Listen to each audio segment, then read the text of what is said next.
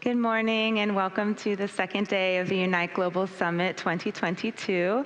It's a pleasure to see some new faces and guests with us today. Yesterday we had quite productive discussions on how to improve global health architecture, the importance of research and development, and of course engaging civil society to develop equitable and effective policies and engaging policymakers. So we will continue today with asking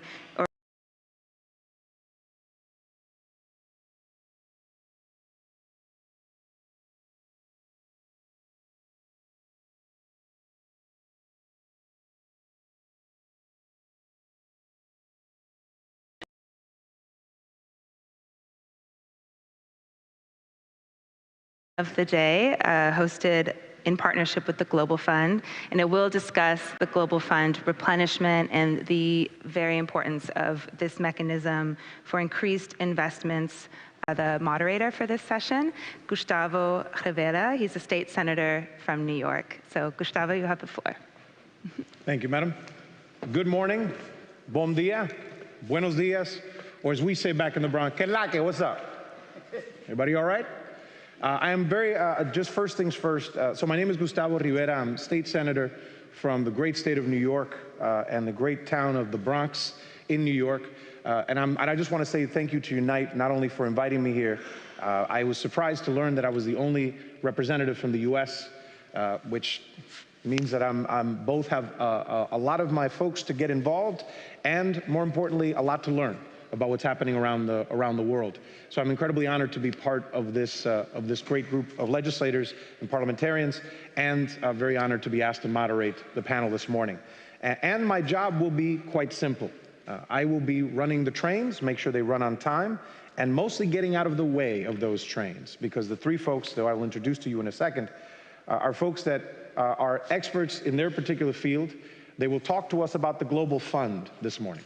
But we will go deep into what the Global Fund actually is, how it functions, how it is financed, and most importantly, the impact that it is having around the world. And we will have three folks, which I will introduce briefly. First of all, is a senior specialist for parliamentary affairs for the Global Fund, Scott Bull. Give Scott a hand, please. Scott. He will be followed up by the sharpest man in the room. He didn't know that, he thought that we were going to go to the gala like in the morning, so he's dressed for the gala right now. There's a dope suit, my brother. Alex Winch, who's a specialist in health financing advocacy for the Global Fund. Give it up for Alex. And last but certainly not least, the Honorable Neema Lugangira, who is a member of the Parliament of Tanzania. Let's give it up for her and Tanzania.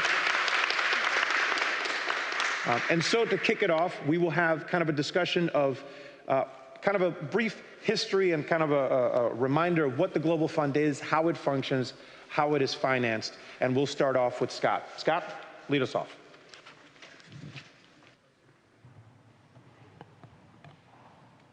Let me just make sure I've got my slides here. There we go. Thank you, Gustavo. Good morning, everyone.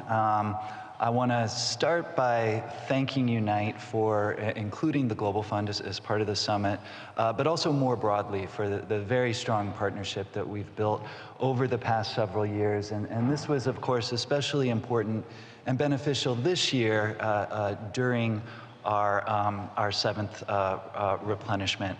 I am going to talk in my presentation a little bit about the replenishment and how the funds that we raise will be used to advance our mission. But I do think it's important to note, because it relates so much to why we're all here at the summit, Funding for even large organizations like the Global Fund, Gavi, UNITAID, or other critical global health partners, WHO, UNAIDS, we are only one part of the solution.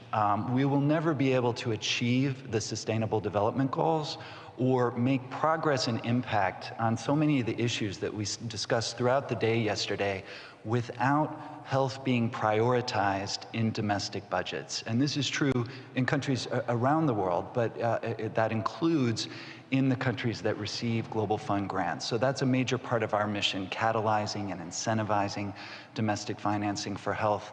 After I speak, my colleague Alex Winch from our Health Financing Department is going to talk about the work we do to advocate for domestic resource mobilization, the technical assistance that we provide countries, the work we do to help expand fiscal space. But it all is focused on, it all relies on political will. And of course, parliamentarians are the drivers of political will. So I'm going to start by saying a little bit about where we're at right now with the Global Fund and talking about the magnitude of our role in global health, our role in the global health architecture. We were created 20 years ago. We recently celebrated our 20th anniversary. And over those 20 years, we have dispersed over $55 billion US to more than 120 countries around the world. It's important to understand that the vast majority of our resources do come from governments prioritizing funding for the Global Fund within their budgets. About 80% of our funding comes from the G7, plus we get additional funding from the European Commission. And then another 11% comes from other governments around the world. And then about 9% comes from the private sector, including one of our largest funders being the Gates Foundation. And as I mentioned, domestic financing plays a really critical role in achieving our mission. It's not just the funds that we raise, and Alex is going to talk about that in much more detail. But in total, we are allocating about $4.5 billion US every year. And we are providing 30% of all of the international financing for the global HIV response. So we're the second largest funder behind the US PEPFAR program. And we are by far the largest funder, international funder for both TB and for malaria. In addition, and this is not exactly intuitive because our name is the Global Fund to Fight AIDS, Tuberculosis, and Malaria, but beyond that, about a third of our funding, so about $1.5 billion every year, goes just to strengthening underlying health systems. So we're actually playing a major role in helping countries progress towards universal health coverage and in shoring up pandemic preparedness. Many of the issues that we discussed yesterday.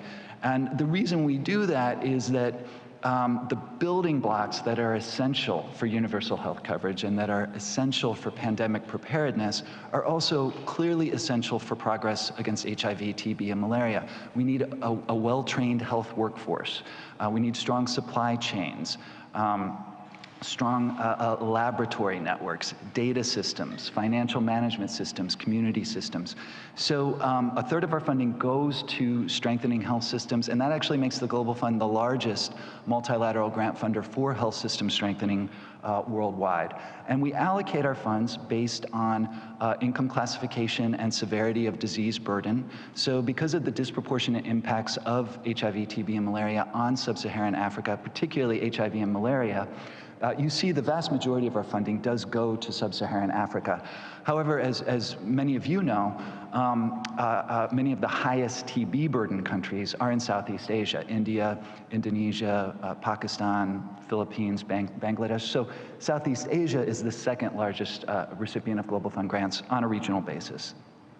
The most important statistic, the statistic that we're obviously most proud of, but that we also think demonstrates our impact, demonstrates the effectiveness of our approach, is that the programs we fund over the past 20 years have saved over 50 million lives. And this chart gives some idea of what that means country by country. These are 15 countries in sub-Saharan Africa, and it shows how life expectancy has increased over the past 20 years since the Global Fund was created. So just using as an example, Malawi, you see that life expectancy has increased over the past 20 years from 46 years to 65 years. And in Malawi and in all of these countries, on average, about 2/3 of those gains in life expectancy are specifically due to progress against HIV, TB, and malaria. So every year, we put out a results report. Every September, we put out a report that covers the prior results from the prior calendar year. So in September of 2022, we put out our results report that covers results from 2021. You see on this screen, we obviously don't have time to go through all of these numbers, but we have a 100-page report on our website that goes into great detail about the impact that we're having in all of these areas and what that means for our strategy going forward. But some of the top lines, in the countries where we operate, we have over 23 million people receiving HIV treatment, over 5 million people receiving TB treatment. And in 2021, despite the challenges of COVID, we were able to maintain distribution of insecticide-treated bed nets to combat malaria. So distributed over 130 million of those bed nets in 2021, and even in 2020 distributed another over 180 million. So all of this is made possible by our replenishment. And when I talk about the replenishment, what that means is at the Global Fund, we operate in 3-year grant cycles. So every 3rd year, we raise funds for the subsequent 3-year grant cycle. And so we refer to these as replenishments. The United States hosted our 7th replenishment this year. The way the process works, every replenishment year, we kick off with what we refer to as a preparatory meeting. And this year's preparatory meeting convened in February and was co-hosted by 5 African heads of state from Rwanda, Senegal, Kenya, DRC, and South Africa. And what we do at the preparatory meeting is we launch our investment case. Our investment case includes a fundraising target and makes arguments for what we believe can be achieved if we're successful raising those funds. We also, very importantly, set a target for increased domestic financing for health, increased domestic resource mobilization in all of the countries where we operate. Again, that being such a critical part of achieving our mission and achieving the SDGs. And we don't just take those estimates from within the Global Fund. We work very closely with technical partners like WHO, like UNAIDS, Stop TB Partnership, Roll Back Malaria, academic institutions, to come up with an assessment of what the needs are for the next 3 years and what the Global Fund's role should be in addressing those needs. And then we spend the rest of the year, the rest of the replenishment year, working with partners to promote the investment case, to make sure that donors and all of our partners are aware of how important it is that we have a successful replenishment.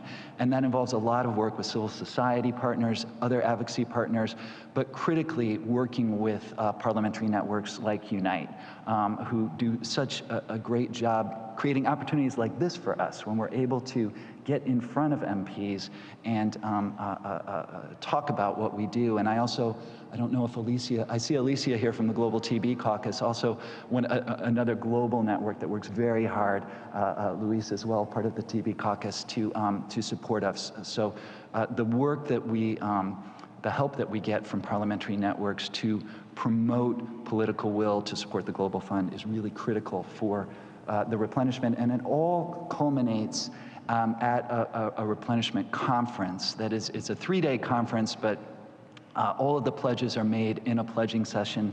This year, that was held in New York on September 21st on the margins of the UN General Assembly. I mentioned the United States was our host, so President Biden convened and led that session. In total, we had 18 heads of state attending the replenishment conference. We, so far, have 49 countries that have made pledge commitments to the replenishment, 27 private sector donors, and in total, we were able to raise over just about 15.7 billion US dollars.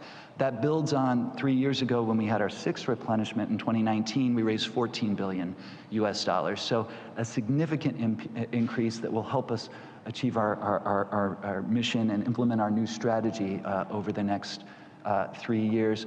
Some pictures from the pledging session just to demonstrate the global solidarity that exists, the global commitment to supporting the Global Fund, acknowledging the role of the Global Fund. You see President Macron, Samantha Power, who's the head of USAID, their excellencies, the presidents of Central African Republic and Zimbabwe, Dr. Tedros, President Biden with some of our civil society advocates, Dr. Kaberuka, who's our board chair, the AU Commissioner for Health and Social Affairs, Prime Minister Trudeau.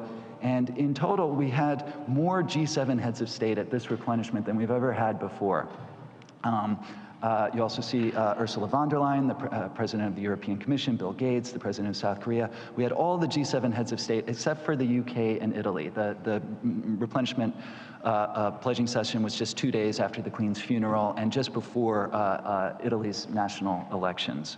But again, a demonstration of the global solidarity that exists to support the Global Fund.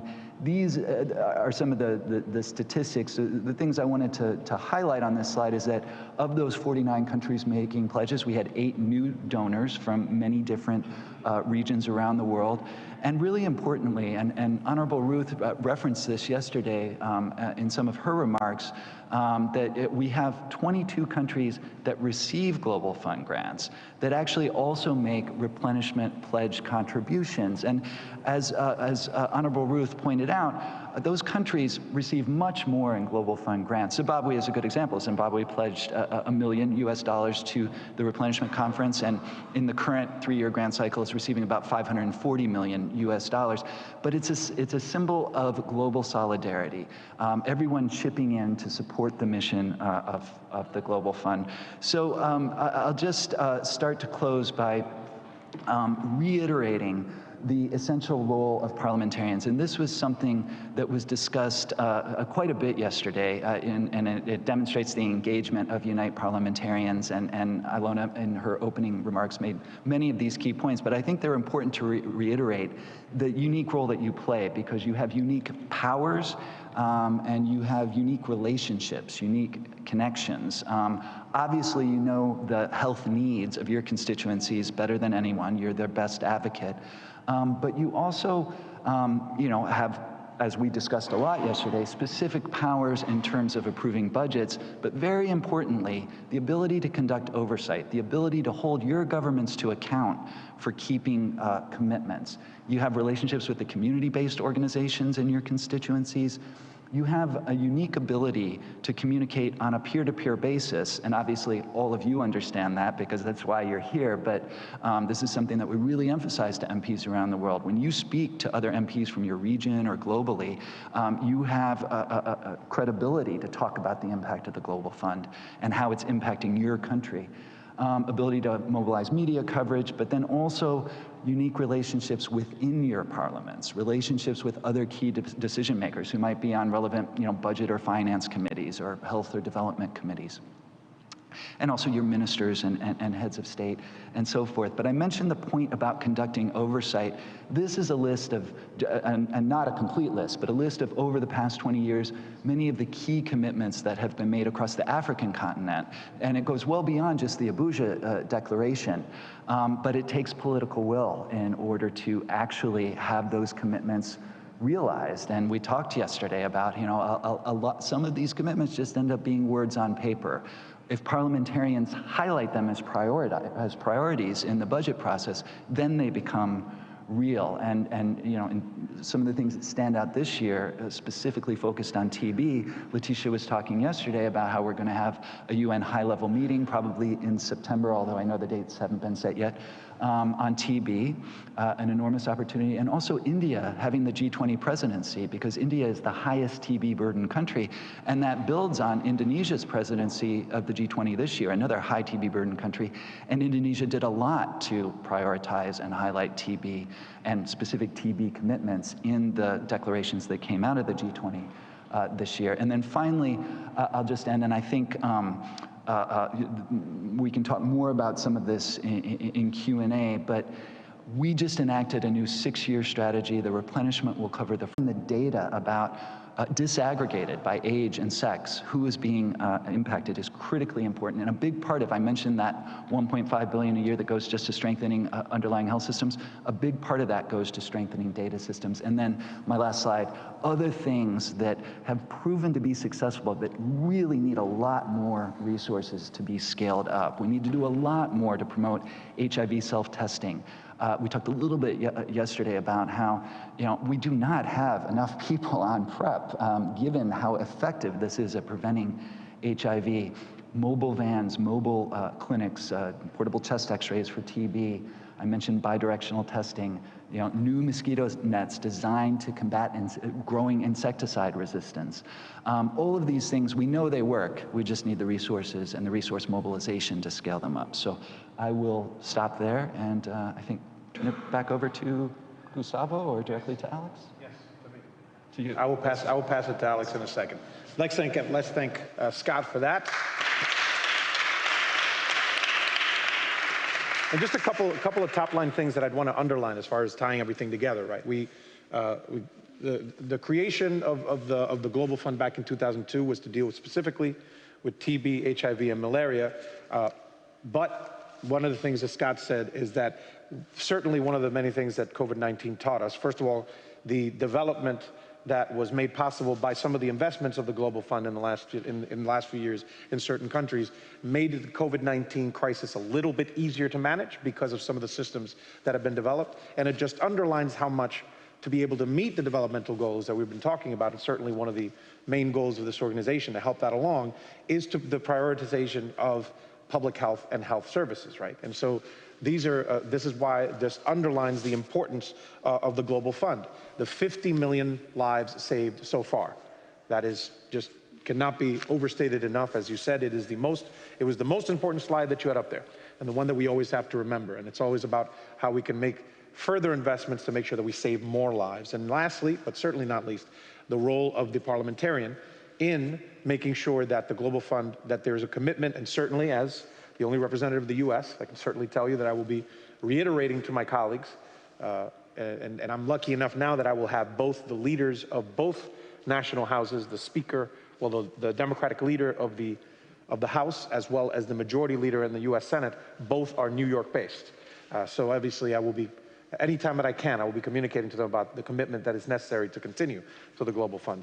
But the role of the parliamentarians in making sure that in each one of your countries, there is a thought about how these investments are made, and that actually leads to Alex, because he will be speaking specifically about what happens in your particular countries and some innovative strategies about what you can do in your countries to make sure that expenditures actually happen in the places they need to.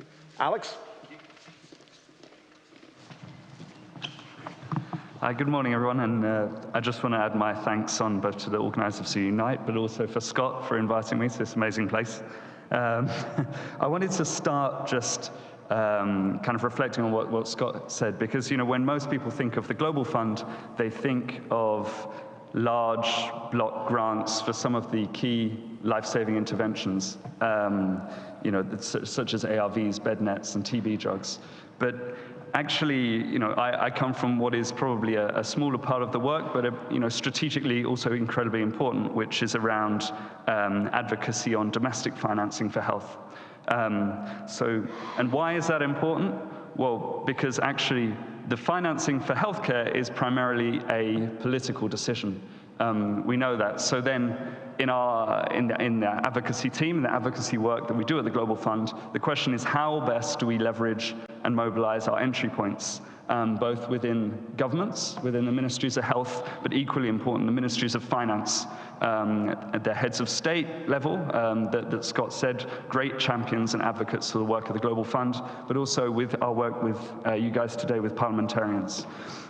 We also work a lot with the kind of global regional champions, people who have kind of credibility to kind of champion the causes of healthcare and health services around the world. We work very closely and kind of they're interlinked, the work of citizens' voices and civil society organizations that Scott mentioned as well, a lot with our partners, partner organizations, especially the multilateral financing organizations, and then lastly also academia and think tanks. So we're really kind of looking at how we mobilize all of those different partners as the Global Fund towards this kind of issue, which is primarily political, in the support of the domestic health financing for health agenda. And there, what are we talking about? Really, well, it's about raising both more domestic resources for health, but also better spent existing resources, or even just spending the resources allocated to the health sector, which can be a big challenge. Why is that important? Well, it's really around to support sufficiently, efficiently, and effectively funded health systems and disease responses for achieving our mission. But I think those last three words I just wanted to kind of re-emphasize: sufficiency, efficiency, and effectiveness. There's a key, the Global Fund can raise however much money, but it's never going to be enough. And so it's really important that our work is leveraged with domestic financing for health. Likewise, there's a lot on efficiency. We can't work as an efficient partner, external financing partner, without working very closely with the government resources for health too. So that's kind of just the kind of entry points and the starting point for the discussion. As Scott mentioned, we focus a lot of the advocacy work in the Africa region, where over 70% of the Global Fund resources are invested because of the high disease burdens there. But another point that he raised was the long list of kind of commitments in that region. But the most kind of striking one is the Abuja Declaration 2001, which was allocating 15% of the whole government budget to health. And 20 years on, we're still finding that no country in the region is kind of consistently hitting that Abuja Declaration target. So there is a work to do around kind of political will on the sufficiency of domestic resources. But we also know there's financial barriers which exacerbate the kind of systematic challenges in access and provision of care. And then there's kind of the crippling high out-of-pocket expenditures as well, which are impeding access to care. But I'll talk a little bit about some of the work and some of the initiatives that are going on that the Global Fund is supporting in this area. So just from this slide, I just really wanted to highlight that kind of domestic financing is really critical to the Global Fund's mission. On the left, we have kind of the overall investment case targets.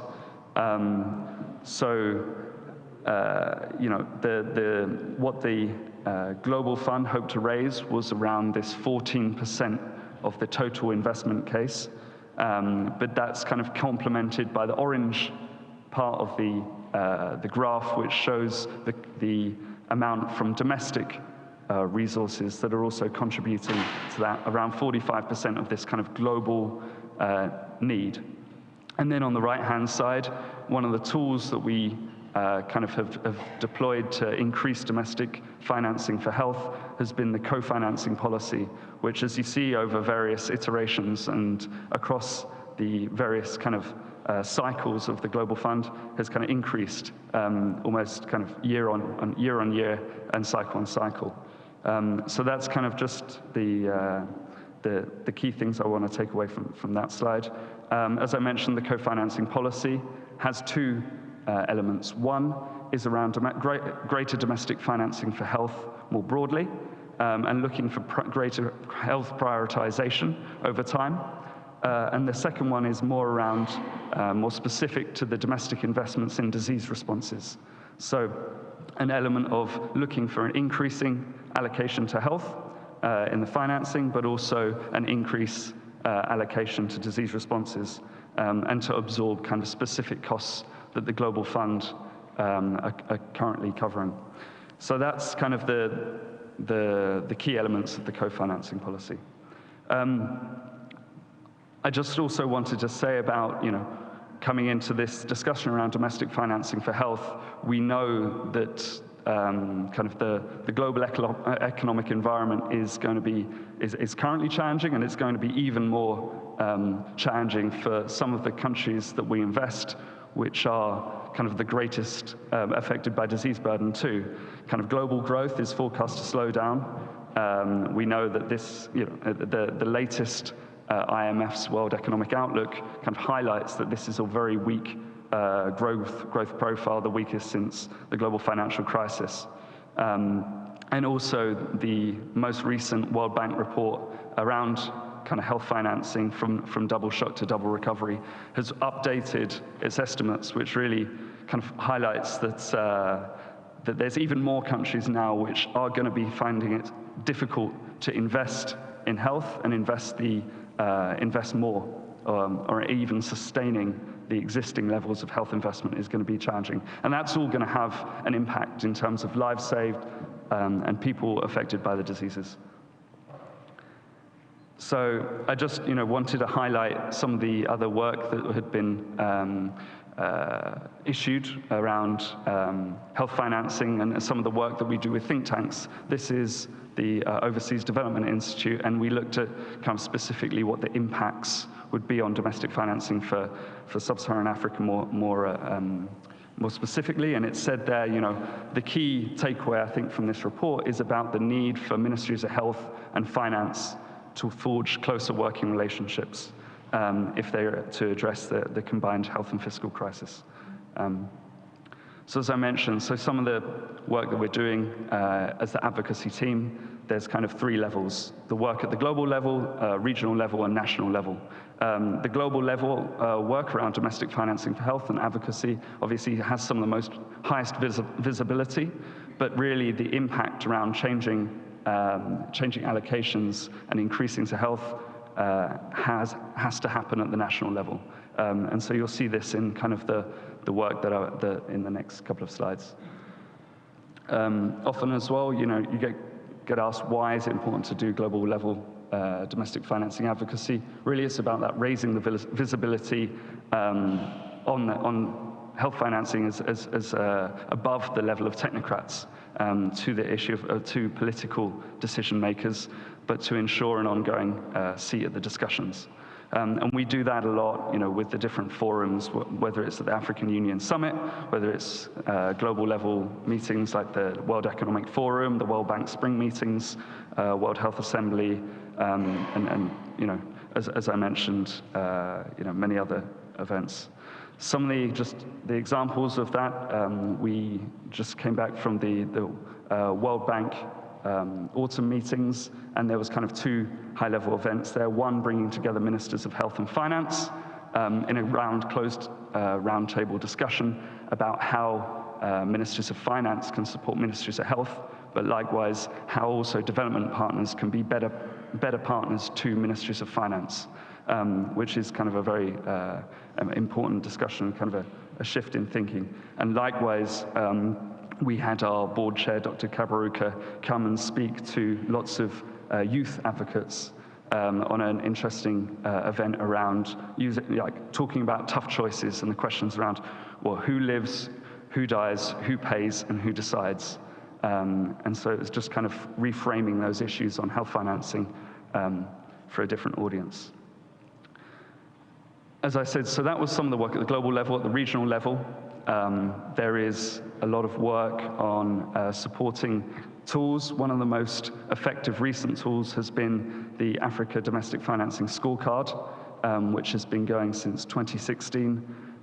Every year, the WHO publishes the Global Health Expenditure Database data, which, but it's kind of in a table form. And so what we're trying to do is take that information and then present it to high-level political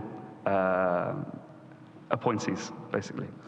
So a lot of the work around the domestic financing scorecard is then taken, transferred into this form, and then presented to heads of state at the AU Summit on an annual basis. And that's kind of just one of the kind of effective tools we find. And gradually, over time, this is kind of the 5th or 6th iteration it will be this year, but it's got more sophisticated, got more developed as kind of more leaders have been engaging with that tool.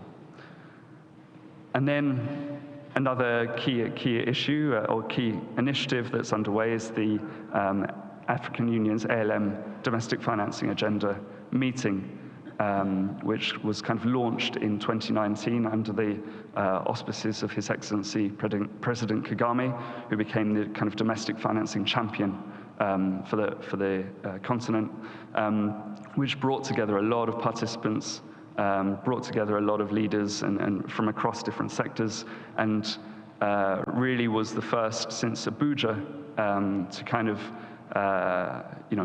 gain traction in terms of a domestic financing agenda with an implementation plan. So I won't go through all of the commitments now because of time, but there's a lot of important commitments that were made really around increasing domestic financing, increasing the efficiency of spend, increasing the collaboration between ministries, but also kind of supporting the use of different tools. So the last thing before I hand over is the work at the national level. And this has kind of manifested itself usually through national health financing dialogues. Historically, Global Fund has been supporting this in a number of countries: Côte d'Ivoire, Senegal, Benin, Togo, and Kenya. We most recently had been supporting the National Health Financing Dialogue in Malawi earlier in the month, and also some pre-dialogue consultations in Zimbabwe. The idea is that these dialogues are first and foremost, they have to be led by kind of government officials and government ownership over the whole agenda, but really supported by development partners. But we see them as kind of an opportunity for the technocrats within government also to move the dial on some of the health financing reforms at the national level.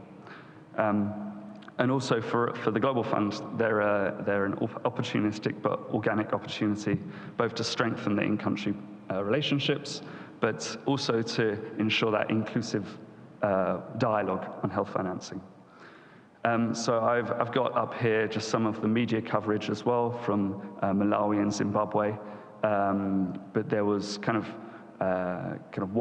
widespread media coverage, a lot of engagement with parliamentarians as part of those dialogues. In Malawi, there was a separate pre-consultation with the parliamentarians. Likewise, in Zimbabwe, there was 2-day consultations with both civil society and parliamentarian partners in the same room, which has led to kind of a number of articles and subsequent media coverage. And this is the last slide, I'll just say. And it speaks, I think, a lot to kind of Scott's previous slide on why it's important to engage parliamentarians. But really, it's about the need to engage people who are well acquainted with national priorities and also with the health needs of the voters, with the constituencies. It's that important role in approving budgets, but also oversight, transparency, governance. There's an important need to engage with parliamentarians and build those relationships. And so a lot of the work we do is engaging specifically, as I mentioned, a lot of the work with Africa, so engaging with the Pan-African Parliament, but also national parliaments through the national health financing dialogues that I spoke to. But yeah, I'll stop there. If you like, I can pass over to the chair. Thank you. Much so. Now, please take a seat. A couple of things that I want to underline from that, and I thank you for that presentation, particularly because it underlined again the role that parliamentarians play, in particular in your particular context, in particular countries. A couple of things I want to underline: that the funding, as it refers to public health and health, needs to be sufficient, efficient, and effective, and that obviously each one of you can play a role in determining how that happens in your particular country.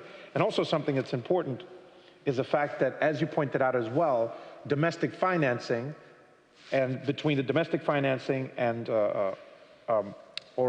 regional, national, regional, and global financing, how there's an exchange between visibility and impact, and the fact that regional financing has more of an impact.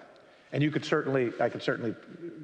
it's a common sense thing, right? There's a decision that is made at the local level to spend in a local program, and that has more of an impact because it can be more directed, while it is not as visible because it might not be as large and it might not be as fancy, what have you, but it has more of an impact. So the balance has to be there, right? And so now we've had an opportunity to look at the macro of the Global Fund, how it's operated, how it's financed, and then having general conversations about some of the things that it has done and some of the things that you can do in your own particular countries. But now, I think the most important person on the panel is the next panelist, because the Honorable Neema Lugangira, I wanted to make sure that I did not mess up her last name, parliamentarian from Tanzania, is going to talk to us about the impact that the Global Fund has had on her backyard, and that's the one that I'm most interested in. Parliamentarian, please.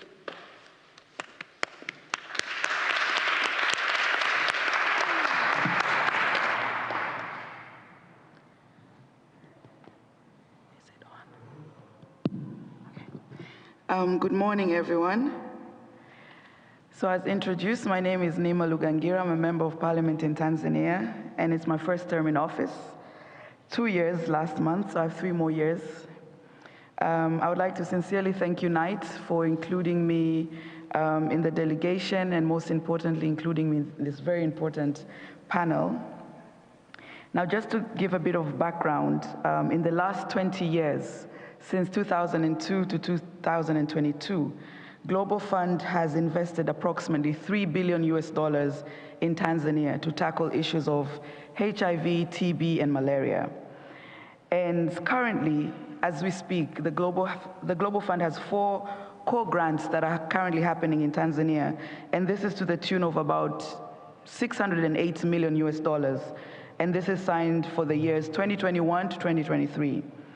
And all of this has contributed to significant progress in the fight against HIV, TB, and malaria, as well as building a more resilient and sustainable health systems in our communities.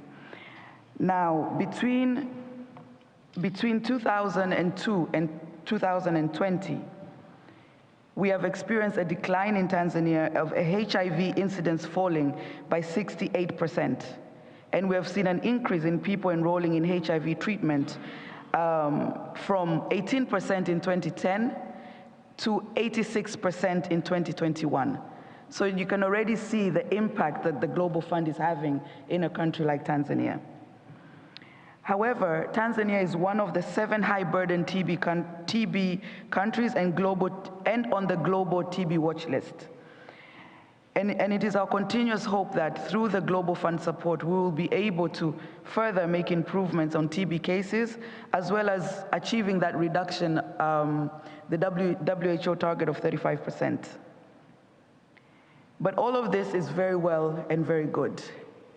But there is still a huge gap in the involvement of parliamentarians in Global Fund activities in our countries. I'll start up with an example of the recent case, the pledging session. The pledging session happened, I think, in September this year. And a number of us parliamentarians were in New York at the time, including myself. But unfortunately, we did not get an invitation from Global Fund to attend the pledging session. I remember some of my colleagues from the Ministry of Health were actually very surprised why I wasn't invited, because on 6th of July this year, I made a video that was played in the UK Parliament, pledging and appealing to our colleagues, UK parliamentarians, for them to push their government to make a pledge on the Global Fund, because up until that point, the UK government had not pledged a single dime. And I believe through that intervention, and through my video that was played to the UK parliamentarians and used several times by our colleagues in the UK, must have contributed to pushing the government of the UK, because indeed, finally, the UK government did pledge £1 billion to the Global Fund. So then I said to myself that Do African parliamentarians only get involved when we have to make an appeal, when it suits our colleagues? And when it's the time for the glorious moment, we are not invited. I was in New York in September, but we did not get an invitation to this pledging session. Similarly, civil society got invitation. So it's very clear to me that civil society is considered as a much more relevant partner as opposed to parliamentarians. And it is my hope that through this session, this is going to change. Because clearly, civil society was not chosen by our UK parliamentarians to record a clip and make an appeal to their parliament. It was an African parliamentarian. Why? Because they saw power when they hear the voice of an African parliamentarian speaking, a person who's representing the people, a person who understands the needs and the crust of the people. With that said, it is my hope that, and I'm pleased to see that the Global Fund is recognizing the importance of parliamentarians. It is my hope that parliamentarians will be involved at all levels, and we will be recognized for the impact and the power that we can create towards contributing to making sure that there is sustainable funding to the Global Fund, but at the same time, the usage of the funding, because it is us parliamentarians who can know how is this funding being used in our respective countries. So my first call to action to the Global Fund and like-minded organizations is don't just use us when it suits you, but include us across the entire chain. My second call to action, as most of you know, our countries are very big. I come from a peripheral region called Kagera. We are bordering Uganda, Rwanda, and Burundi. So it's a peripheral region, but it's also a border region. When we're talking about outbreaks, Kagera is always amongst the first regions that has outbreaks, be it COVID, be it Ebola, etc. We are at a higher risk because we're a border region. I'm pleased to see that one of the components going forward in the Global Fund is strengthening the resilience health systems at community level. But there is a challenge. Oftentimes, those that represent the government who come to the decision-making tables will not necessarily remember the furthest corners of the countries. So my appeal to Global Fund, is there a way in which when you're discussing with our governments to also ask the question about the inclusion of the furthest regions, peripheral border regions? Because when it comes from you, our governments will make the extra effort to reach us. Right now we're speaking of Ebola outbreak. Kagera is bordering Uganda. But if you come to my region right now, God forbid, if we find someone with Ebola, we're not prepared. But if you go to Dar es Salaam, which is the commercial city, they are very well prepared. And a lot of investment is being done in Dar es Salaam. But it's so far away from the border. Kagera has more than 1,000 unofficial borders. More than 1,000 unofficial borders. But our health system, are we prepared? So this issue of saying we're leaving it to the people to decide, sometimes it's important from where the funding comes to ask these questions. How is the distribution of this funding placed in the country? I'll give a very quick example, another final example. I'm also a big advocate of nutrition. So in Tanzania, we're the third country with the largest, highest burden of malnutrition in Africa. But if you look at our statistics, regions that have a higher percentage are the Southern Highlands regions. And this is where all the donors are. This is where all the development interventions are. But when you look at the actual number, due to the population size, a region like where I come from has the highest actual number of stunted children in Tanzania. Highest actual number. But highest percentage, it's a different region. That has about 55% of children under 5 stunted. So naturally, all donors are crumbled in that region. But my region, it's 39%. But due to the population size, it's 250,000 children. But if you come to my region, guess what? There is no donor intervention program on nutrition. None. When you ask why, they're going on the percentage, not on the actual number. So sometimes you guys from the global north need to ask such questions to help us, those of us who are representing the voice of the voiceless, so that our areas can also be considered and be on the map. To conclude, the Global Fund is a phenomenal and very important intervention for countries like ours, and that is why, without hesitation, I made that video appealing to the UK parliamentarians, and I will do it again, and we're more than willing as African parliamentarians to be part of the process. But what we ask is to be truly included in the journey. Thank you.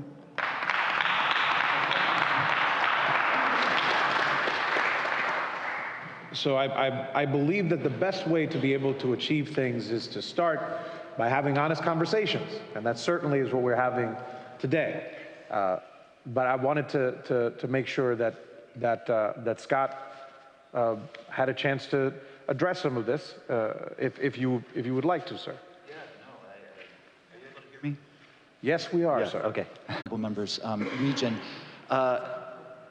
Every country that receives a Global Fund grant has what we refer to as a country coordinating mechanism. So you'll hear the term CCM when talking about the allocation of Global Fund funding.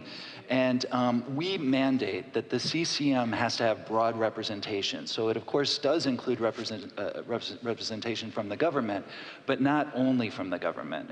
We require that there are representatives from civil society, from communities directly impacted by the 3 diseases, from private sector, academia, other partners who are best placed to understand the country's need.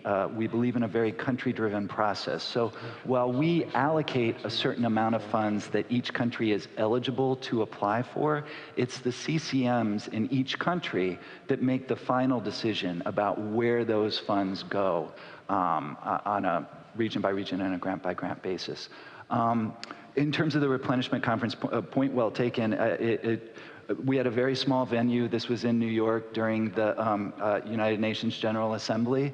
I think there's a strong argument that maybe during the UNGA is not the best time to have a replenishment conference because it was very difficult to find space. And we ended up, the replenishment conference was originally scheduled on September 19th, and that ended up being the day of the Queen's funeral. And so many heads of state, heads of government were going to the Queen's funeral. So at the last minute, we had to move it 2 days later to September 21st, and we ended up in a smaller venue. But the way the process works is each country had a certain number of delegates, and each country decided who they would be bringing for those limited spaces that were available for each country. So, hold on, I got you. Flip the thing. We'll go get you. Don't worry about it. I'm going to go from one side to the other because we're going to have a lot of questions. And since I see a lot of these flipped name tags and a lot of kind of murmuring, let's make sure that we keep it respectful. We can have some honest conversations, certainly, but let's make sure that we make these constructive conversations. Certainly, this is the reason why we do what we do. We'll start. This will be number 1, and you, sir, will be on deck as number 2. Don't worry, I'm going to go to you next. I'm going to go back and forth. Okay, sir, go ahead. Please identify yourself. Bien. En primer lugar, quiero felicitar. First, I'd like to. Am I guessing the gentleman is speaking in Spanish? And everybody else is speaking in English? Español? English and French. Okay, so just, yes, you should have this. When we get to you, sir, I'm going to have to use this, but I was like, so, continúe, por favor. You may proceed. Yeah, it's a problem being American. Now, first, I'd like to congratulate the members of the panel for their clear presentations and for showing us the problems we are faced with. The main reflection I'd like to make is that we parliamentarians are important, but we don't make the final decisions regarding the allocation of funds. We are a chain, a link to the civil society. But who decides ultimately on the use of the financing is the executive power, not the parliament. So we have 3 questions to the Global Fund. 3? make them short, make them short. Yes, 3 questions. I'm sure you'll hear. How do you monitor those investments, those placements? It's important. The countries ask for that, but how do you monitor those pledges? The use of those pledges? How do you collect data at local level? How do you involve civil society and the affected communities when you collect this data and when you assess them? These are 3 concrete questions I would ask. Thank you, comrade. Yeah, in addition to the country teams that, the CCMs that I mentioned that are overseeing the implementation of the grants in country as well, we also, about 2/3 of our staff is in our grant management division, and every country that receives a Global Fund grant has at least one person who's specifically assigned to the monitoring and oversight and implementation of that grant. For many countries, it's multiple people. It's for many countries, particularly the larger recipients of Global Fund grants, it's country teams that are involved in that, working directly with the CCMs. There were 3. There were 3. There were 3 different questions. But that was the question I heard. Gotcha. Sorry. So no se preocupe, vamos a tener más tiempo. So we're going to go over here where the flipped ones. We'll start with la señorita, and then we'll go to the middle, and then we'll just go back and forth. That was the señorita. Well, this is more like a comment than a question, and I think that the role of civil society, parliamentarians, and the communities, people living with HIV, malaria, and tuberculosis is key. And it's not a competition of who is more important than who, but how can we really join efforts together as society to fight against the diseases, and moreover, how we're going to pledge for the funds and how we're going to monitor, how we're going to implement activities. And as Women for Global Fund now, I think this is a critical moment for us, not only for SDGs or for the decisions we are going to take in the future, but how we're going to monitor, how we're going to see that the funds that we have already pledged, we as society have pledged, we as governments, we as civil society, we pledge all together for that, and how we are going to underpin those actions for gender equality. We have talked all these days about inequities, inequality, and these are the drivers that are stopping us for reaching the goals. If we don't stop inequalities, we are not going to end AIDS, we're not going to end malaria and TB. And now I think it's moment for us as a group to keep on the momentum and try to really implement those actions at the local level, involving different actors. And I believe that we as also are discussing this with parliamentarians. It's a moment for parliamentarians to engage more with civil society and also the Ministries of Health and CCMs to discuss those things at national levels. Thank you. Thank you, señorita. Gender equity is something that's been emphasized as a priority in terms of CCM representation, and we are at a point where we're over 40% women participating on CCMs globally. Okay, so we go right here. Thank you. Thank you so much. You are going to ask the question now, sir. You have a question as well? Yeah. So flip it on the side so I know to come back to you. Okay. There you go. Please go ahead, sir. Thank you so much. I'm Daniel Mulukela. I'm a parliamentarian from Zimbabwe. I've been actively involved with civil society around the Global Fund for almost 15 years before I became a parliamentarian. I'm actively involved at the moment with GFAN Africa. They have an initiative to engage parliamentarians, which is still at an early stage, maybe overtaken by events at New York, but I'm thinking that there is opportunity to strengthen the work that Global Fund has already started. We do have a WhatsApp group for parliamentarians in Africa that are involved around domestic funding for health. So I think even those who are here will try to make sure they are part of that WhatsApp group, but GFAN Africa is working with us. I just wanted to add some specific points to the Global Fund in terms of engaging parliamentarians so that we can take this discussion forward. I think the first one is around the dependence on the Global Fund. Almost 72% of the investment is coming to Africa, and I don't think it's good for Africa. This over-reliance on the Global Fund, it has to come to an end. It has to be reduced, maybe to less than 50%. We do have commitment from African leadership around domestic funding for health.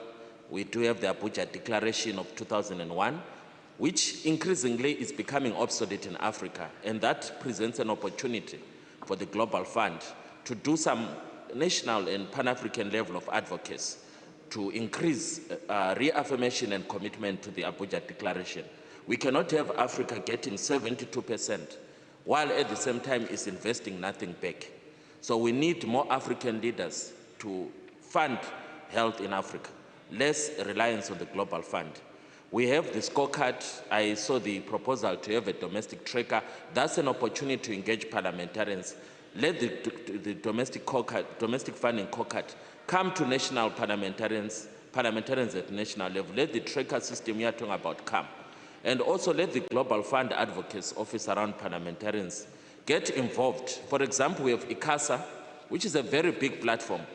Next year, Zimbabwe is hosting it. Let's have a special session for parliamentarians at ICASA and make sure there we launch the Pan-African Caucus on domestic funding for health. We should, in the meantime, invest at country level. Let's have national caucuses on domestic funding for health supported by the Global Fund to push budget tracking and monitoring in African countries so that there is increased commitment once again. But pushing towards ICASA 2023, where we can launch the Pan-African Caucus for parliamentarians across Africa to work together across Africa to promote domestic funding for health. In the meantime, I also wanted the Global Fund to change institutional infrastructure. They have, over the years, increased the presence of key populations, civil society, but they must look at their structure and see how they can integrate parliamentarians to be institutionalized within the leadership and decision-making process, starting at Geneva and also at national levels. The way the CCM is structured is normally one parliamentarian also, but we need at country level also for a parliamentary caucus to be directly linked with the work of the CCM so that parliamentarians are a strong voice, especially with regards to funding for health.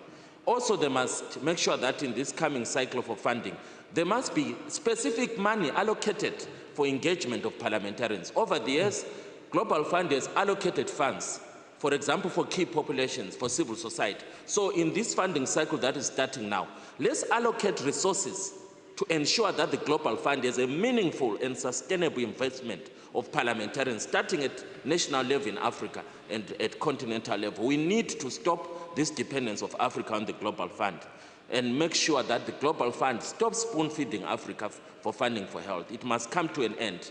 We must respect the Abuja Declaration. Zimbabwe is having its current budget process right now. Last year, officially, we had 12.1% instead of the 15% of the minimum allocation. This year is less than 10%. So Zimbabwe is actually de-investing on health. So we need a strong intervention and support from the Global Fund. Thank you so much. All right. Thank you, sir. Go ahead. Thank you so much for our colleague from Zimbabwe. I think there's some really concrete things to take back. I think the ICASA session is a really great idea. And I just also wanted to flag this time around for grants, which will be coming. The allocation process is kind of been underway, and I know that countries will be applying for money. There is going to be a specific module in there for health financing activities. So not just civil society work, but actually work around domestic financing. I think that is definitely something to explore, and we can speak afterwards as well to how to kind of use that opportunity as well to get some activities engaging with parliamentarians around domestic financing under the grants, which yeah, I think would be fantastic. The other thing I think you said about reducing dependence on Global Fund, I think that's also an issue. You know, I mentioned in the outset. You know, one of the reasons that we're really heavily discussing the domestic financing advocacy is around sustainability. The Global Fund will not be there forever, you know. So how? But it's a long-term process. How to put the steps and you know, the financing and the work in place now, so that then you can start to think, you know, to reduce the dependency over time. I think it's, yeah. Thanks. Thank you, sir. Good. All right, hermano. Then I'm going to come over here. Sí, buenos días.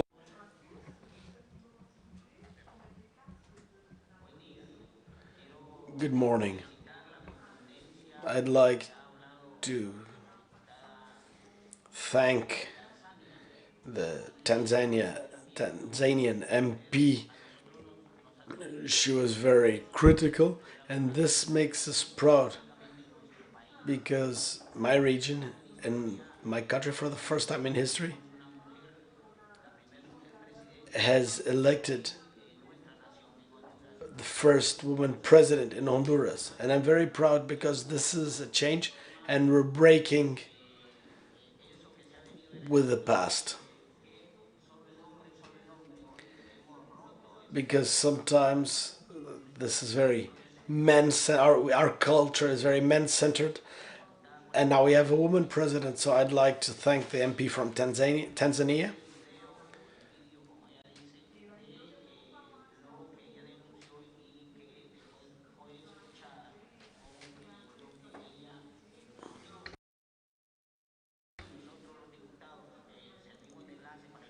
Other MPs are here to help governments and civil society, but it's important that the Global Fund is permanently in touch with the parliamentarians of each country. I think that UNITE is the clearest example of the inclusion of several MPs without separating by political color and without any exclusion at all. UNITE has established a model, and I think financing bodies need to include parliamentarians so that these processes can work as smoothly as possible. Thank you. Yes. Thank you very much. My name is Dr. Ruth Laborde, a Member of Parliament for Zimbabwe, a substantive CCM member of the Global Fund. I'll start from there. When you are a Member of Parliament and you sit on the CCM, you literally self-fund to attend those meetings. The Global Fund will assist the civil society, they will assist the private sector, they will assist everybody else who sits on the CCM to attend meetings, except for Parliament. And my Parliament has refused to do that. So in most cases, I only attend the meetings when the House is sitting, then I can just walk across and attend the meeting. And Scott sits there and he says he's representing, he has a Parliament desk. That's number one. Number two, Scott, it's about time you advocated for a parliamentary seat on the CCM in every country. You know very well that the CCMs, if they are literally told by Global Fund what to do. If Global Fund sort of told them that, why don't you have a seat for parliamentarians in every country? It will be there overnight. And also, Scott, you need a budget. You know, a lot of parliamentarians don't know what Global Fund is all about. They actually think their governments are funding the health because CCM has no funding for capacity building for members of parliament, even if it's once in a year after the replenishment. You find that CCM tries to pick back on other programs, and half the time it doesn't work. When there's no time, they don't give them a chance to talk.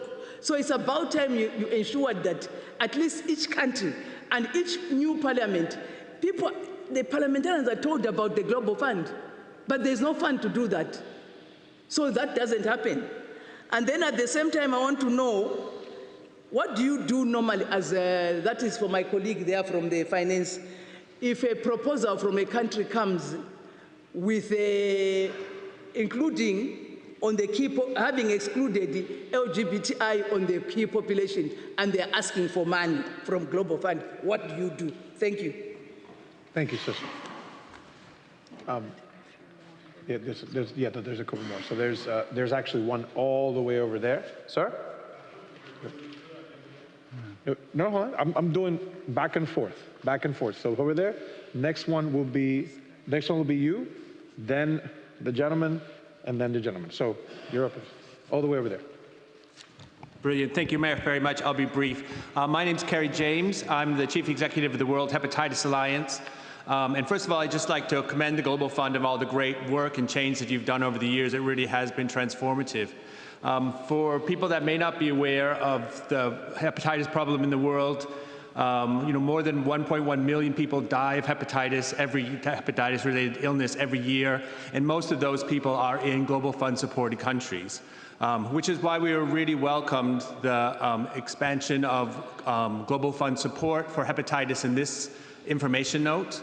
And I just really wanted to make sure that everyone in the conference was aware that there are opportunities, because many of your countries bear the burden of hepatitis, in the Global Fund information note around hepatitis support in the context of triple elimination. So that's elimination of mother-to-child transmission of hepatitis B, HIV, and syphilis, in harm reduction services, and for key populations. And we think this is such an important first step, because we understand that you're not a hepatitis funding organization. This is an enhancement of the programs around health system strengthening.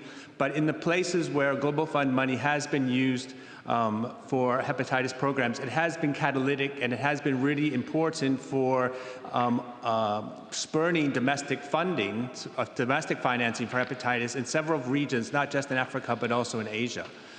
So I guess I'd just like to put that out there and maybe ask, in the context of health system strengthening, or serving the wider needs of the communities that the Global Fund supports, how you see this kind of support going forward. Thank you. Thank you, sir. Sir. Yeah, thank you very much.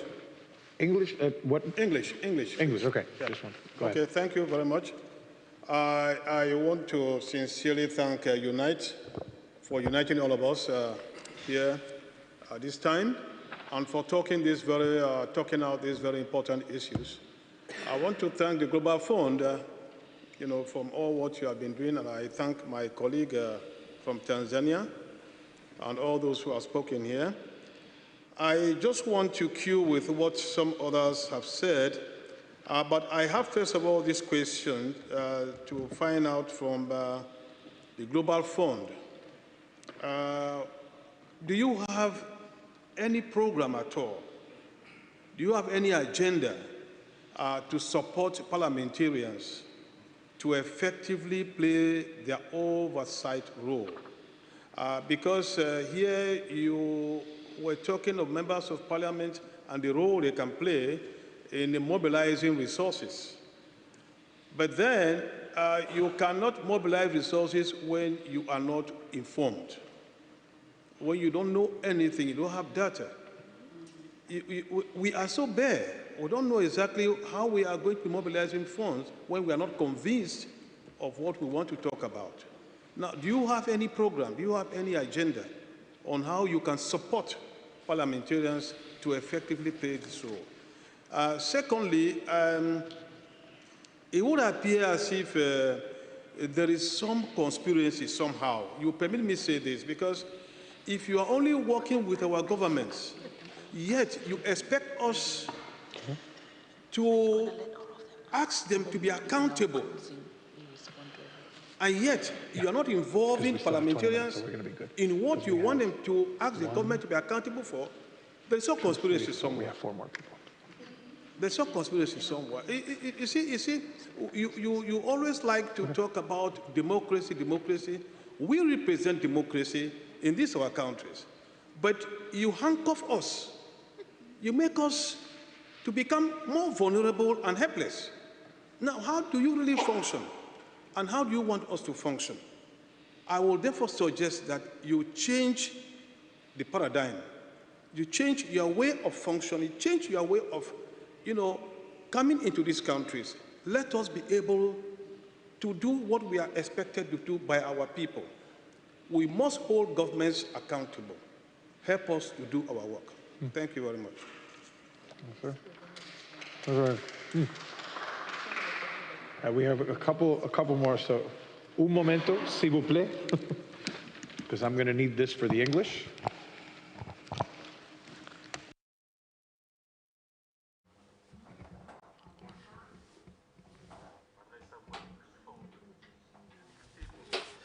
I come to you humbled.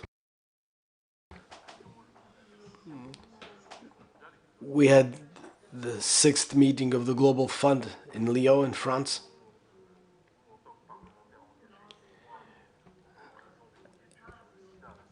I'm president of the study group for AIDS.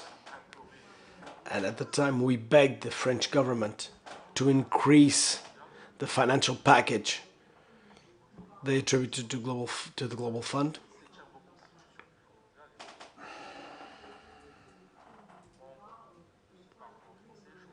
As a member of the French Parliament, I think we have to say that we're disappointed because when France invests 1.6 billion, I would say that I'm disappointed because the goal that you had set, the Global Fund, of 18 billion, it was not the ceiling, it was the floor.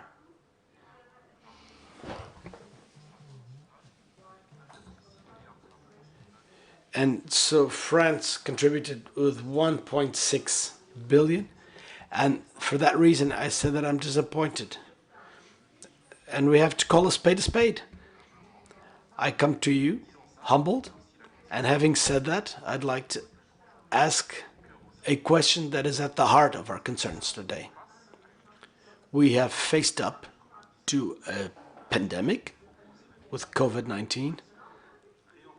And I'd like to know how can we reshuffle all our goals, considering pandemics, of which more are to come. How will we face up to other crises? And I'm talking about humanitarian crises, political crises.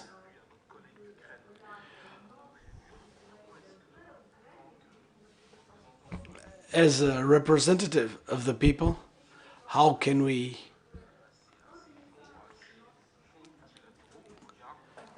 organize all the money that we have to help all the people that really need it? When health is at stake, we can't turn a blind eye when health is at stake. Some countries are doing that with the excuse that there are other crises going on. But I'd like to say that I'm fortunate enough to have been born in Senegal and now have another nationality in France. How does the Global Fund think about including the African diaspora, all the African people abroad that can do so much? They can push parliamentarians in other countries. They can pressure them into increasing the national contribution. How do you plan to involve expats and immigrants abroad? Let's not neglect them. But thank you so much for having listened to me in French. Okay, there's a lot there.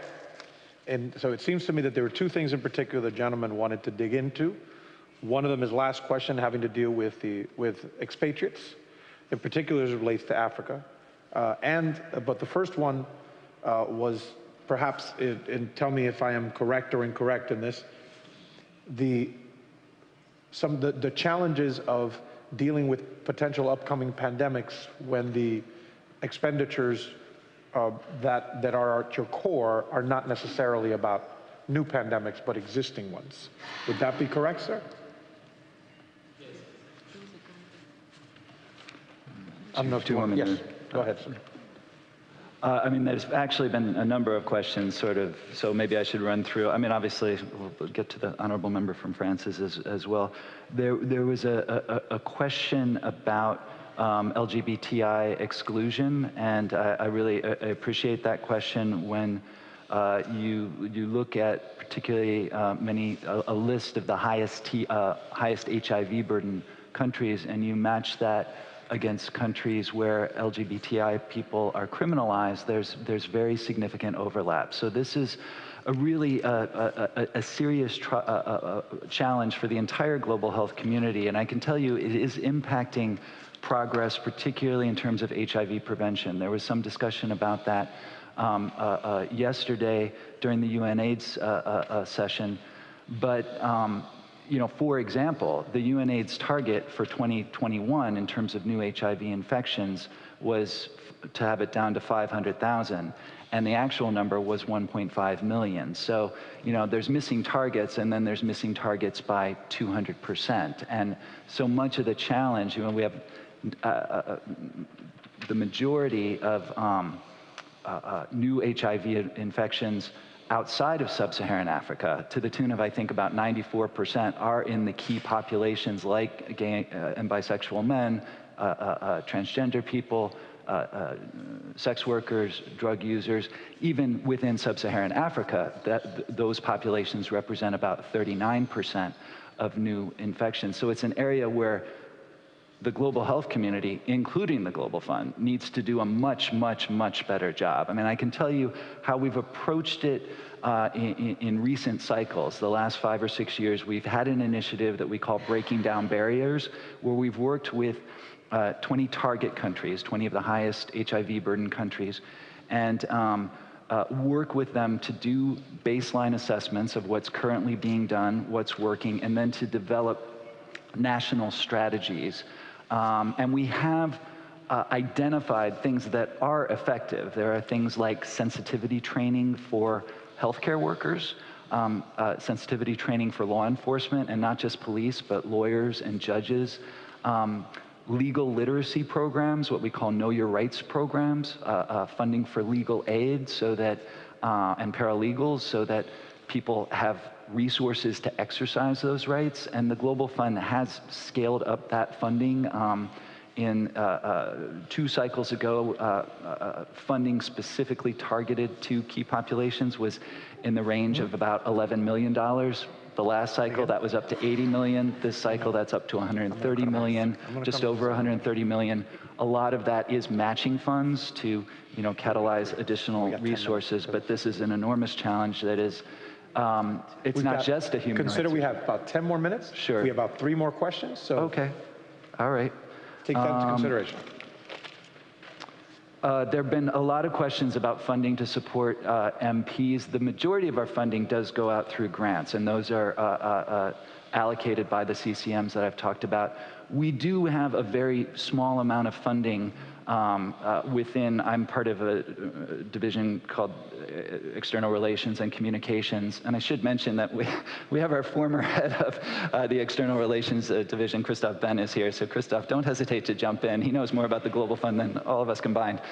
But we do have a very small amount of money that we're able to use to support MPs, for example, to travel to international conferences like this. And we do allocate some of those funds to, for example, Unite. We provided sponsorship funds for this event in particular and other Unite events throughout the years.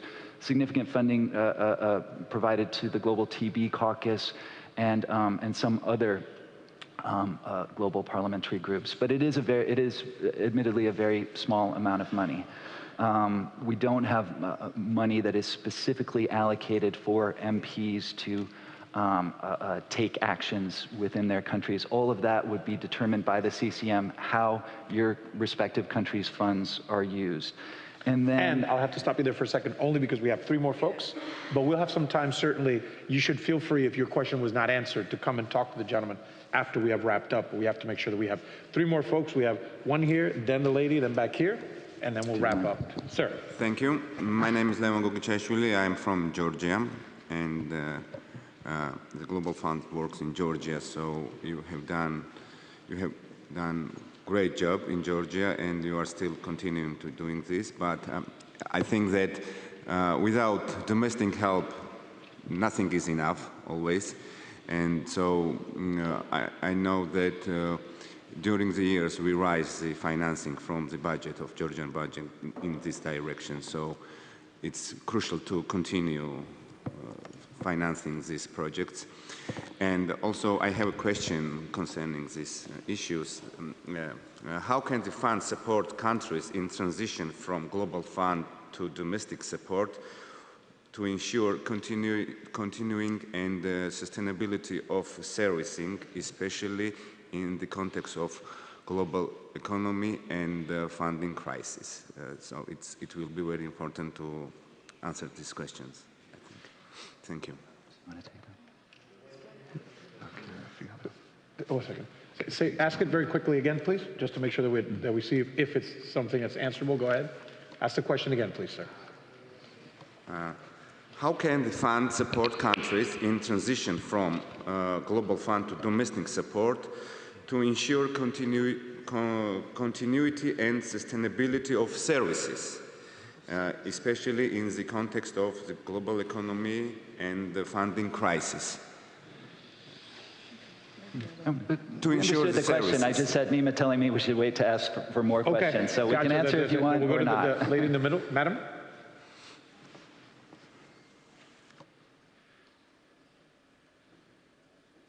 Go ahead, madam. Thank you so much. I just wanted to add a voice to this issue of MPs. I just wanted to add a voice to this issue of how MPs, members of parliament, can get involved. I saw one of the slides that Scott showed on how MPs can work with Global Fund. I think I just want to find out from Global Fund if if Global Fund can come up with maybe a policy to compel parliaments to have a side kind of a committee that will be just dealing with the Global Fund. I've heard from other members here because we don't even know when the money comes in the country. We just see it in the newspapers. And normally, like in Zambia, in parliament, we're like almost rubber stamps.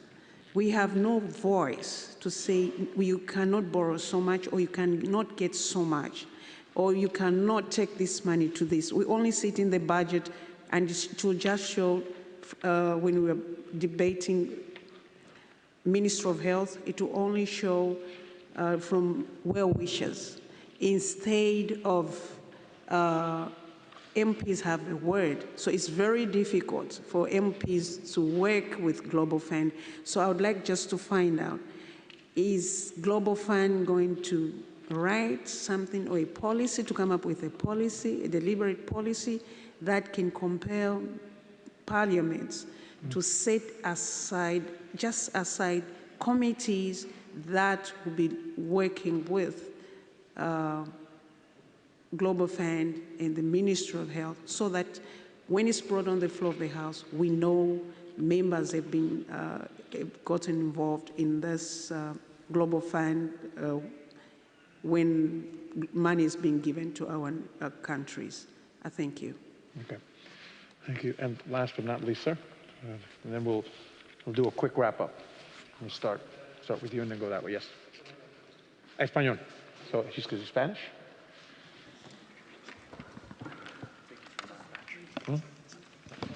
Use mine. I got Spanish. Use mine. Un momentito. Y dele por ahí. Saavedra from Mexico, a civil organization, HCF. I'd just like to say that the reason why the civil society organizations are now we have some of our global organizations in this fight against AIDS. That's because we have fought for it. We have, a lot of us have died of AIDS. We have shouted, marched, thrown stones until we finally were heard. And the Global Fund was one of the first international organizations to give us a voice and a vote as well, because a lot of organizations like consult us, but the Global Fund gives the civil society a voice and a vote in their management.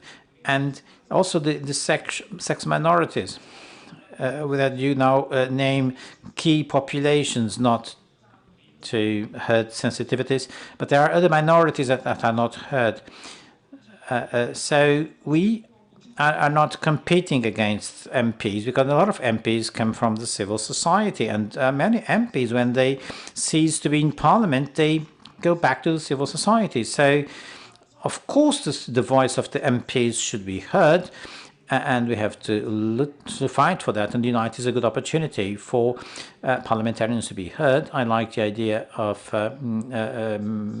Honourable Laborde from Zimbabwe, that the parliament should be, parliamentarians should be included in CCMs. So I'd just like to make clear that we, civil society, are not competing against the parliamentarians. We are complementary, and we should all be heard in these bodies.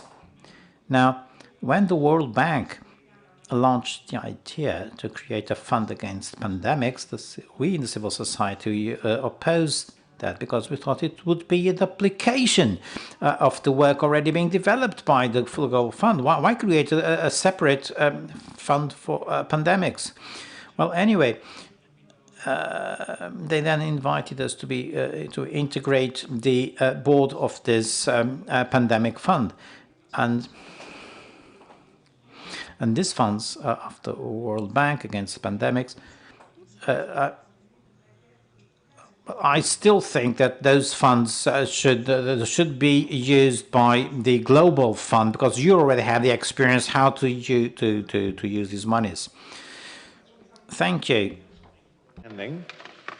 There's obviously a lot more discussions to be had. I think that there's an agreement, and I did hear an agreement, even among folks who might have some issues with the way that the Global Fund does some of its work, that there's a recognition that there is good work that this organization does, that there's that these are laudable goals that we're trying to achieve, and that none of these challenges can be faced either alone or dealt with easily. We're gonna wrap up, but you're gonna have a chance to talk to folks right after. But I wanted to, in the last couple of minutes, I wanted Nima to kind of wrap it up for us.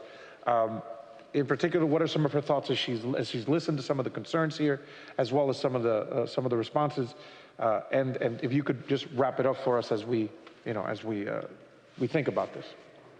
Thank you. Keep talking. They'll turn. Thank you very much. I just wanted to echo my brother's comment there, that also Tanzania has a female president, Her Excellency President Samia Suluhu Hassan, and she's proving against all odds that actually women leaders are very good leaders. So we're together on this. Now, alongside that, I think I want to sum up by saying that the issue here is not competing between CSOs and parliamentarians, but rather complementary. Because CSOs will advocate, but at the end of the day, parliamentarians' role is irreplaceable. So we need to recognize that. And what I'm saying here, I think in concluding, is that I think from the floor and from my initial intervention is that the Global Fund needs to find ways in which parliamentarians can be involved beyond resource mobilization. And when we're saying that, Global Fund has a role to play into even where the funds go, yes, we understand that decisions are with the executive, but bearing the fact that Global Fund is the one that disburses the funds, you can easily look at the map of a country and ask, where is the Global Fund going on that map? And you can easily see areas which Global Fund is not reaching. And you can ask a question, what about these areas? For example, I come from a region which has a high HIV burden, high malaria burden. It's peripheral, it's cross-border. I'm on the ground, but I'm not in the executive to ask those questions. But if you ask, show me how is this funding being distributed, then you can equally see this is a region that has a high burden in HIV, high burden in malaria, but maybe low inclusion in Global Fund. Such a question coming from you is more powerful in that sense, and that's what we're saying. And then very quickly, the issue of CCM. To be honest with you, I'm a parliamentarian in Tanzania. I sit in the committee responsible and has mandate over Ministry of Health. I don't know what CCM is. When you say CCM, I know that's the political party that I'm from, the ruling party, Chama cha Mapinduzi. That's the CCM I know. So again, it goes back to the importance of Global Fund finding ways of inclusion of parliamentarians in this CCM. Because yes, we approve the budgets, but if we're not involved in that process, then how do we monitor? How do we advise? How do we contribute? So I think it's very comfortable for Global Fund to say that we're leaving it with the executive, we have the CCM, but I think Global Fund has a mandate to know who is in that CCM. And if Global Fund has recognized the importance of parliamentarians, then I think you can echo this to your members on what can they do. And then very finally, capacity building. I think capacity building is critical. For us to advocate, we need to own the agenda. To own the agenda, we need to be well-informed, well-educated. And so far, as most of my colleagues said, we know about Global Fund, but the true essence and understanding of it is still unknown to most of us. Thank you. Thank you so much, Ms. Lugangira. And I want to just, again, thank all of you. Thank Scott, Alexander, as well as Ms. Lugangira for their participation. It's challenging times, but there are ways that we are actually trying to address some of these issues, and I'm glad we have to have honest conversations here. Obviously, these will not be the end of it, but I'm glad that we got to have these very honest conversations. Please give everybody a hand as we bring Victoria in to wrap us up for the day.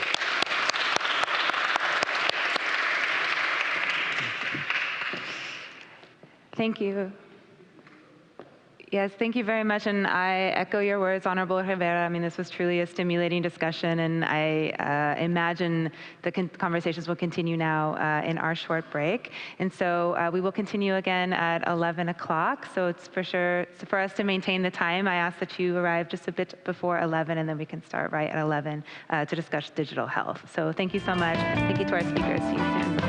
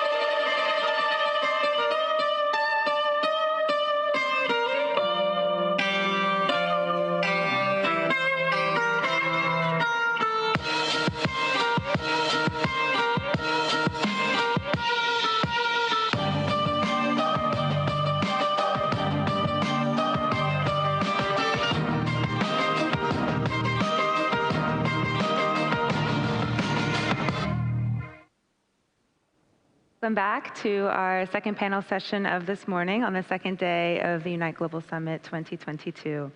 So this session will focus on digital health solutions, and we'll aim to answer the following questions. How can digital health solutions help us to achieve universal health coverage? What are missing in terms of legislation and budget allocation to have effective benefit from digital health? So Unite has been covering this topic for some years now, and this session will look to explore how can we better equip parliamentarians and prepare them for championing this agenda. So it is my pleasure to now introduce the moderator for this session, Paulo Nunes de Abreu. He's the co-founder of Digital Health Portugal. Thank you. Thank you. Thank you so much, Victoria, for the introduction, and welcome everybody. And it's so good to be here and have a more interactive session now with a panel of guest speakers after a couple of opening presentations that we are going to have right now. I would like to think for myself that the term digital health should be extinguished after all. I think that a better designation for digital health will be sustainable and equitable health. And if we are in agreement with this principle, then I hope that this session will help us to understand a little bit more about this change in meaning and significance. Normally, parliamentarians are associated with the role of being a change agent, but this is probably a misconception. I think parliamentarians could be better perceived as facilitators of change. And these change the perspective altogether, because it also places the burden of the change that have to come from the society. So parliamentarians as facilitators for change, they need to also be empowered with more knowledge, with more tools for their work. And I hope that the goal of this session will be attained if the collective wisdom we could have here in this room will emerge, and we have a better perception, not of digital health, but of sustainable and equitable health. With that said, I will introduce now our first speaker, is Simon Christophe Ben. Is currently serving as the Director of Global Health Diplomacy at the Joep Lange Institute based in Amsterdam. He is stationed at Geneva and is specialized in innovation, healthcare financing, and low and middle income countries, and is advising several global health organizations. It's a pleasure to have you here, Christophe, and the floor is all yours. Thank you so much for the kind introduction, Paulo. And I couldn't agree more with you that we should not talk about digital health. We should stop that. All health will be digital in one way or the other. It is the question how we manage this transformation and utilize the opportunities that we have through kind of digital transformation. And I think that's the topic for this session. And I'm happy to kind of introduce briefly a couple of tools that might be helpful for the consideration of you, and it's great to see so many parliamentarians from all over the world being brought here to Lisbon by Unite. I think we can all easily agree that digital transformation has the potential to be the key asset to achieve universal health coverage by 2030. But we're also aware that this will not happen just automatically. The digitalization might happen, but it's not clear that it will really contribute to universal health coverage and providing better health services for all. And there are also significant risks. There is a fast-paced digital transformation that can increase the digital divide and leave even more people behind. And I think our discussion is about how we turn that around to make sure that this really serves all people in need. And parliamentarians will play an absolutely critical role to make sure that we leverage the potential benefits, but also minimize the potential risks. And I really would like to congratulate Unite for establishing the Digital Health and Innovation Hub at Unite. We are talking about really complex issues when it comes to digital and data. And you as parliamentarians, you will often have a kind of difficult time maybe to turn that into legislation that is appropriate for your countries. And having a kind of health policy desk at Unite that you can turn to for kind of additional information and so on, I think will be invaluable for many of the Unite members. And I would also like to introduce you to two relatively new global initiatives that hopefully will also be a kind of resource for you as parliamentarians that you can use and that you can turn to, and that complement other major players in global health, like the World Health Organization that has, of course, a Department for Digital Health and Innovation that you can also turn to as member states. But there was a need, or was seen a need for two additional, initiatives, if you like, to support, the transformation of health systems. And one is the Coalition Transform Health, of which Unite is a member, and therefore you are closely aligned already. Health for All in the Digital Age is what this coalition is about. It has a number of, regional hubs as well that might be helpful for you that you can turn to. But the main thing that Transform Health, is working on are three objectives. And if you're asking me what is the role of parliamentarians, where can you really make a difference, I think it speaks exactly to these three objectives of Transform Health. One is stronger political will. And we will hear more about that during this session. And it's clear that, we need to translate all these opportunities into political will, and nobody is better positioned to do that than you as parliamentarians. And then a global framework to fully benefit from the use of health data while safeguarding data privacy, ownership, and security. And I will focus a little bit on that. I think that is a key objective where we can work together. And finally, there are investments needed as well into digital transformation so that countries can really benefit from that. But how do we do that? And investing in what is a question I think that is important to answer. And one of the flagships of Transform Health is that they develop these health data governance principles. And that is something that I really would like to kind of present to you. And if you're asking me one issue where I feel, parliamentarians can really make a difference, I think it is about legislating data governance principles in your various countries. And Transform Health has offered, to work on that after global consultation, getting a lot of input to develop those data governance principles that, are at your disposal also to translate that into your country context. And I won't go into the details. There are 8 principles, but it is about protecting people, about prioritizing equity, and is promoting health value. But I think the particular issue is, how do we ensure that data are really owned by the people, that we clarify, who is governing these data? How can we make sure that these data are not owned by some external partners, but by the people themselves, and it's you as elected officials in your countries to, I think, make sure that this happens and is translated into action at the country level. As mentioned, also investments are needed. Transform Health just issued a kind of guideline, if you like, for more and better funding for digital transformation of health. We launched that at the recent World Health Summit in Berlin, a lot of participation there. So there are ideas on the table, because if you're asking yourself what is evidence-based in a sense, what is required in terms of investments in different countries, you get some indication here in this document that is also at your disposal. And just to say, the recommendations in that document are not just about more investments. Yes, they are required as well, because still too many people are lacking access to these services.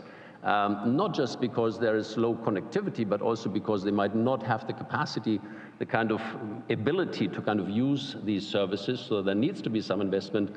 But it's not just the quantity, it's also how do we coordinate and align those investments so that they're really kind of in the best interest of the respected countries.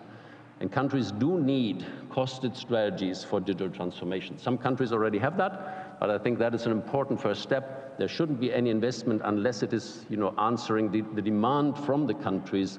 And you, again, as parliamentarians, I think you have a critical role here. You can promote that that there is a kind of joint effort for a country to develop a costed strategy, that will then enable both, investments from the domestic side and, where required, also complemented by the international community. And you also asked the question, what's the relationship between, parliamentarians and the academic sector? So it brings us to the question of research. And there's also a new initiative called IDER, the International Digital Health and AI Research Collaborative, that tries to kind of address that question, because we do need also continuously new tools. Research and innovation, but tools that really serve the people and not some other interests and profits and so on. And that is where there's a disbalance right now, and that is what IDER is trying to address.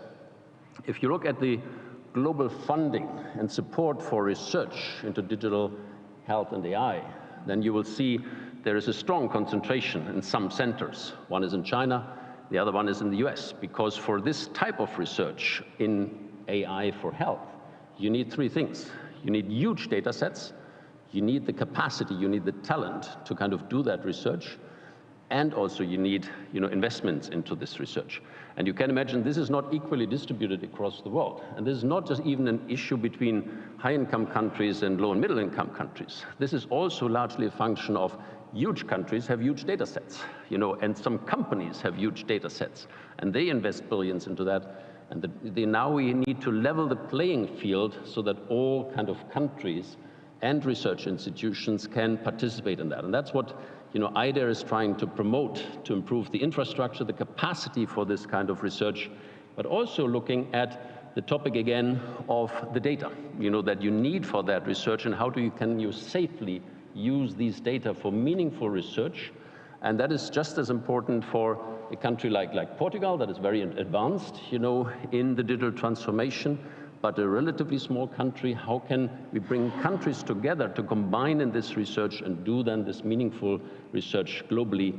How do we develop the standards, the benchmarks for this research? And again, I think it's you as parliamentarians who are not, of course, doing the research that will be in your academic institutions, but you are setting, if you like, the framework for how this research can be done, how the data can be protected, but then also included in this kind of research projects that can benefit from this international cooperation. So these are the kind of couple of suggestions that I wanted to make as a toolkit for you as parliamentarians, and where you can use Unite, but you can also use these new global initiatives, of which Unite is a very active member, that are at your disposal when it comes to your legislation in your respective countries. Thank you so much. Thank you so much, and for sticking to the time, as we are now moving to the next speaker in opening. Is Luís Góes Pinheiro, is the current president of the shared services of the health minister in Portugal. And as a former secretary of the modernization in Portugal, Luís Góes Pinheiro has a wealth of experience in transformation and digital transformation. Also, as a lawyer, he has fulfilled roles in the Ministry of Justice and was responsible in Portugal for the Simplex program, which is something that makes lives of citizens so much easy. Luís Góes Pinheiro, it's a pleasure to have you here. The floor is all yours.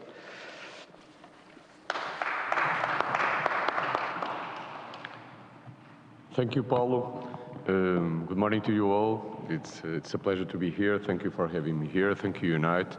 I will now switch to Portuguese, since I am in my home, in the home of democracy here in Portugal.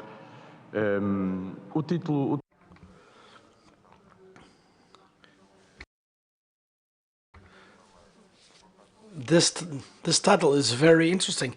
How to turn political will into digital health solutions. And this is very complex when you look at public administration.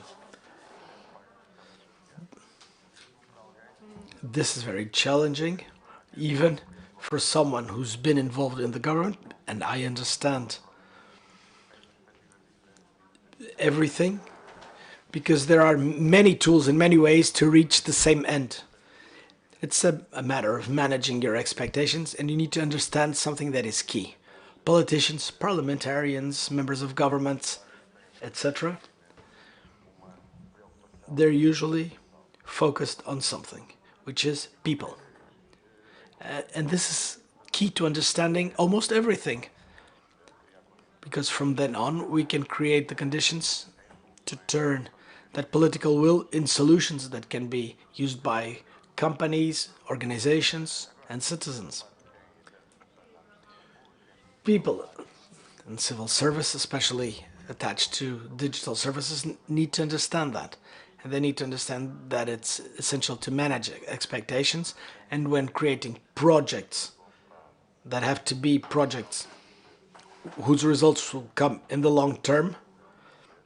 And this is something always very unsettling for the government.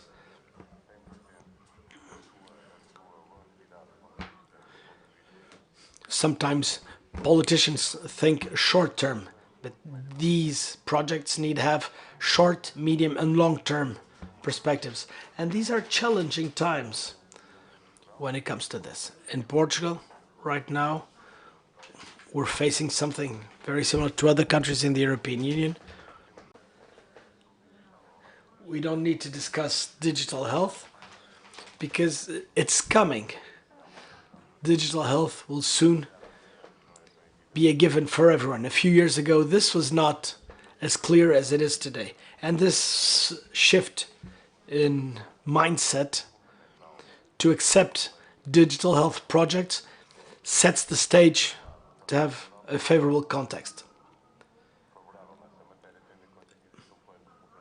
There's an RRP in Europe that has attributed funds to digital transformation and also to digital transformation in the field of health.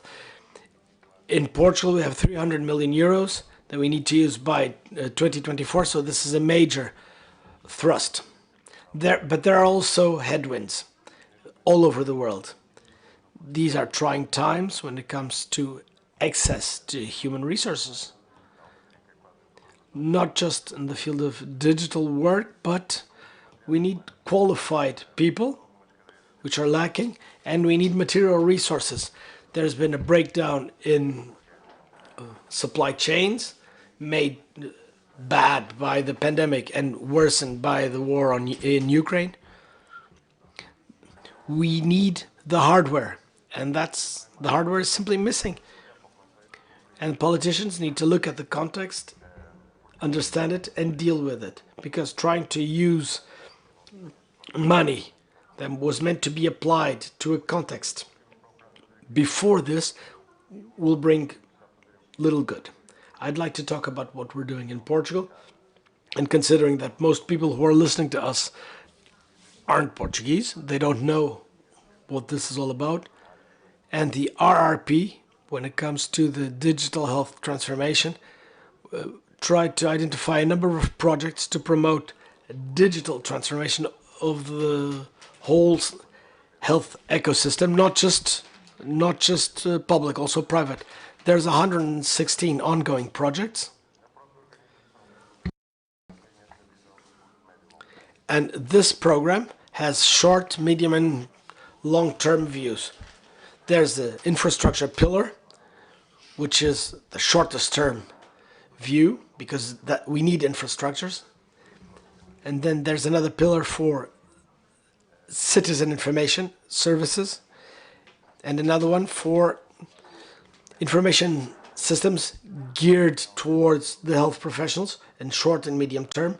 And then we have the pillar of data, which is the long-term pillar. We've heard about this, but we also think this will be the seed for digital transformation that in the future will carry on after the RRP is exhausted.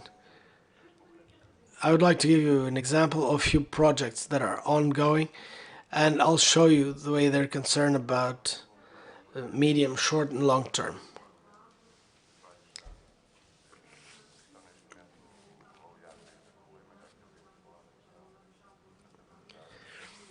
We keep hearing about data processing, and this is a key issue. When it comes to infrastructures, we've had a very strong investment when it comes to improving telecom infrastructures. This was a priority to us, and we have somehow renewed almost 3,000 locations that we want to renovate or refurbish by the end of the RRP, and approximately half of those 3,000 have already been improved on. And we want this information highway to allow information to travel at will. There's also an ongoing project to replace the hardware, the working hardware that's held by the health professionals. We also want to improve on the self-esteem of these health professionals in order for them to accept this digital transformation. And sometimes this is how it's achieved. We improve on their working conditions, we give them hardware and equipment, and we're working in long-term projects. There'll be a new hub inland in the hinterland of Portugal. We want it to be resilient, to be able to withstand disasters and be ready for the future. This hub needs to meet all these standards. There are also other medium and short-term projects. We want a platform to bring citizens closer to the system, to have the system be more transparent and to give more access to people in general. We created a brand, SNS24. There's a telephone line, a dedicated line. There's a digital platform for people to access SNS24. This is a digital channel.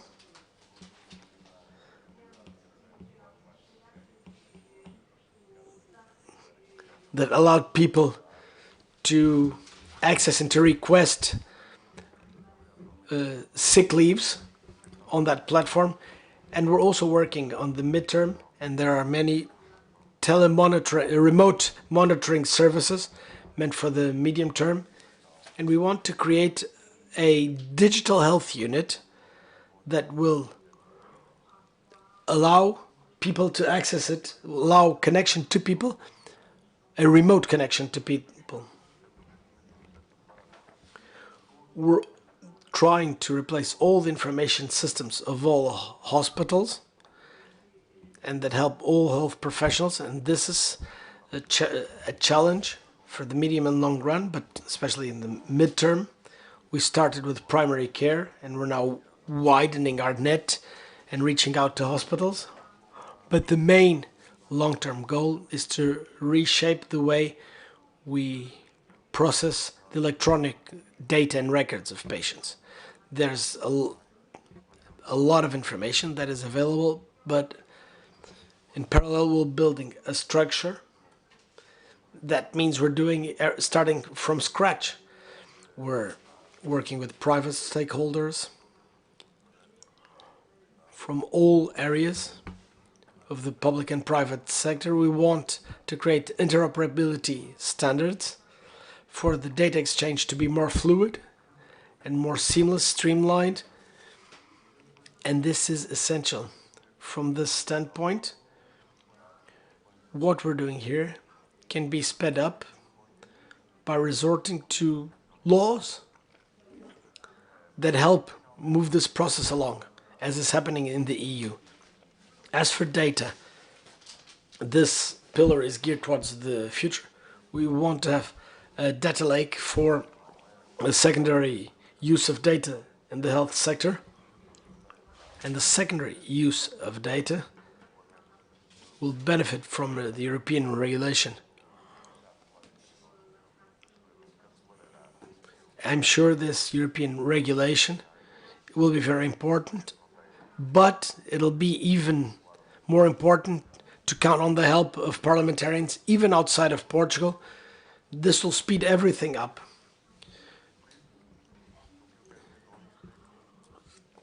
And what I mean by all this, my point is that it's not incompatible to manage information systems.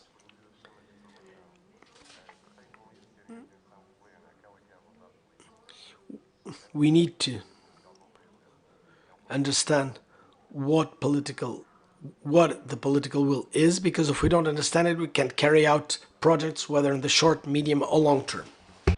Thank you, Luis, for this pearl of wisdom that you shared. I think we have a speaker from Argentina. Marisa Alzenberg is due to speak and intervene, but we are very, very limited on time, so I'm not sure if 2 minutes will be sufficient for you, Marisa, or you prefer to intervene later in the debate.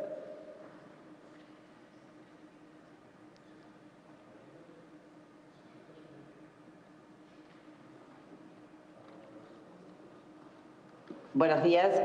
Si quieren. Good morning. Maybe we should go ahead with the other speakers, and then I will intervene during the debate. Well, you have 10 minutes if you wish, Marisa. You have 10 minutes. Can you hear me? Yes. I'm saying you have 10 minutes if you wish, right now. Great. So the idea of my presentation was to share with you the need for a parliamentary agenda for digital change, digital transformation. It's a need we have today in all countries, but namely in Latin America and the Caribbean. There's growing expenses on health, new drugs, the demographic change, and the pandemic structures. Now, I think that we are all absolutely sure that the use of technology can help order these processes. The pandemic has brought us this feeling of a wave that was coming, but then went back. And now today we are convinced that digital transformation in health is important. First, at the highest political level, in a long-term strategy that will have as a consequence to last more than one government tenure. So we need action plans and strategies that allow us to look on the long term. The other issue is the many parliamentary agendas that follow the digital transformation processes. Today, the world requires new types of legislation. In terms of education at all levels is the third element, digital education.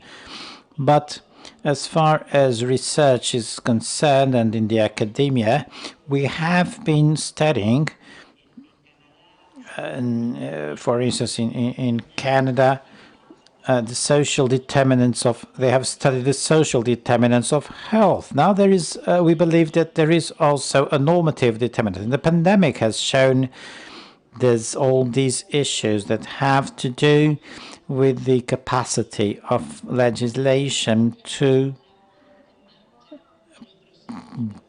drive the digital transformation processes in our countries.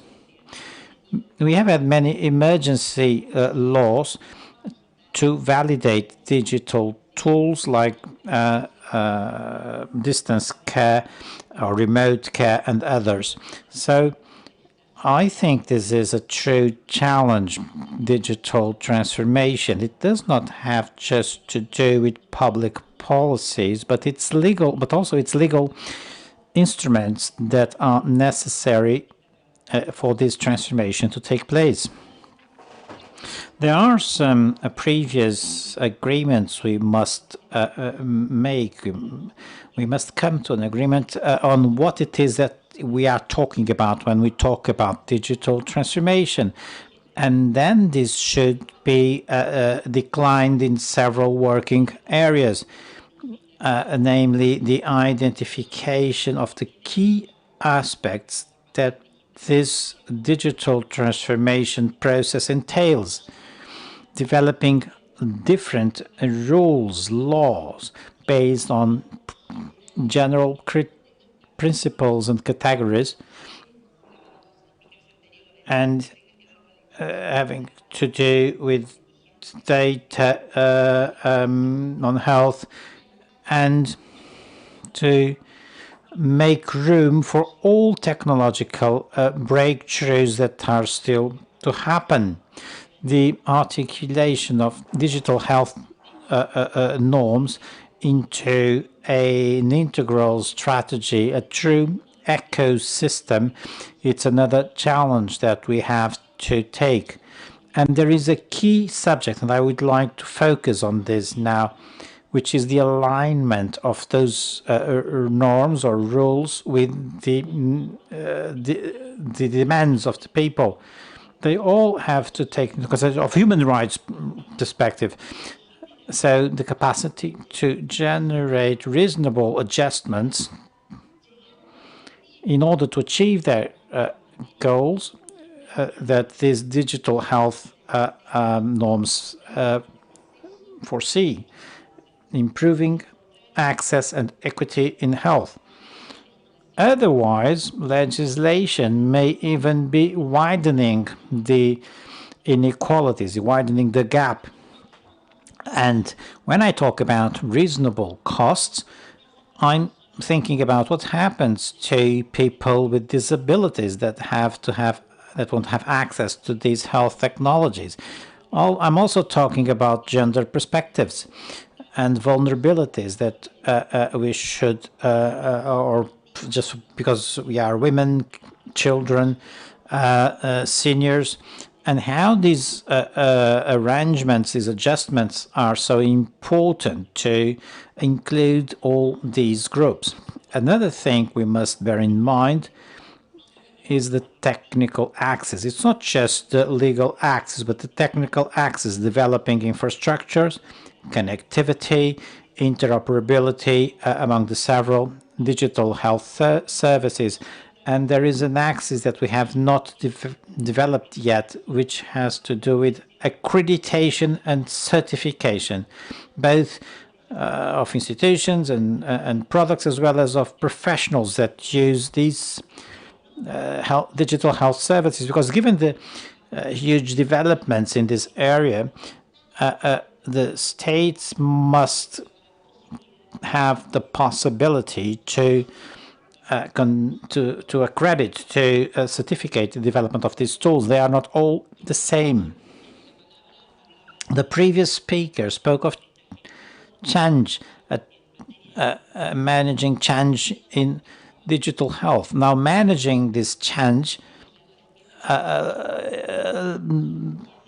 legislators have an important role to play. They are the drivers of this change in digital health to boost a different culture of digital health. Now, these are bizarre times.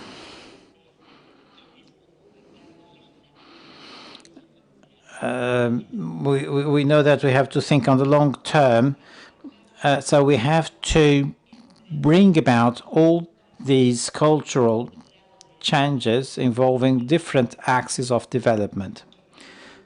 You have 2 minutes, Marisa. Great. So now the need for public policy with new legal categories that we should also rethink. We spoke about the use of protection, monitoring, whether this is possible or not, namely regarding the use of the data, of the health data. But we also have to take into account, on one hand, the public value of health data, but on the other hand, the protection of citizens' privacy.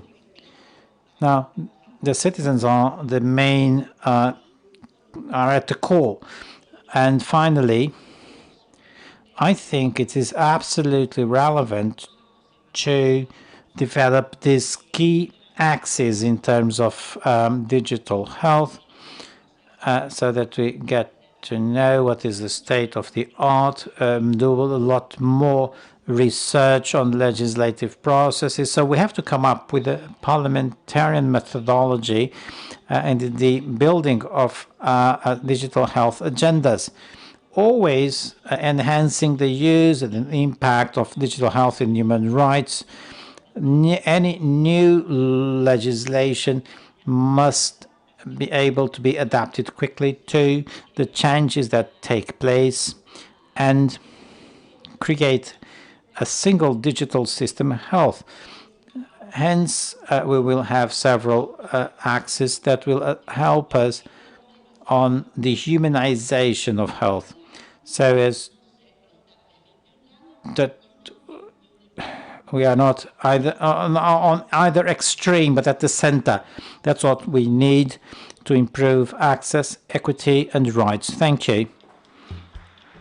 Muchas gracias, Marisa, por la intervención desde. Thank you, Marisa, for your speech. And I understand that Honorable Saray Nunes Cerrón, member of Parliament in Mexico, has to leave. So perhaps, Saray, if you're online and you would like to make a little bit of a show of appearance, and we'll direct you a quick question for you now. Is that okay? Yes, I have enough time. I have 2 minutes to make my comments. Okay, cool. So I'll do it in Spanish. Yes. I do it in Spanish? Okay. The question for you is, how do you envision the application? How do you feel that multilateralism can be a way to ensure that by sharing experiences between peers, we can transform that the best examples come into legislation and policies worldwide?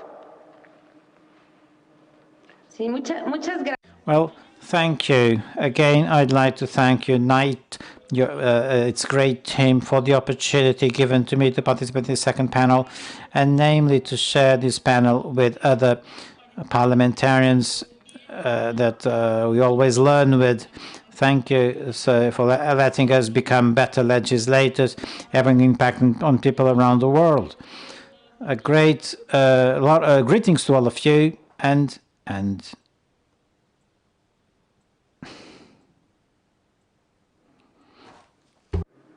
oh, we're having here a little bit of a technical problem, unfortunately. Saray, are you still with us?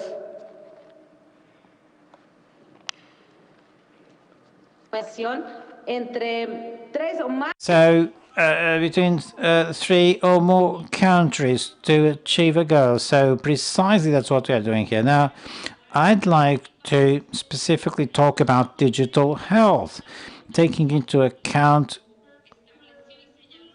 what the WHO has stated, that digital health should be part of health priorities and benefit people in an ethic, safe, reliable, equitable, and sustainable manner. I am a firm believer that multilateralism, or I'm a firm believer in multilateralism, because documents like this require that the parliaments work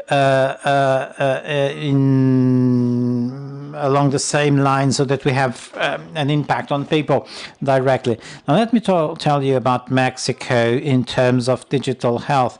There is an important history here. In 2013, there was a constitutional reform in the field of telecommunications. I'm sorry, but now we can't hear the lady. And this included the responsibility of the government. I'm sorry, well, it's impossible to interpret with this sound quality. I'm sorry, but we can't get the full speech of Honorable Cerrón. Digital skills in telemedicine, remote health, and several. Well, again, no, it's impossible. So I wanted to say none of this would have been possible without, and I'm sorry, but I'm trying to guess what the speaker is saying. It's impossible. Without multilateralism, it seems. So, and without meetings like the ones we are having here. We have a lot of challenges ahead of us in our country. So we parliamentarians, we should propose public policies that have an impact on these subjects. We all know that that the digital health regulation is a new subject. In our country, we are developing a new regulation that will certainly have an impact. So it's based on this appropriate framework, this type of actions that we can improve and have an impact on the citizens. There are two main challenges or two main issues. First, we have to allow for the systems to be strengthened, to become efficient. What does this mean? That patients should have the possibility to get care wherever they are, and that the health information is always available. And the second challenge is in the area, in the field of pharmacy. This entails the development of electronic cards that allow for the supply, and again, apparently allow for prescriptions to, or for patients to have access to their prescriptions also everywhere they are, and also bearing prevention in mind and giving the citizens to participate in the decision-making process. Yesterday in the panel, when we talked about COVID, we said that we should put the people at the core of our decisions. And so I'd say that before speaking, even before speaking of digital health,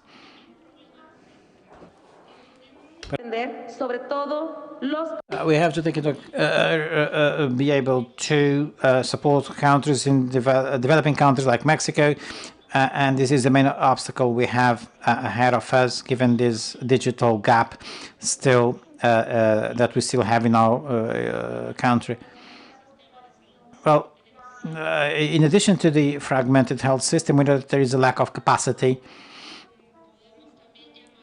or a lack of digital literacy, if you wish, not just for the health professionals, but also this access we have to give to people so that they may have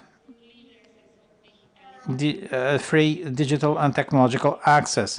We have to to invest in technology, otherwise we'll never be successful. So again, and in conclusion, parliamentarians should give priority to investment in the budget. Should give priority to the research technologies, and again, digital health should be a priority for the development of health systems everywhere in the world. This requires regulation, up-to-date, dynamic regulation that can be a solid basis for the protection of people and also in investment in innovation. Multilateralism has become a reality today. It's a necessity to the world, to the parliamentarians. Thank you very much, and greetings from Mexico. Un fuerte aplauso que te enviamos desde Lisboa. Muchas gracias. Next in line for this country case studies moment of our event now is going to intervene Honorable Gisela Scaglia, She's a former member of Parliament of Argentina, and she's currently UNITE's regional chair for Latin America and the Caribbean. And I'm so happy that I have her here next to me. Gisela, over to you for an intervention. And how would you think we could, as parliamentarians, make it for digital health to be part of the normal day-to-day life of citizens? Thank you for having me here, and I'm going to speak in Spanish, but quiero comenzar y muy cortito diciendo. I'd like to say that in Argentina we are having an important debate about digital health. Marisa already tried to give you an overview of how the situation is in our country. So with our Senate and Chamber of Deputies, we have been doing work on digital health. Now, let me say first that something that goes beyond the regions. Many laws are sometimes presented as bills or as drafts, but they are not passed. Namely, for instance, in some countries, except for Uruguay, and but not many more have approved regulations on these matters. Then other countries, as Marisa said, on an emergency manner, had to approve things like the electronic prescriptions. It was debated in Argentina also. And also the electronic clinic records, health records. But this raises problems in federal countries because the health systems are not the same across the states or the provinces.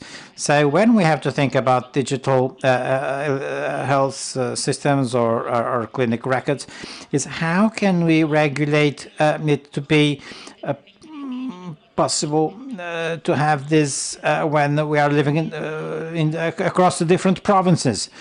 And so the question is about data. The first question is what data protection do we have and what type of data do we have? In Argentina, we have a law that we should be reforming, thinking about digital health. But on the other hand, how do we make sure that these data are similar? Another important thing we have to think about is that this change in paradigm, how the data, who's responsible for the data, who has access to the data, and what is to be, what are these data to be used for? Now, if you ask me about digital inclusion, well, for citizens, there is something very important in digital health, which is that often citizens want to have access to digital health. A lot of that has to do, you have to have some discussions, but without laws, urgency cannot be the reason that leads to have laws in our countries. We should think about them deeply, and it's the role of parliaments, and that's what we have to do before things come up. But then we need digital literacy or education. Many citizens at Sarai and Marisa said we have this digital gap or for two reasons: lack of connectivity, lack of infrastructures in our country. There's a lack of connectivity, infrastructure in some places where there is no internet. People don't even have a telephone.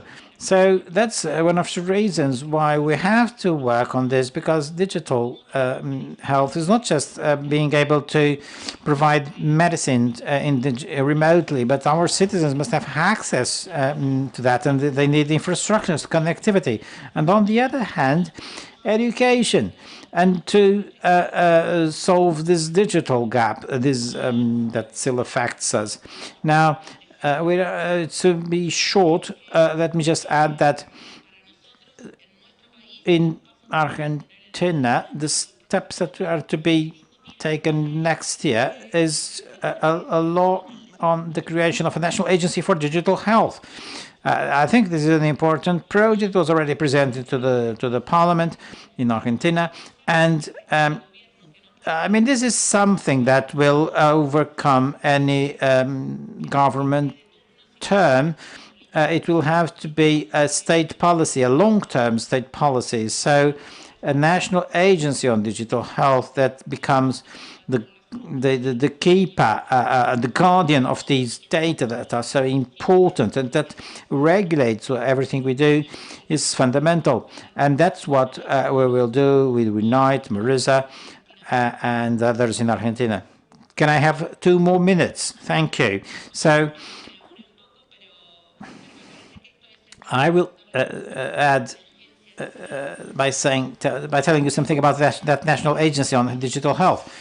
Next year, we are going to make this initiative. It's involving not just the legislators, but the civil society that certainly can bring an added value. Christophe already said we should count on this support. This is an incentive for all parliamentarians. There are many organizations that are working on digital health, and they can be very important to countries like us that we don't have so much information and how it works. So on the other hand, something that we think is fundamental today, and we have spoken about this in Buenos Aires, so that this digital gap does not affect the doctors. Medicine, training and education of our doctors must also be related to this new age of digital health. Digital health is here to stay. And I think in universities, in the education of our future doctors, we have to prevent a possible gap between those doctors that will be able to use digital health and those that won't have it. So that is the main debate, how to make sure that digital health, as we said in the beginning, is a digital transformation, equitative, with a human rights perspective, and that no one should be left behind. Thank you. Intervención inicial de Cicela. Next in the line on this country case studies is Honorable Neema Luganchira, and Member of Parliament of Tanzania. She's actively involved there in many different health sectors and others as economic sectors like agricultural, mining, oil and gas. And as a parliamentarian, she has strong priorities and has founded 2 NGOs, one dedicated to ending malnutrition in Tanzania, and the other one is to accelerate digital inclusion in the peripheral regions of Tanzania. It's great to have you here. And Neema, my question to you will be connected to the resources. So how do you think that national parliaments could legislate in them in a way that there's sufficient resources to enable for digital transformation to occur? Thank you very much. And again, I thank Unite for putting together a very important parliamentary network on global health. And I'm happy to be on this panel. Now, when we're talking about digital health, I think first it's very important to understand that it's multi-sectoral. And in many of our countries, issues related to digital are placed under the ICT ministry, not under the health ministry. And when we're talking about digital health, there needs to be some sort of alignment between the ICT ministry and the health ministry.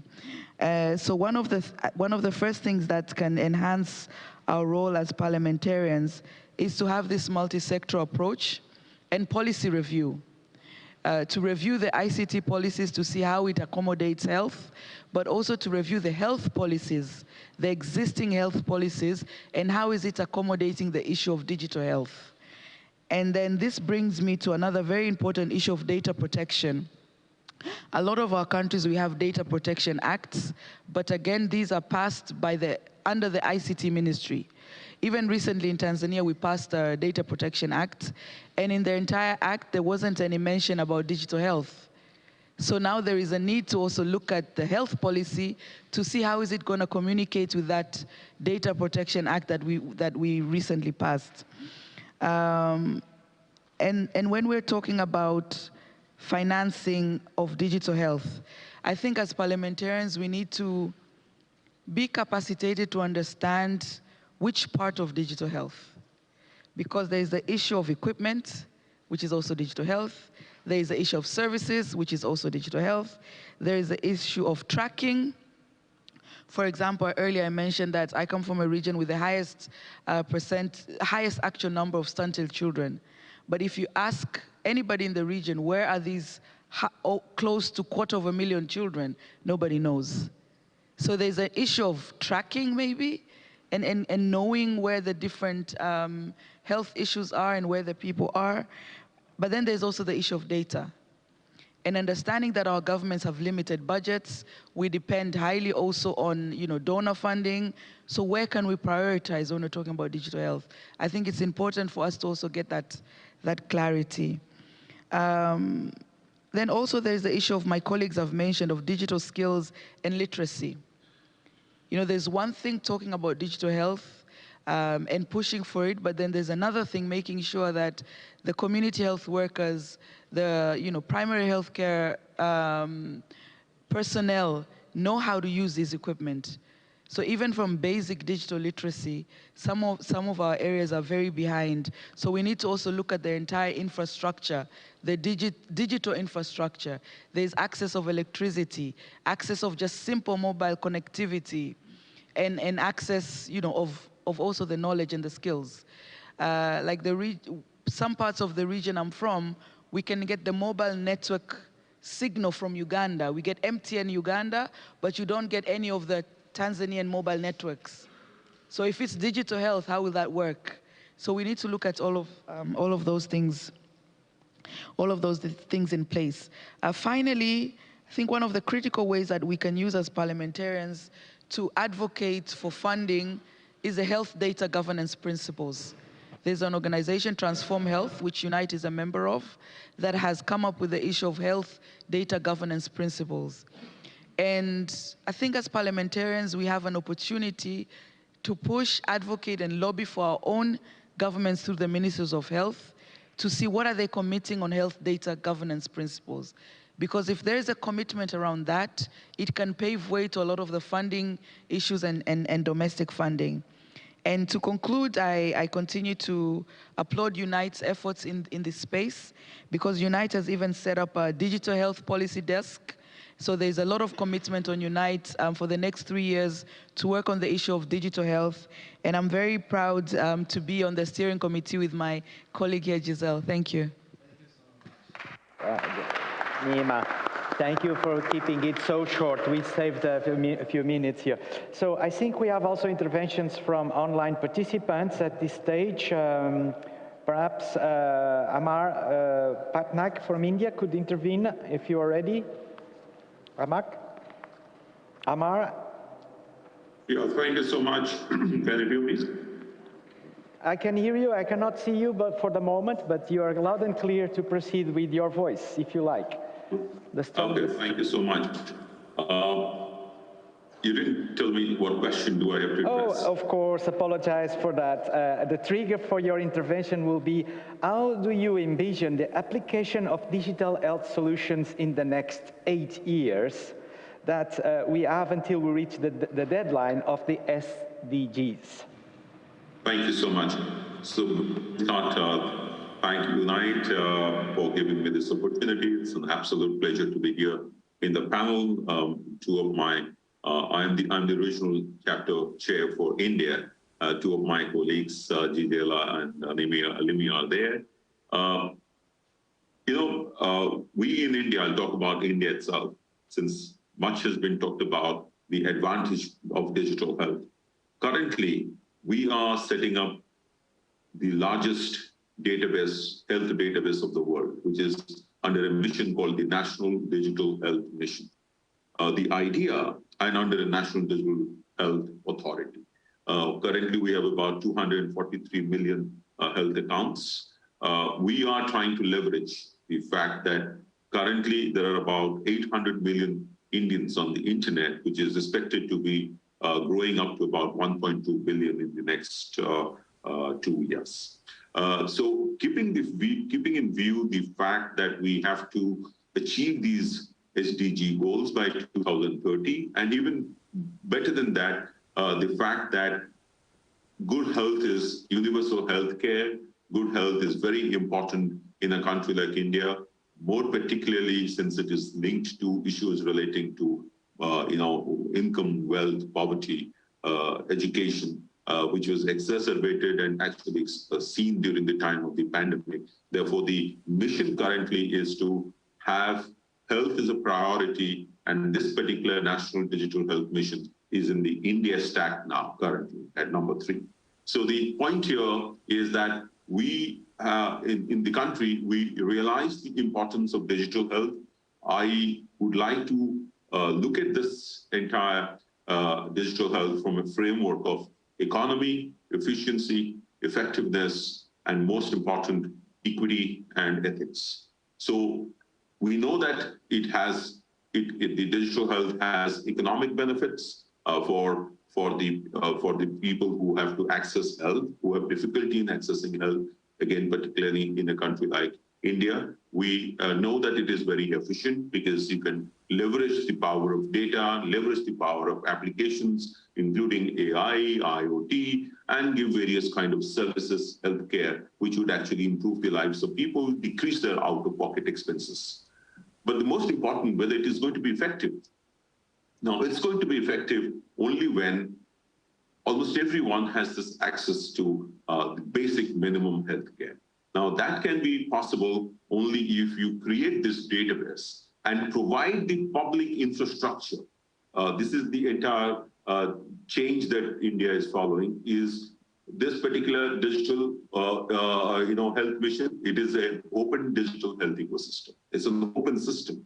So it is, anybody can take the data, innovate on it, but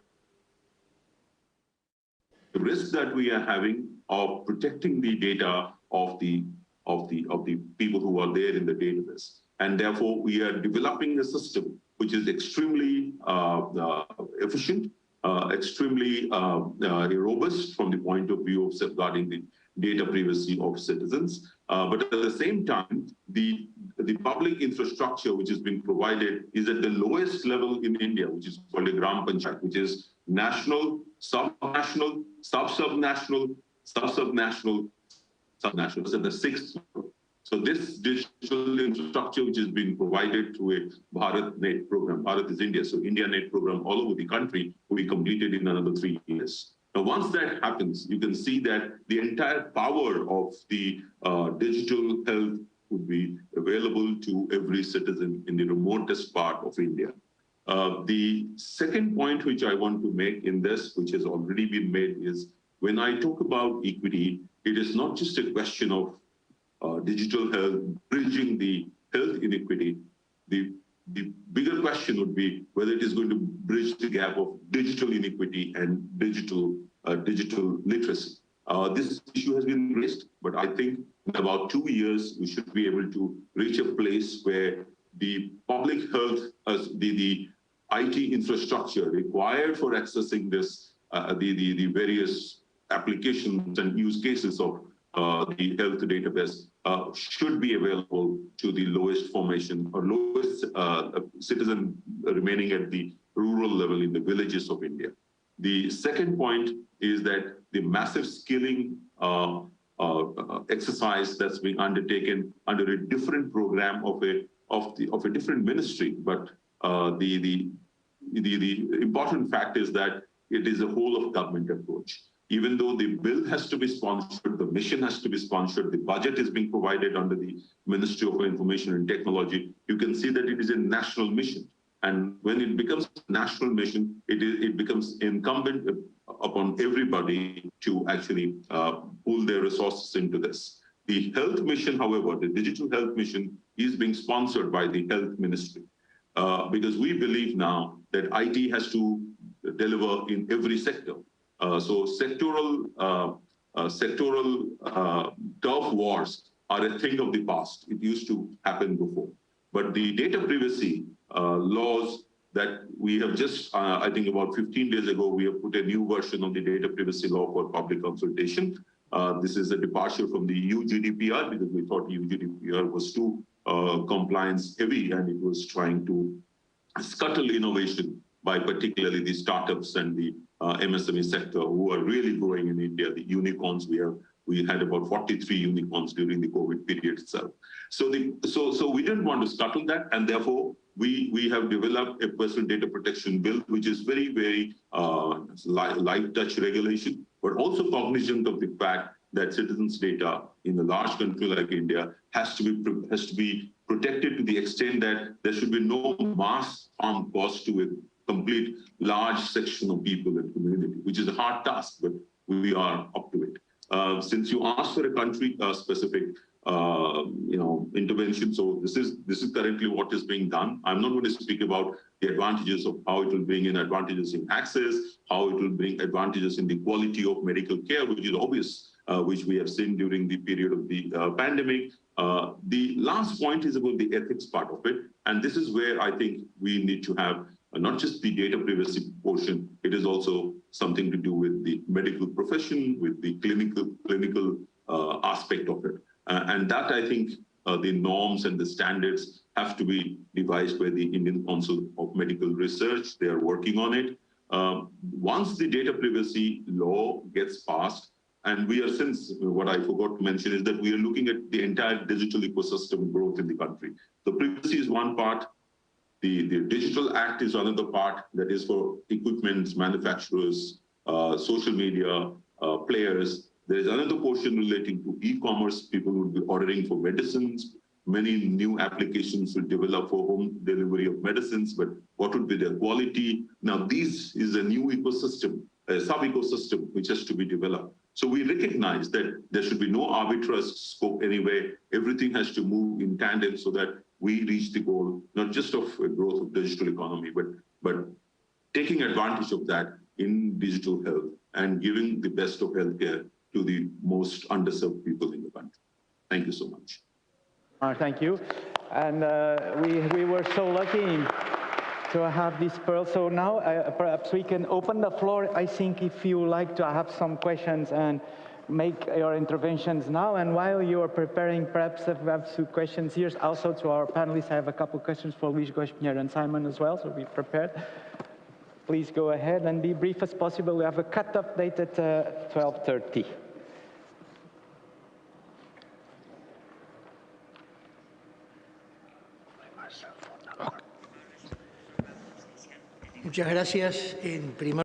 Thank you very much. First and foremost, I'd like to thank the panelists. You've been very instructive, very clear. And I think that this is the topic for the 21st century. So I thank United for taking the stopping and running with it. Uruguay has been one of the countries that has been working on developing through this digital health, through our agency. We have a dedicated agency to this.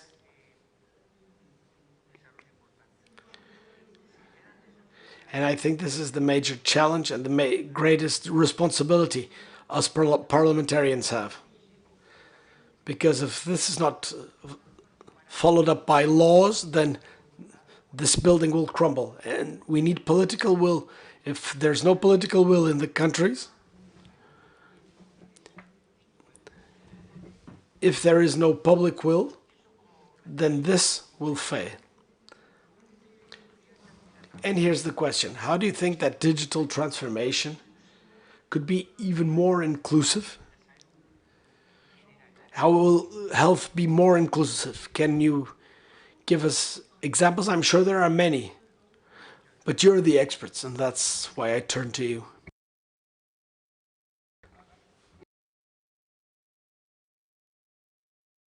In fact, I think the digital transformation may make health more inclusive in all aspects. Let me give you a few examples. Sometimes the installed capacity we have would allow us to render remote healthcare, which can be just as effective as in-person healthcare. And the digital instruments would allow us to bring healthcare to places where there is little or no in-person healthcare. This would allow us to reduce some regional imbalances that affect every country. And for larger countries, not like Uruguay or Portugal, but some countries are much larger, like Argentina, for these countries, the ability to promote, to balance these needs can be key for the cohesion of the country. This is one example.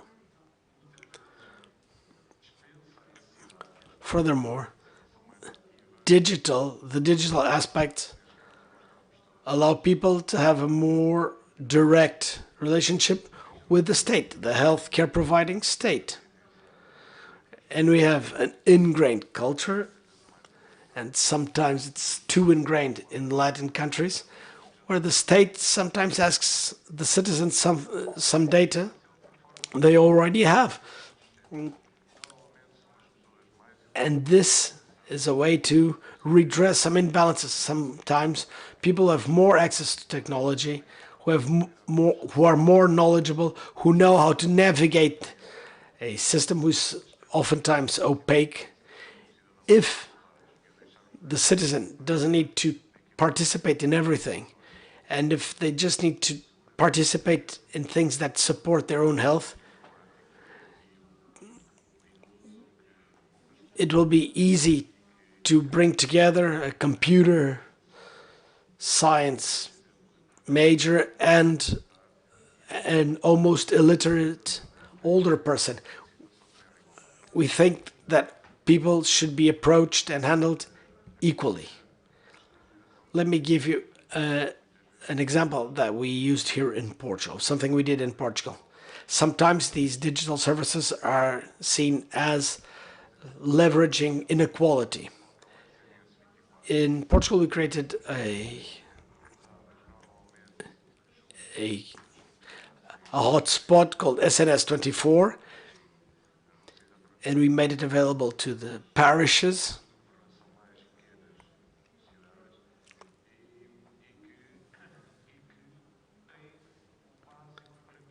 And these hotspots, or these windows, are contact points for elderly people to go. They can go to these windows and they can have remote doctor's appointments, and they will be helped by someone locally who will support them and help them, guide them through this. And this is an example of how we can use technology. And we can only have these services if we can provide them across the board all over the country. On examples of concrete examples, as were mentioned. Yep. Shall I have a very quick response?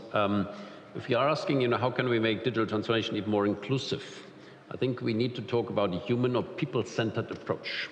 And there is a real opportunity through a simple cell phone that people have much more access to health information, to health systems. It can be combined to health insurance, and they own the data. If we have the right environment, the framework, the regulation, then the potential is huge, that this might be much more inclusive than any healthcare, system that we had before. So the technology is there.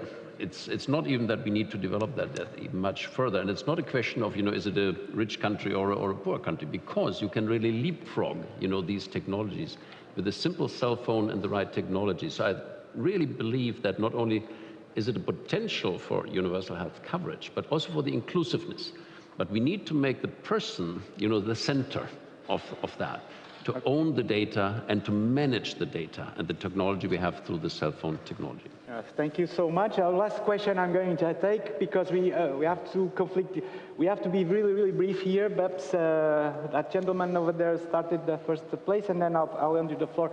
You have two questions directly, and then we answer, and then we finish this with Frank is going to make a final keynote intervention. Please go ahead. Okay. Merci, merci beaucoup. Merci pour cette. Thank you for this very interesting panel on the health systems and digital health. Now, along the lines of what the colleague was saying a while ago about digital transition that must be very much more inclusive, then we have to consider the acceptability of this transition, this transfer towards digital health, for two reasons.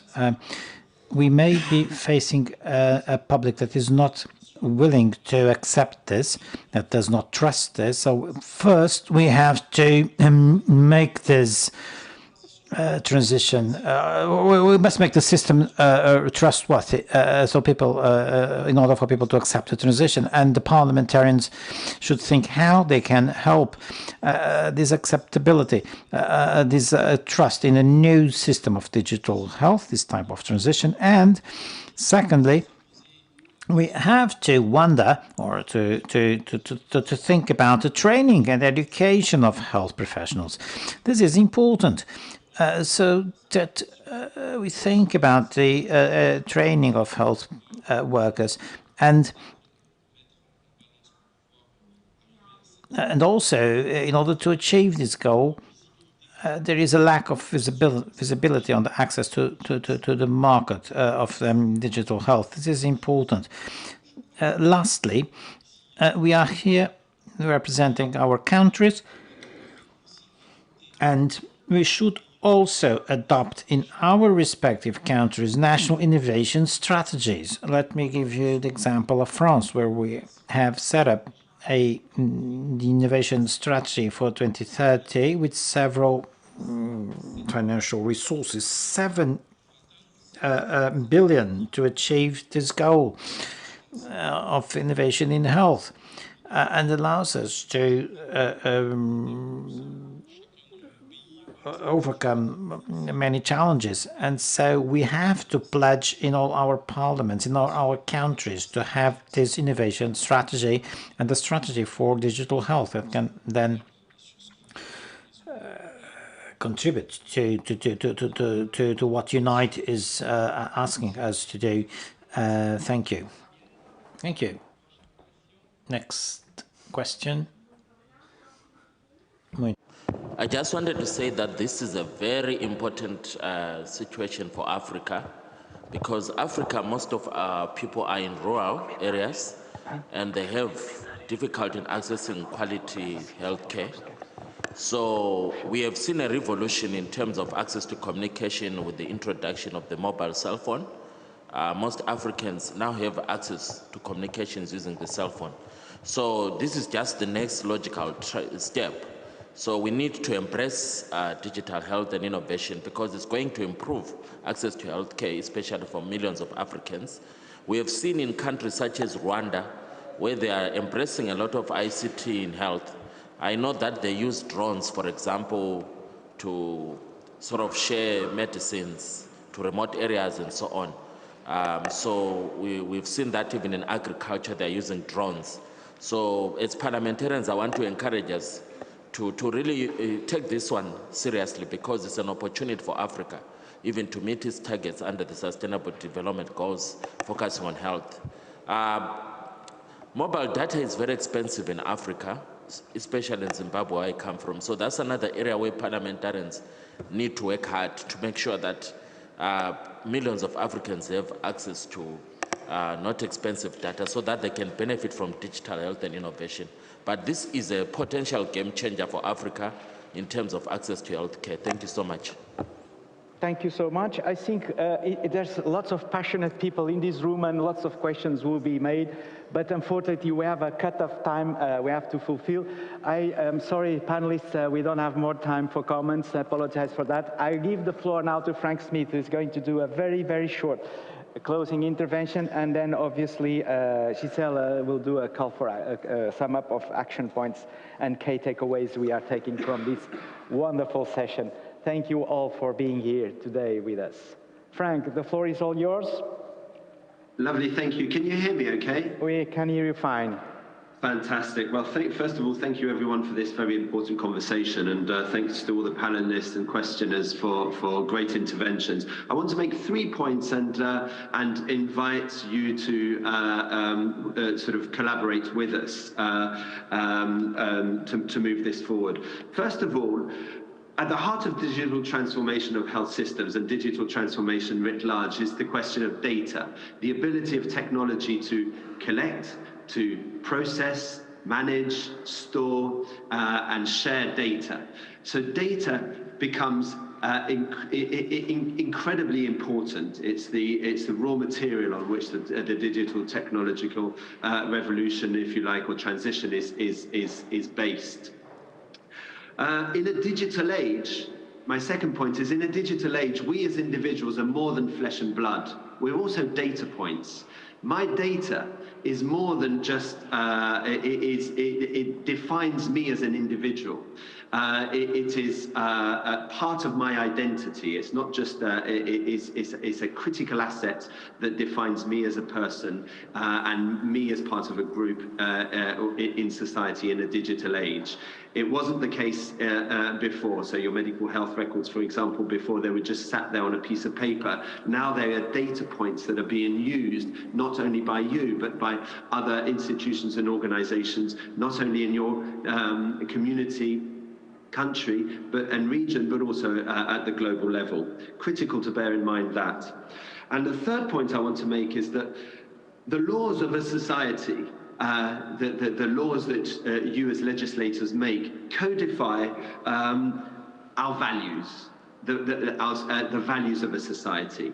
So I think the role you play in enshrining our collective values into legislation and creating incentives, both positive and negative, for how institutions and individuals should behave towards each other is critical. And with that, I think that we need to legislate and we need to establish clearer rules around health data. Now, we have started a public conversation around data governance. A lot of talk is about that, has taken place about that particular issue. But we at Transform Health feel that health data is a specific category that needs its own particular legislation and specific attention. Why is that? Because health data sits at the intersection between the protection of the individual and the protection of the group, the protection of populations. My health data has a direct impact on my neighbor's health. Therefore, there is a different type of conversation that needs to take place in relation to health data. A new social contract needs to be established between individuals and institutions, and individuals and the state in relation to how that data is managed, collected, stored, managed, used, and disposed of. And legislation on that is going to be critical.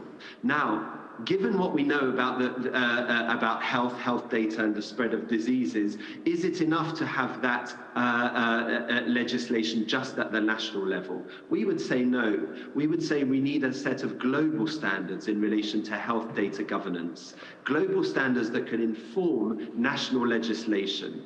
Now, it's important for us to also start at the national level to develop some good examples. There's some great conversations and moves taking place in Kenya at the moment. I know Tanzania is having some great conversations in certain quarters as well around this particular issue. As Right Honourable Nima mentioned earlier on, Transform Health has developed with its partners a set of health data governance principles that are human rights and equity driven that we hope will inform national legislation. We are also encouraging legislators and parliamentarians to get behind calls for a health data governance resolution at the World Health Assembly that will establish a set of global standards. Frank, you have really to conclude. We are over our time now. I'm very sorry.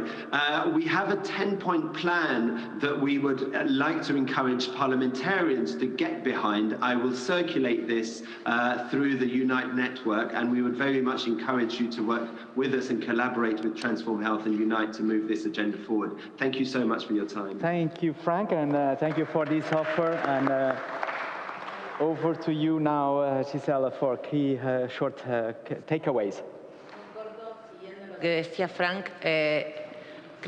I think that all parliamentarians have to be involved in the present and future, which is digital health. There's a lot to be discussed. Unite is ready so that any of you can get involved and collaborate in this work.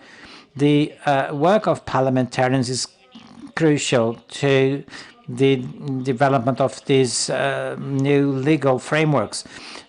We can leave no one behind, but this is always a political decision. We have inclusive digital health.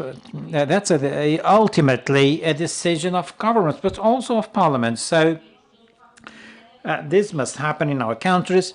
And lastly, I think that we should also think that just like in several countries there is a free access for education, or to education, there should also be free access to digital.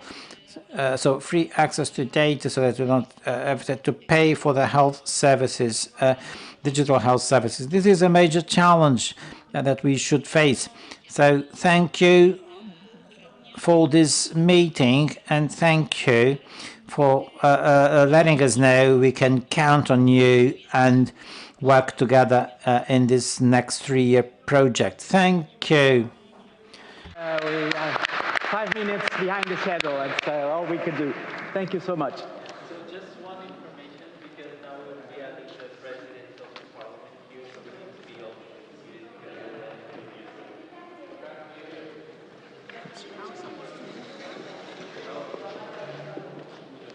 together. Nina has a microphone. Bueno, gracias a todos.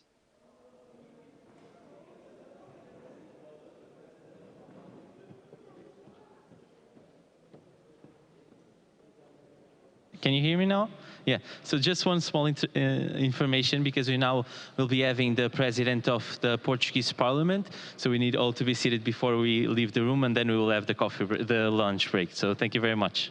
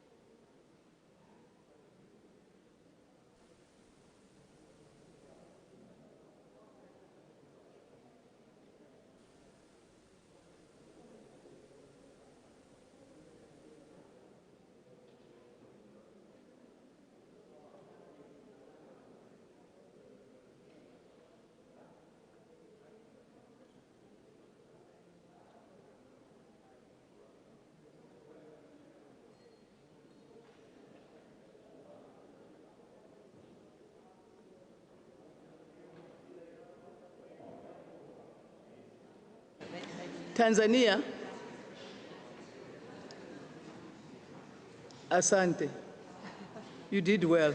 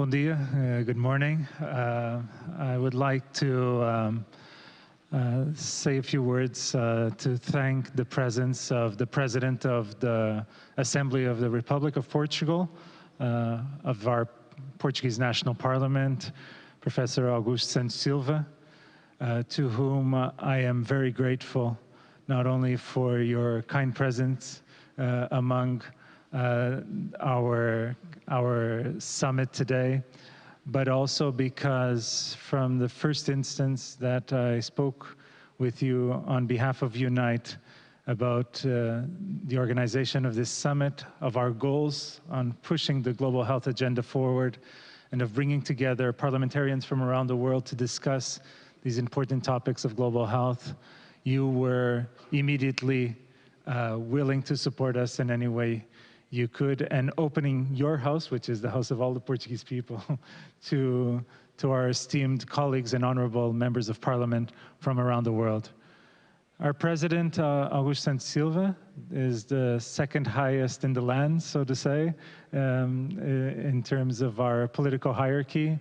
President of the parliament, is a renowned academic and professor coming from the field of sociology and very well known to the Portuguese people in His Excellency's multiple roles in government, as a very active parliamentarian, having run for parliament for the district of Portuguese citizens outside of Portugal, so running with our diaspora and having their support to be here, and having been elected by the members of parliament as our president.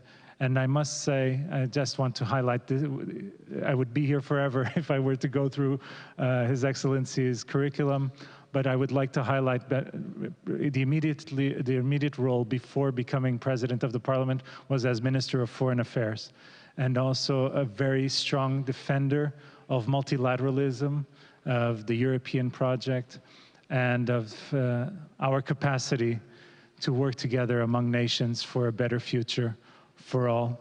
And a very small note to say that we are not from the same party, but when it matters, I think we are able to join efforts, and the Global Health Agenda is clearly one of those.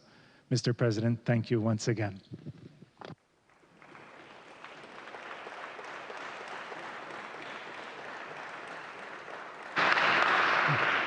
So thank you very much. As I am the Portuguese speaker and I'm speaking in Portugal, I will speak in Portuguese. So please use your headphones if you need so. Thank you, and good morning to you all. Welcome to the Portuguese Parliament. It is an honor to welcome you in this Unite meeting in the Senate chamber of our Assembly, of our Parliament. We are very proud to host the meeting of this important network of parliamentarians and former parliamentarians from all over the world. It is a network present in over 100 countries across all continents, and that is one first thing I'd like to stress, because one lesson that recent times have taught us is the need to understand health as something that affects us all. It's a global issue. Virus and bacteria know no borders. They don't have to show passports. They are not subject to border control. They just roam around. So to manage this fact requires an effort from all of us. It requires multilateralism. It requires international cooperation.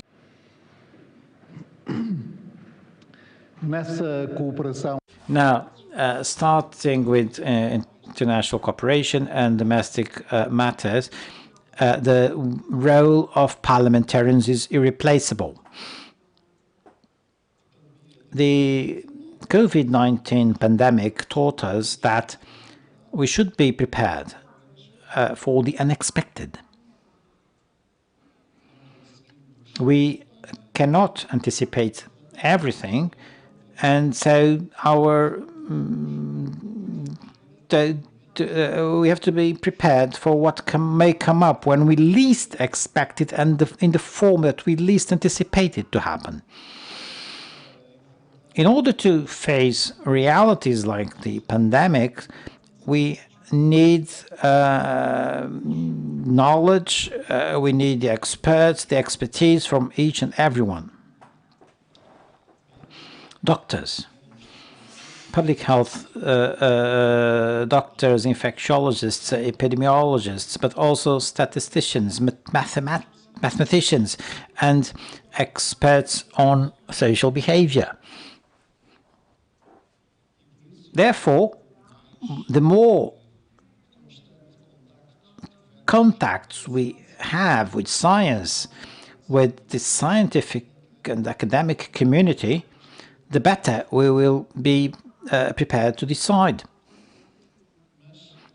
But we need decision makers. Because also in relation to the pandemic, we cannot wait until we are 100% certain about the information or 100% sure in order to act, in order to make decisions. And it is not just what scientists tell us or what doctors and medical institutions tell us that matters for us to come to a decision. We also must look at the we must also take into account the expectations of the people, of their willingness to make sacrifices, to accept limitations to their freedoms. We must look at the economy, economic and social effects of any measures we may be willing to take. We must take into account our own budget capacity to finance these measures. And we must make sure we have the support of the institution, the political consensus, which is indispensable for the measures to be successful. Now, in all these dimensions, the work of parliamentarians is a must. There is no expert that waves us from our responsibility, moral and political responsibility. In Portugal, we went through difficult times during the pandemic. There were times when we were one of the entrance gates to new variants in Europe. And there were times when the health system and the social system was under great pressure. But we never lost an essential quality, and this essential quality was really crucial to win this war against the pandemic. And what am I talking about? On one hand, the unity among all bodies of sovereignty, the President of the Republic, the Parliament, the government, and on the other hand, here in the Parliament, unity between among all different political parties. This was important for the strength of our decisions, for the need we felt to change decisions as we got to know the pandemic better and its effects. And it was also very important as a simple and clear communication that we addressed to our hospitals, to the healthcare workers, and to all professionals that were called for a very harsh work during the pandemic. Now, there is one thing we know, that is that the COVID-19 pandemic was not the last one we will face during our lives. And so we have to be better prepared for the next pandemic. after one. We do not know when it will come, how it will be, but we know that if and when it comes, it will have a global scope, just like the COVID-19 pandemic had. So this work of parliamentary unity and parliamentary involvement that was so important during this pandemic will be even more important for the next, to get prepared for, ready for the next pandemics. Today, the international community is already discussing a possible pandemic treaty to prepare for the pandemics at the international level. And it's important for parliaments across the world to follow this work. Because, again, at the heart of this, the core of this new treaty is one thing that only parliaments can decide, which is the balance between public health needs and rights, freedoms, and individual rights, freedoms, and guarantees. Therefore, organizations and networks like UNITE are so important, so that this international cooperation among parliaments can be productive. I acknowledge the theme of your meeting today, of this summit in Portugal, from pandemic to prosperity. I like the optimistic tone of this theme and how it draws attention to the fact that public health issues cannot be separated from development issues. Health care is one of the objectives of sustainable development, one of the most important ones. And we know that the 17 SDGs are interdependent. Each one of them depends on the others. Health depends on education, education depends on health, and so forth. Now, we are getting halfway through to 2030.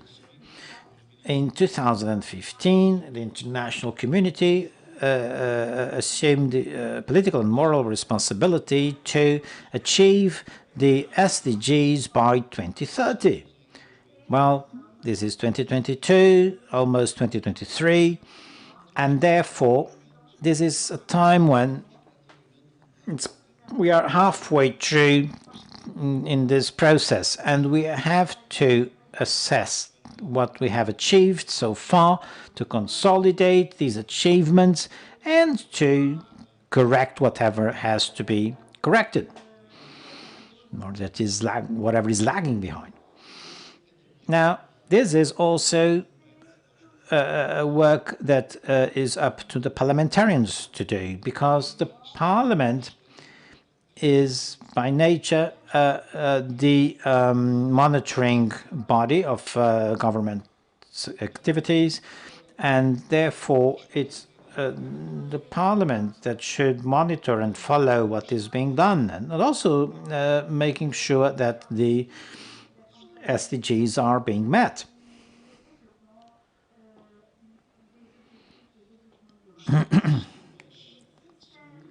Health systems must perfect their resilience, their strength. They have to be stronger. First, because health systems are today faced with new challenges, are good challenges. They stem from good news. One example is population aging. Today, we must guarantee health care to people during much longer. And that's good. It means that we have had gains in health that have allowed for life expectancy to increase. That's a good problem, a good challenge. But then we also have other challenges that are not so good. The first bad news is that the population aging itself means less young people and working age, and therefore it will mean that it's more difficult to finance the health systems. We have a lot more people to be cared for and less people paying taxes that are necessary to finance health systems. Now, one thing we know, without strong health systems, we will not be able to respond to the next pandemics. We will not be able to ensure healthcare to all. And regardless of our opinions on how markets and institutions shall relate, there's one thing we know, and it is that as far as health is concerned, this care cannot be dependent only on our capacity to get them from the market. Therefore, a public intervention is always necessary. But the challenge of strengthening health systems is not just a matter of funding or financing. It also has to do with organization. It has to do with management, hospital management, primary healthcare networks management, the integration and payment and remuneration of healthcare workers and rewarding them, and also the partnerships between national, regional and local authorities in providing healthcare as close as possible to the people, to where they are. Again, the role of parliaments is key, because parliaments also have this capacity to be at the hinge of this partnership between public and private, national and local authorities and professionals. So all this we need to strengthen our health systems.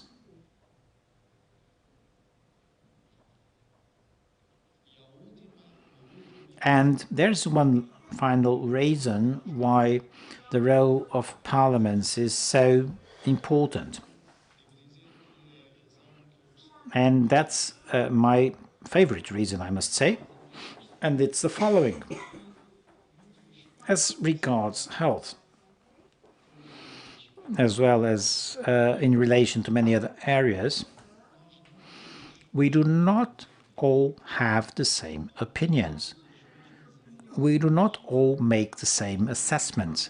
We do not all have the same ideas how things should be. We are plural. We come from different backgrounds, we have different interests and ideas, and none of us alone owns the truth. Therefore, we get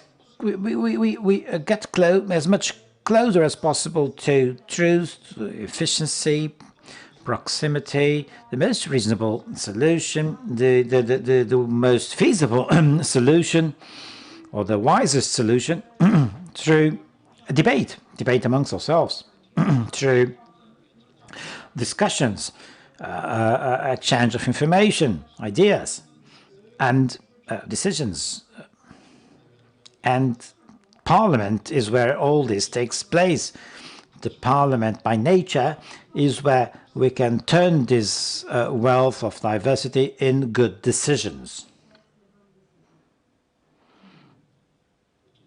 Therefore, for all this, dear colleagues, it is a pleasure being here with you today as Speaker of the Parliament, being able to host this meeting of Unite, to see this learned Portuguese MP at such a relevant role in organizing this event.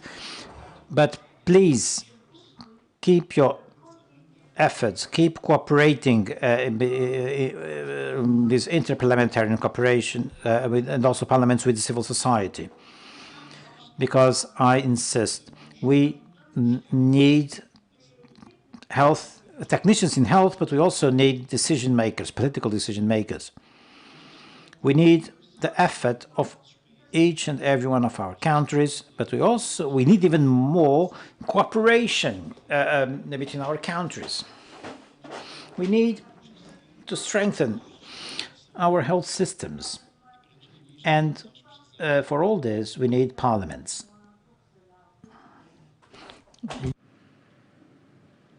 Muito obrigado. Thank you.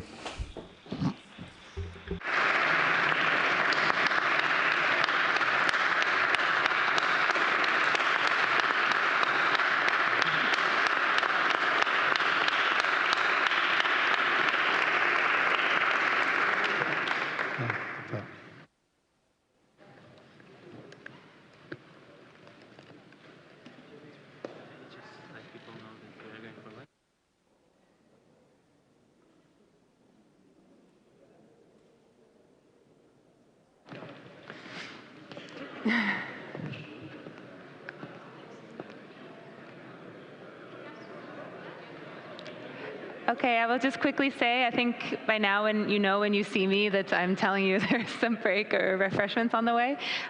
So I think we can all agree that was a truly inspiring words from the President of the Parliament. And so now we will break for lunch. It will be in a different location than it was yesterday. So please follow my colleagues outside from Unite, and they'd be happy to escort you to lunch. And we'll see you back at 1. Thank you so much. Should they take their belongings with them? No, everything can stay here. Okay, thank you. And no coats, yes? No coats, I don't think, no. Oh, hello.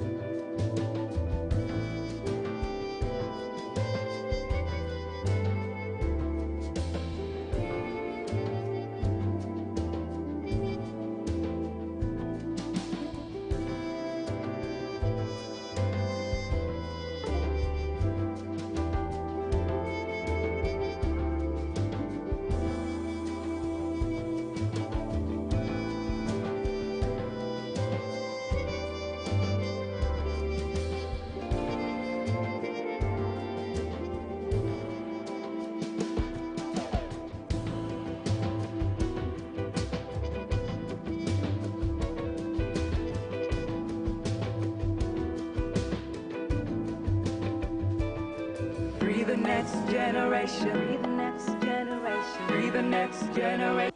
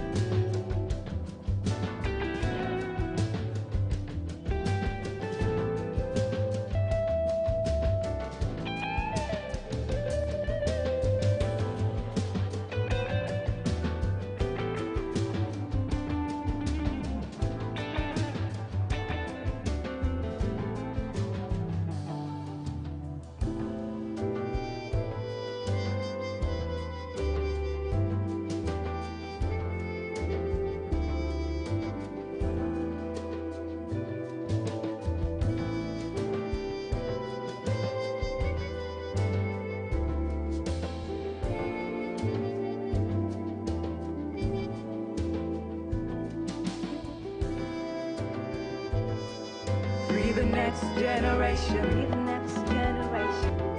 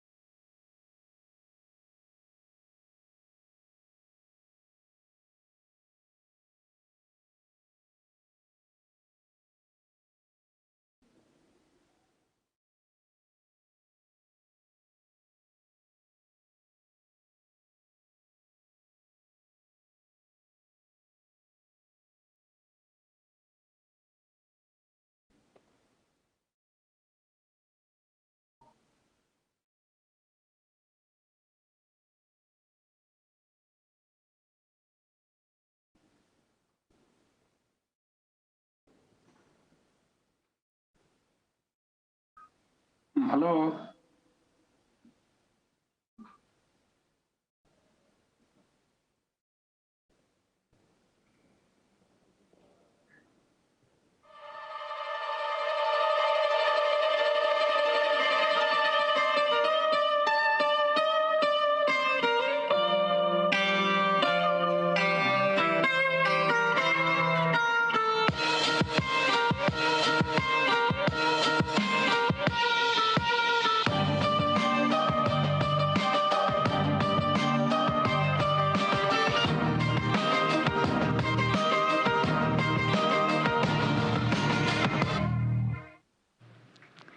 Welcome. It's my pleasure to invite you back to the afternoon sessions now of the second day of the Unite Global Summit 2022.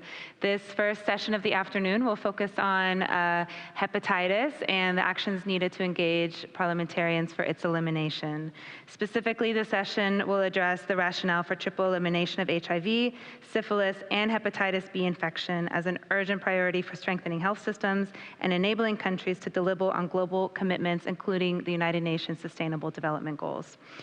I will now, it's my pleasure to introduce our co-chairs for this session. First, Kerry James, who is the CEO of the World Hepatitis Alliance. And joining him is the Honorable Gisela Scaglia, former Member of Parliament from Argentina, and also Unite Chapter Chair for Latin America and the Caribbean. Hand over to you. Great, thank you so much. So as she said, my name is Kerry James from the World Hepatitis Alliance. And my name is Gisela Scaglia, and thank you for having me. And we are going to have a good meeting. Absolutely. It's a great honor to be here and to be with all of you online as well.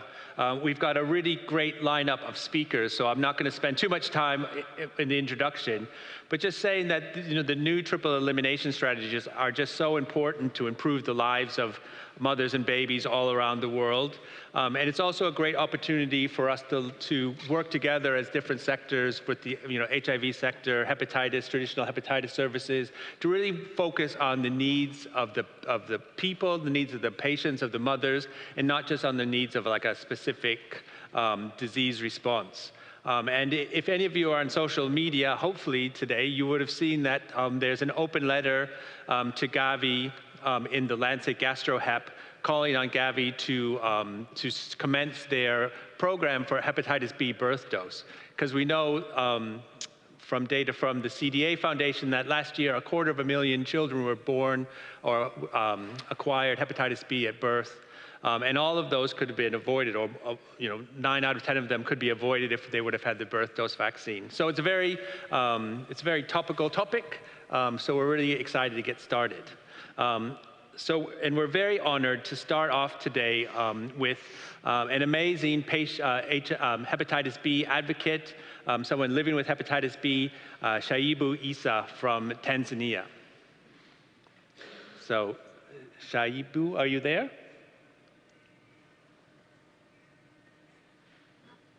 Hello. Hello, welcome. Yeah, thank you very much. So, can I share my screen? You may, yes. Okay, thank you very much.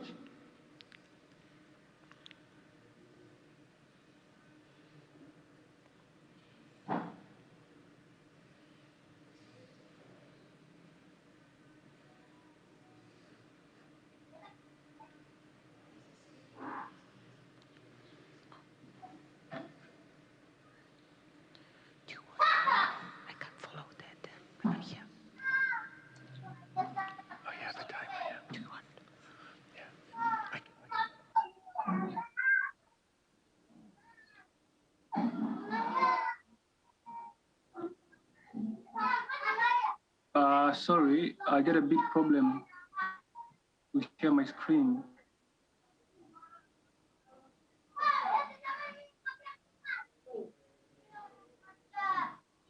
Find the share button or? Yeah, okay. You're very welcome to just speak as well, if you prefer. Okay,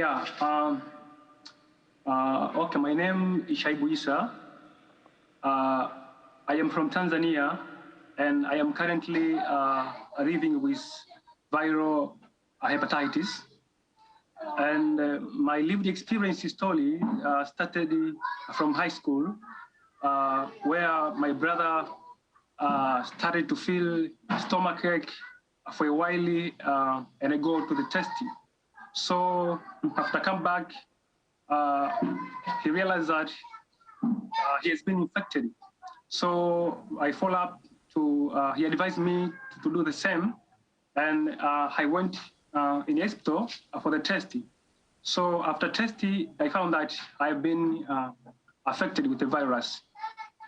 So from there is where maximum stigma, discrimination, and the social isolation started from the people who knew that we have been affected. It started from our fellow students, teachers, healthcare worker, and everyone that knew that we have been affected with this disease. So it was very difficult to find a treatment in hospital because hepatitis in Africa is very expensive. It's very expensive to treat. And for us, because I come from a poor family, it was very hard to find a treatment. So we did a fundraising from different organizations, people, our fellow students, and other people who contributing some money for us. But it was not enough. Although we have been admitted at Muhimbili National Hospital for the treatment, but it was very hard. To the stage, my family sold each and everything, such as the land and livestock to cover the cost of treatment. So at that time, we were a student at university. So it was very difficult for manage stress of diseases and being a student. So we do that time, but we failed to attend in the clinic because we had no money. So we proceeded to fundraise to the people to help us, but we never were able to meet it. So after graduation, my brother died for liver cancer, and I remain a patient. So I started to struggle, and later on I come to realize that I was not myself, because many people suffer stigma and discrimination due to poor knowledge and awareness about disease. So in Africa, people don't know about this disease. So there is a lot of misinformation and misconception. So misinformation make people not to need to go to test the status. So hepatitis in Africa is kill more people than HIV and malaria, and we need to support us in this global movement for hepatitis B. And I would like to please people to join this movement. So for that time, I decided to start being advocates, because I never see anyone speak about this. Nobody cares. So I start to advocate in social media, and I have more than 100,000 people now who follow me for psychological support and who want accurate information about this. So I use it to help them. So still there is a problem of stigma and discrimination. And this is come because many people are not aware about this disease. So many people get disease and they come to realize in late stage. So many people come to develop a stage of liver cancer because they can't detect disease in early stage. So we can find a way to address this disease. And I please you, leader, MP, to join us in the movement of eliminating viral hepatitis especially in Africa, because half of the number of people who have been infected with this disease, we come in Africa, we're residing in Africa. And it's just because there is no allocation of the vaccine. Hepatitis can be sure prevented with those vaccine, but we don't have enough vaccine, or many governments do not take it as a serious disease. But it's the reality that in every 30 seconds, someone die for the complication of disease. So I please people, your government and leader to join us in this effort to make elimination of this disease through enable testing. You know, if we're testing people and know their condition in early stage, it will be good for them to take a important step to be safe for the management of the disease. But also, we need to prevent the disease, and the best way to prevent this disease is to vaccinate people. So vaccination can reduce infection for more than 90%.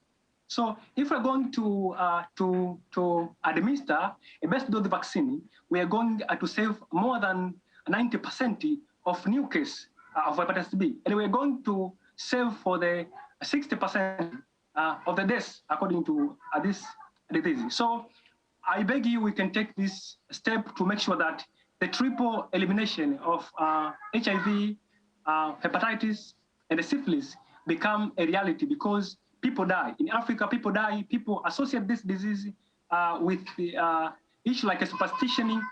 People don't know the situation. They stigmatize me. And other people, they can't even expose their situation because they are afraid to be isolated into the community. I facing a lot while I decided to be a great advocate, because I know that I can contribute some point and make people understand about the disease. So thank you very much for listening to me. My name is Shaibu Issa.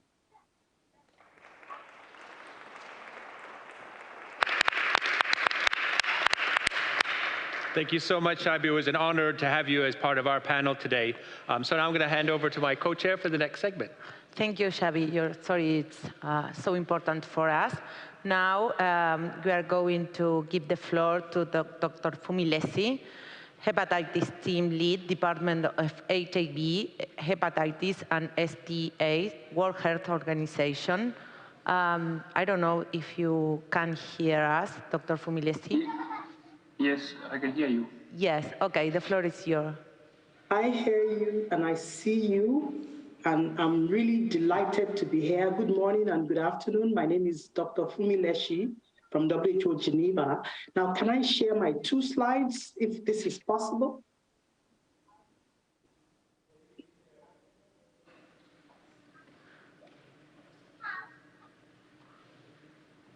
Okay, it's not letting me share the slides because somebody else is sharing the slide.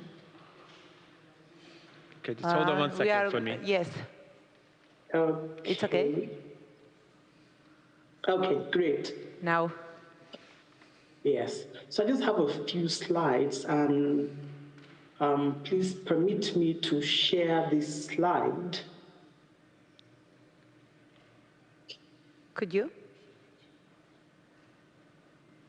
And I will be quite brief.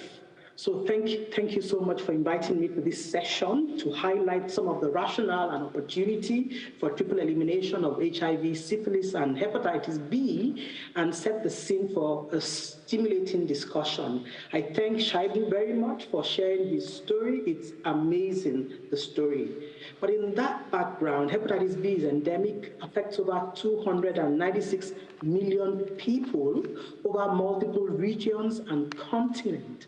And it's responsible for nearly 1 million deaths worldwide from the effect of liver cancer and liver cirrhosis, which occurs in undiagnosed and untreated long-term infections. Yet, Less than 10% of people living with the infection has been diagnosed, as you would see on the right side of the screen, the first chart, and less than 2% are on treatment, despite the availability of the tools and the effective therapy, and it is really, really a paradox. Now, hepatitis B and HIV are syndemics. The overlapping epidemics mean that there is significant co-infection. So it's really no surprise that up to 7.4% of people living with HIV also have hepatitis B, and they have an accelerated progression of liver-related mortality, again compromising the gains from 40 years of HIV response.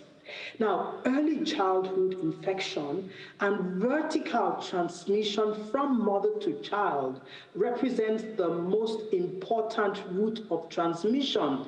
And that is why a Shaibu and his brother can have the same infection, because it's often transmitted in childhood within the family.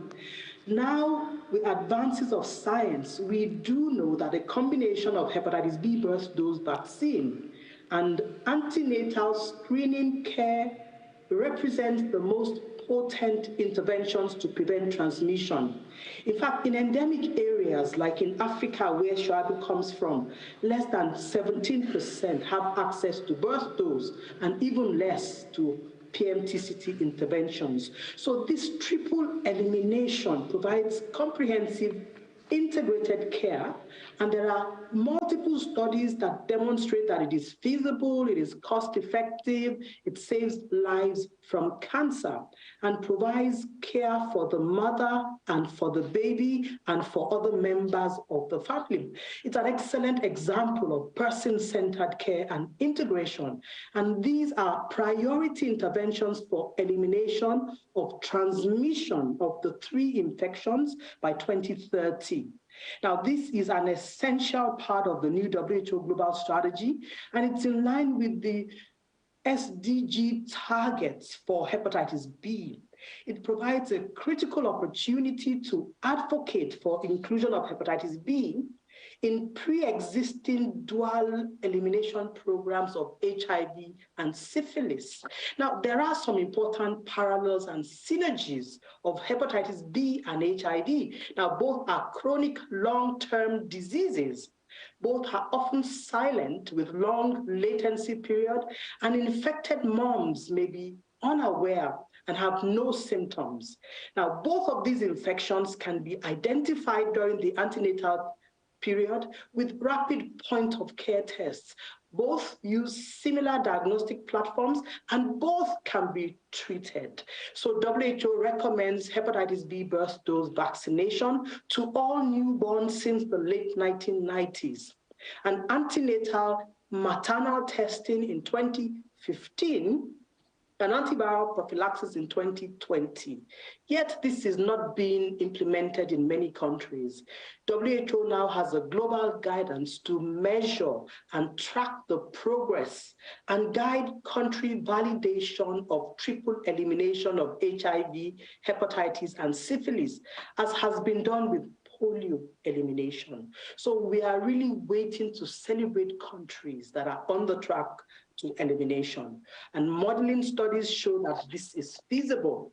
Now, for global impact, this innovative approach needs to be implemented in countries. And there are important operational considerations and planning and commitment. So political commitment and leadership from every country, governance, policy framework, funding, allocation of resources, and inclusion of triple elimination within national essential health service packages are important. The recent Global Fund endorsement of triple elimination is a huge boost, as it will provide the catalytic investment needed to transform this intervention in country allocations. So parliamentarians can make a difference. They can influence key strategic and political decisions, and they can impact the future, even in this generation. So for us, this is a very important talk because parliamentarians are a key developmental partner in moving this forward. And on that note, I would say thank you very much to the organizers for the opportunity to make a pitch on hepatitis B and PMTCT. Thanks to Kerry for inviting me and to World Hepatitis Alliance. Thank you very much, and over.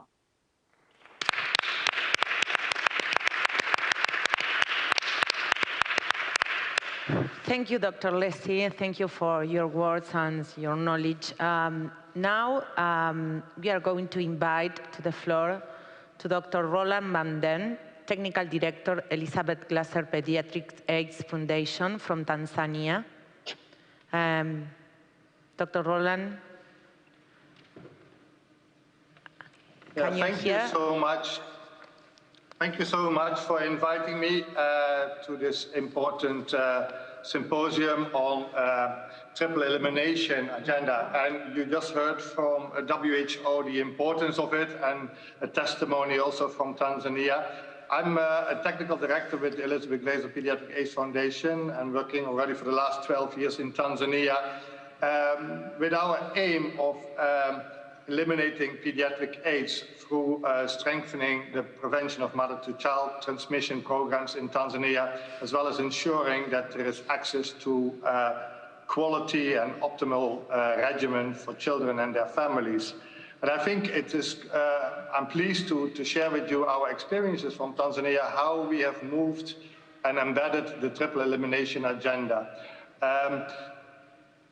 The elimination agenda for mother-to-child transmission started already in 2012 with the first EMTCT plan. And over the years, that has evolved from not just focusing on HIV. The second plan actually added already the syphilis.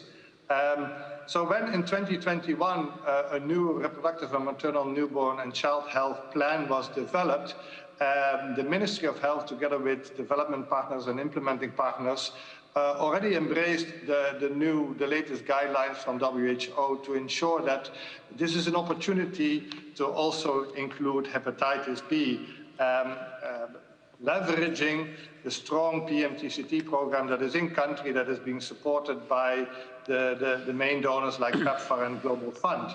And the rationale for doing so is what actually WHO, Lacey already highlighted, is that syphilis and particularly hepatitis B are still elements that are lagging behind in terms of and do not receive the same attention as HIV. The coverage of syphilis testing is still only at 65% in country, while the HIV testing among pregnant women is 99, close to 100%. And hepatitis B prevalence in Tanzania is at 4%, which is not far off from the HIV prevalence of 4.7%. So the same large population is affected as with HIV. So it's really interesting and that through the Ministry of Health and implementing partners, we were able to add this component on the EMTCT agenda. And to understand the barriers and challenges, we developed guiding principles for the implementation of this EMTCT plan. And you can see here some 10 enablers that need to be worked on. I will not go through all of them, but I do want to highlight a few important ones, and those are the first three, on making sure that there's equity and equality in the delivery of PMTCT services to ensure that all the population have access to these services. And I think this is where we need to draw lessons from, for example, the PEPFAR programs that are working on HIV, who are focusing on high volume sites in the country, but we have a lot of people in rural areas that also need the access to services, and they are often underserved because maybe the volume is not as big, and therefore they do not have access to services, as well as the decentralization of, for example, diagnostics is still something that needs to be worked on. Gender equity is also important. PMTCT services is focusing on the pregnant women, the mother and their children, but we do need to understand that access also requires men to be involved. To enhance couple relations and healthy living for the family is important. Currently, under the HIV program, we only reach 75% of the men that are tested together with their wives, and this is another area that we really need to emphasize. And you just heard the story of Shaibu on how important it is also to involve the community themselves. The community participation is really important if we want to create understanding and create demand in the community. They are part of the solutions, and they will be able to inform how best to implement these services. So what is needed to take this forward? And we are happy that in Tanzania we have the EMTCT Plan 3 ready that includes hepatitis B. But we are not there yet. A plan is just a plan, and it needs to be operationalized. And that calls for ensuring that there's adequate financial resources for the inputs and operational activities. And it's here where we can leverage the PEPFAR platform for HIV programming, but it does call for making sure that budgets are also allocated for some of the things like what was already highlighted, access to the vaccine at birth. Demand creation, making people aware that hepatitis B is just as a serious disease like HIV, and it may not be seen immediately, but in the long-term effects are really devastating for the families that are affected. And monitoring and continuous learning, we need to set up the systems as well to be able that we document the data. I think for many countries, including Tanzania, there is a lack of data on what is actually the burden of hepatitis B at the moment. So we need to also make sure we invest in data systems. So since we are here with parliamentarians, just want to highlight the advocacy efforts that are still needed. For first and foremost, of course, with the government and the donors to ensure that resources are made available, but also for the parliamentarians themselves to make sure that they prioritize resource allocation and that they provide the oversight that the legal frameworks and the policies for triple eliminations are not just only developed, but actually implemented. It also calls for local government now at the district level to ensure that also they allocate resources and not only financial resources, but human resources to provide oversight and the coordination of the implementation of PMTCT services. And lastly, I think Shaibu was a living testimony that the community structures are also important to make sure that these services are being supported. So these are the experiences from Tanzania, and I really thank you as organizers for the opportunity to share these experiences. Thank you, Roland. Thank you.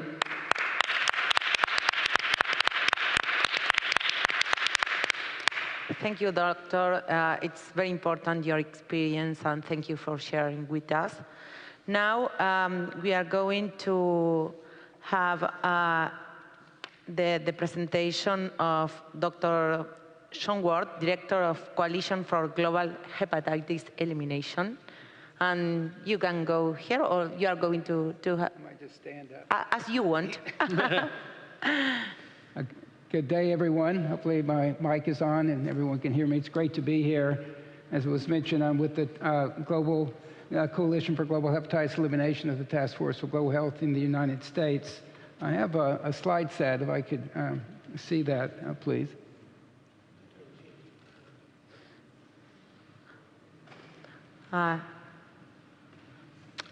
Probably it's impossible. Thank you.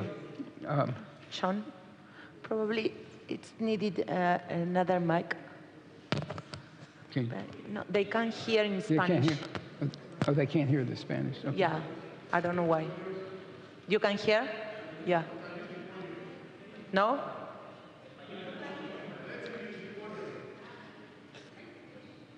Okay. Okay, continue? Okay, thank you. We work in 3 areas to help countries put in place effective hepatitis elimination programs. In this case, we're talking about one of the most achievable parts of hepatitis elimination, which is prevention of mother-to-child transmission of hepatitis B virus. We've been particularly focused on a key prevention component, a timely delivery of a dose of hepatitis B vaccine to a newborn, which can prevent 70 to 90% of transmissions of hepatitis B. We've been working to get communities of practice together to help vaccinators share lessons learned. We've been putting together bodies of evidence to help with that.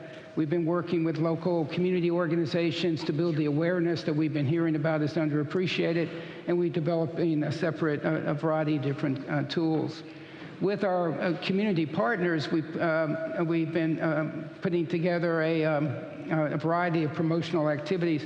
I'm going to show you some slides to reinforce the importance of hepatitis B elimination through mother-to-child transmission prevention, with a background soundtrack from Flaviana, a community advocate from Uganda. Free the next generation. Free the next generation. Free the next generation. I can hear the children of my land are crying, cause I leave a failure and abdominal pain. Mother to child, at birth transmission, 80% of them with lifetime infection. But all matters is a happy day. Introducing hepatitis B backbones. We have got the vaccine now. Hey, hepatitis B is one now. No more liver cancer now. Let our babies have a smile, smile, like a bird up in the sky, sky. Everything will be alright, right. Let our babies have a smile, smile. Hepatitis B can be prevented through a timely vaccine given to babies in the first 24 hours of life. We call upon government to introduce the hepatitis B backdoors. This will give every child an equitable chance to survive and thrive in life. This message is brought to you by the Ministry of Health in partnership with the Hepatitis Aid Organization, with support from the Coalition for Global Hepatitis Elimination and CDC. Thank you. And that's really why we're all here today, is to get your help to free the next generation of major health risk of HIV, hepatitis B, and syphilis. And that's fully achievable if we all work together. This is just to announce that this month we'll be releasing a toolkit to help countries develop the policies to put in place routine hepatitis B vaccination. Want to do, by extension, we recognize, and while we're here, the important role of governments in our elimination efforts. So we have been working at the UN level to engage countries to increase the awareness of the benefits of hepatitis elimination and have them come to the table. One way that's done at the UN is for member states to come together in group of friends to unite against a common cause. In this case, hepatitis elimination. A group of friends was formed to strengthen information sharing and health diplomacy, frankly, for hepatitis elimination. And I wanted to give you how that event went on September 20th at the UN General Assembly in New York City. We truly are at a miraculous moment. I sense a real momentum now because we have these great drugs and very good tests. I want to thank the Coalition for Global Hepatitis Elimination, the Task Force for the Global Health, and all the member states and partners here today for bringing us together.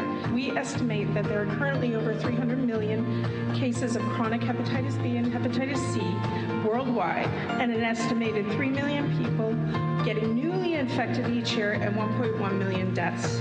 And this is just simply put too much. Hepatitis has been neglected for far too long. We are very glad to share our experiences in this regard. It expressed the full support to the group of friends and the opportunity to lead the effort for the first year. Portugal supports the creation of the UN Group for Friends to Eliminate Hepatitis, which will be proud to join. Therefore, the nation invites all member states to join us in forming the UN Group of Friends to Eliminate Hepatitis. Ghana, therefore, is very happy and willing to join the UN Group of Friends to eliminate hepatitis.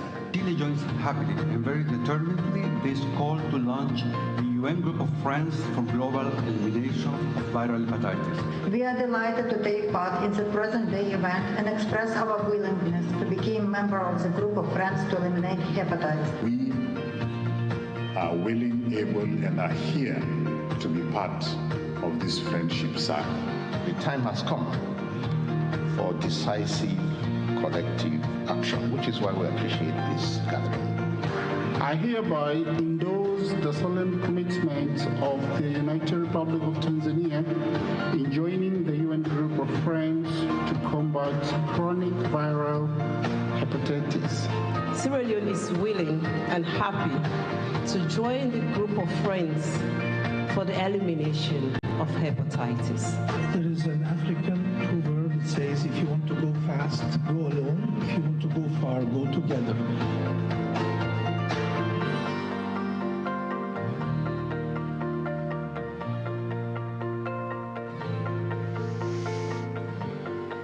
Thank you. We want you to join us in this effort. So please do so.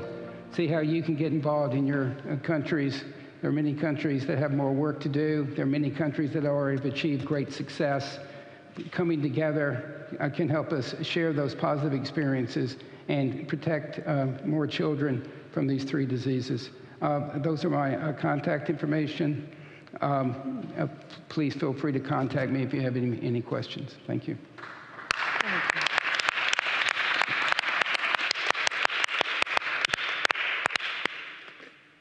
That's great. Thanks, John. It's incredible to see all those countries come together. I think it's going to be the start of something that's going to be really important. So thank you so much.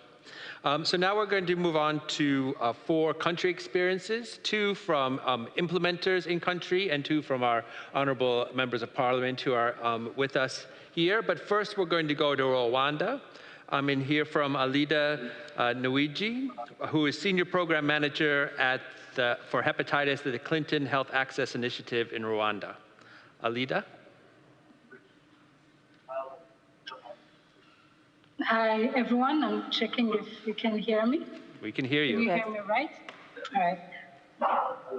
Good afternoon, everyone, and thank you very much for giving me the opportunity to share a little bit of what we are doing in Rwanda to eliminate hepatitis B. My name is Alida Nwiji. I work with Clinton Health Access Initiative in Rwanda as a Senior Program Manager for Infectious Diseases. I've got 5 minutes, but I try to summarize the initiatives we have around hepatitis B elimination in Rwanda. So Rwanda is a country of 13,280,000 people, an estimate. And when it comes to the number of pregnant women in country, they're estimated at 370,000 per year. Among these, 2.4% are estimated to be infected by hepatitis B. And among the babies who are born every year, 0.35% is estimated to be affected with hepatitis B. However, in Rwanda, we have ANC systems that are very strong and so far very successful. ANC attendance is estimated at 98%. Birth attended by skilled health personnel is estimated at 93%, and children vaccination coverage is at 97%. So you could see that the country has put in place enabling environment to support ANC systems. However, despite these efforts, when it comes to hepatitis B elimination or hepatitis B PMTCT, the country still has challenges. So one of them is that the screening of pregnant mothers is not systematically done, despite the existence of guidelines, despite the existence of audit programs. The screening of hepatitis B is very low. Only 20% of pregnant women are actually screened. So there is a need to understand the reasons behind, because when it comes to HIV, this screening is pretty high. But when it comes to hepatitis B, we need to understand the issues, we need to understand the drivers, and then tackle the gaps. Again, when it comes to data, I think as Tanzania also shared, we have gaps in data. We can't track pregnant women in the system. We can't know who are not linked on care, and we need to improve this as well. Most importantly, hepatitis B birth dose, a key intervention that is needed to eliminate mother-to-child transmission, is not yet introduced in Rwanda. despite political will and despite the different other working interventions, this intervention has to be implemented for us to be able to achieve EMTCT. However, Rwanda has implemented similar interventions like hepatitis C elimination that is currently moving towards validation, and we also have strong HIV programs in ANC. So we think that by building off on those systems that are working, we could also tackle hepatitis B elimination. And the way we're planning to do it, Clinton Health Access Initiative in collaboration with the government, we have designed an intervention that will focus on four main objectives to be able to support the country moving ahead with hepatitis B elimination. First objective is to assess the current gaps, to understand really, as I said, what are the reasons behind limited or no screening of pregnant mothers, but also other challenges linked to linkage to care, and of course, vaccination. So after we have conducted that assessment, we'll be able now to design specific interventions to support the increasing uptake. Some of those interventions will include training of healthcare workers to really make them be comfortable and be familiar with the guidelines, but also supporting commodity management systems to ensure that tests are available, and again, putting in place an M&E system and data systems to monitor women that are going through the ANC care. So the third objective, and the most important, is to introduce a targeted hepatitis B birth dose in Rwanda. And this is really to demonstrate that if we can cover the targeted groups, then implementation countrywide is also possible. So this, our aim is to implement a demonstration project to show that hepatitis B birth dose can be introduced in Rwanda. So we hope to cover this in the 2 years of the project, but beyond that, we'll also have an evidence generation platform where we'll be gathering all the lessons learned throughout the implementation of the project that will be put together in different materials that will be disseminated to help Rwanda, but also other countries in Africa to learn from our project, but also to start similar initiatives in their countries. Thank you very much. I'm available to respond to any questions or follow up on email. Thank you.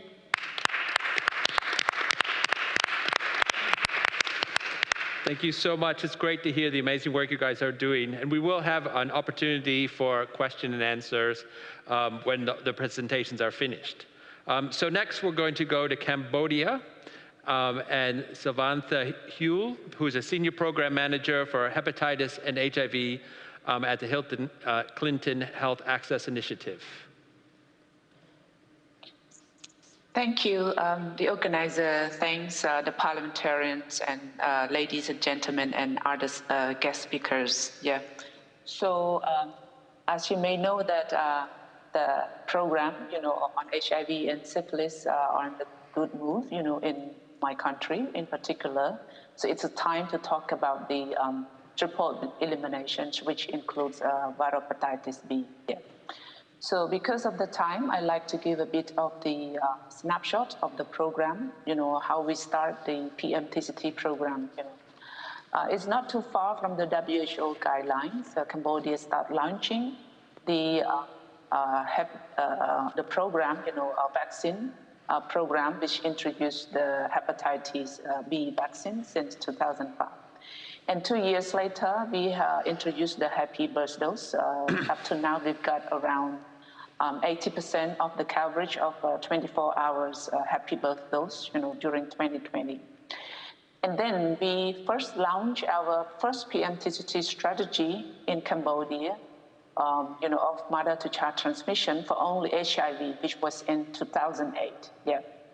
But then after about 10 years, the second strategy, which expands from HIV screening to syphilis, begin like in 2017. So in 2017, There's also a study, in Cambodia led by ANRS to understand the, Hep B among pregnant women in Cambodia. So the evidence generated using the TAPROM algorithm, which is now part of the WHO guidelines influence, they introduced the surface antigen among pregnant women. Yeah. So from the study and evidence, it was quite clear that there's a good the benefit for the population in the country. So the national program responsible for maternal and child health start, updating the guideline, moving from the dual elimination to triple elimination guideline. Yeah. So it's started in 2020. Yeah, but then the launch of the program has just recently started because of multiple reasons. Yeah, the program actually received funding from the Global Fund through the RSSA grant. Yeah, it's just for the study, the pilot study, to further understand HBV screening, just to generate more evidence, how to get the women, on the testing uptake and retention throughout the cascade of care. So right now we've got, the latest data from October we received from the program, where about 7,000 pregnant women tested on surface antigen, and we found about 2.8 women, with the sensitivity to surface antigen. Yes. That the diagnosis will be further required and treatment as well. Yeah. So the pilot, got about 1 year delay because of the release of funding from the Global Fund, was a bit late, plus the procurement issue. Sorry. Procurement issues, regarding the surface antigen and particularly on the E antigen. Yeah. I will talk about it in a few minutes. Yeah.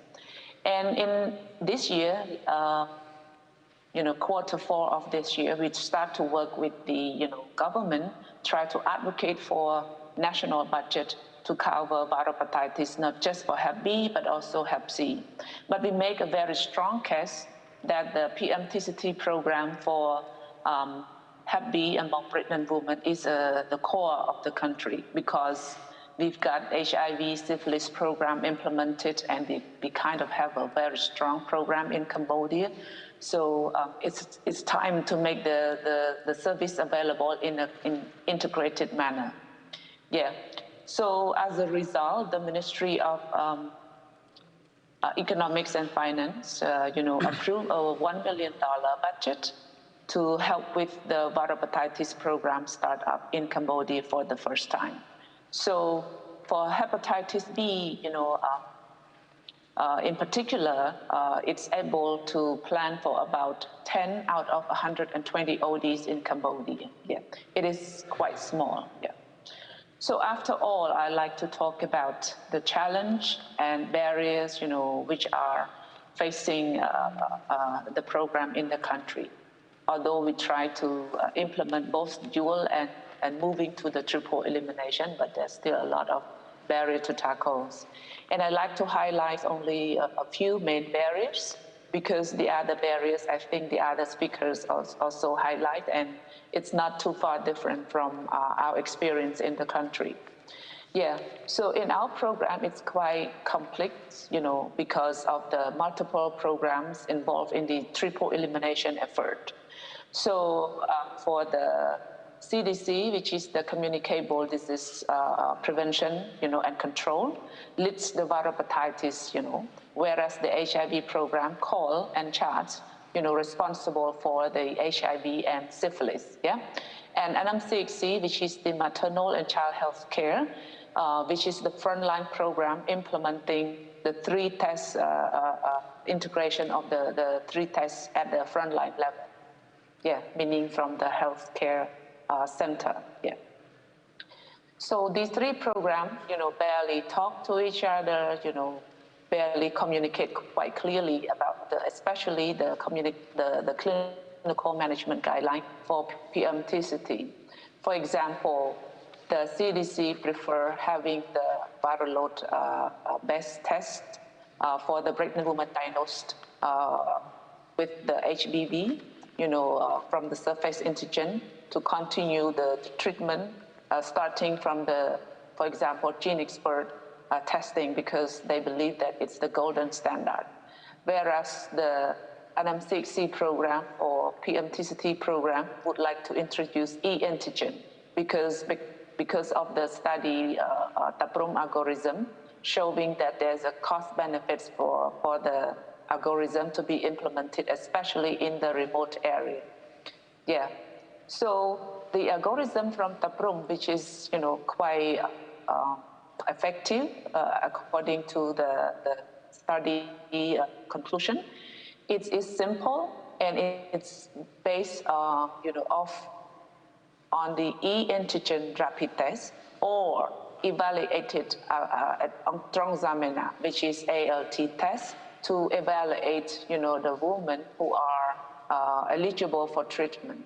But but the recommendation is not quite preferred because CDC believe that rapid test of the e-antigen is not WHO PQ. So it's difficult for the CDC program to justify for the PQ product to be included in the procurement plan next year, using the $1 million budget approved by the Ministry of Economic and Finance. And for the second barrier in country, it is about the scale up and how are we going to finance it. While the program is small and it's still undergoing the pilot, we don't know the future yet. So significant investment on the program is a huge, is very important. So as you may know that the treatment for Hep B, which is TDF, is it's still expensive and it's not affordable by the national program of maternal and child health center. So many women who are under the study right now, they are buying the drug by themselves because of the government funding is very small. It's not able to expand to many population as expected. The study population is quite big in Phnom Penh city alone, but the budget from the government taking long time and very small funding for this pilot, so make it difficult for the case to make it is successful advocate for to the government. In addition to that, I would like to highlight that the commitment from the Global Fund is also crucial. This grant, the Global Fund is allowing the NMCHC program to start the pilot just to understand how the uptake should be and what would be the strategy for the next Global Fund round. It keeps delaying, and because of the Global Fund, some condition, they're not allowing the NMCHC program to procure the commodity. So it's a big challenge for the pilot to find the fundings and resource, find resources in the country to do it. In the meantime, CDC as the coordinating and leading agency for the viral hepatitis has not communicated clearly with the national program of maternal and child health. So the coordination has just started, and I think will be a bit better in 2023 because the TWG, start to combine PMTCT, TWG, and viral hepatitis TWG. So we talk about it together. So on the treatment affordability, I think it's also important. I heard many countries talk about the, burst dose vaccine, which is slightly different in Cambodia. We've got a high burst dose rate in Cambodia, but we are very concerning about the vertical transmission and how to prevent the disease progression, while the mother is seeking ANC care and will deliver the baby, So I think this is important that the treatment would be crucial. We assume that after the study conclude, we would need, to find options for the treatment for those mothers who are positive on the HBV. Yeah. And it is small in terms of budget, and we don't know whether the next Global Fund round, it would be possible to make a big scale up in the country. And back to the CDC program, which is the economics budget from the Ministry of Economics and Finance, we've got only about $1 million. Yes, and it covers general population, and it covers Hep C and Hep B, and there will be a lot less money left for the HBV PMTCT program. And as you can see from the slide here, the treatment actually accessible at the private providers, but the cost is a huge difference. One person can access to treatment using about $360 for a year. Whereas the budget, from the Global Fund, which is, procuring TDF for PLHIV costs at about $3 to $4 per bottle. So I think it's 10 times different. So in terms of treatment, there's a big gap in the country as well. So it's making the 3 programs, discussing how to move forward with the, treatment, which donor to look out to, and we are trying to find different mechanisms to make the treatment affordable by not just using the Global Fund or donor funding, but the government budget should be also playing some part in this. Yeah, and I'd like to end my presentation here. Yeah. Thank you. Thank you so much. Yep. Thank you. And you perfectly demonstrated the path from double to triple elimination. So thank you so much for that. So from 2 implementers, we'll now go to 2 members of parliament to give their perspectives. So first, we'll start with the Honorable Maria Jose Plaza, who's a member of parliament in Ecuador. Thank you, and good afternoon to everybody. First of all, I would like to thank UNITE and the multiple organizations for taking part in this event. I hope this summit will help all of us exchange experience and provide more knowledge to face public health problems. And now I'm going to switch to Spanish, and I'm going to talk a little bit about what happens with hepatitis B in my country. Me gustaría iniciar contándoles que in Ecuador is totally compromised engaged in the fight against hepatitis, to eradicate hepatitis B. Several actions have been led to achieve the 2030 target. We have implemented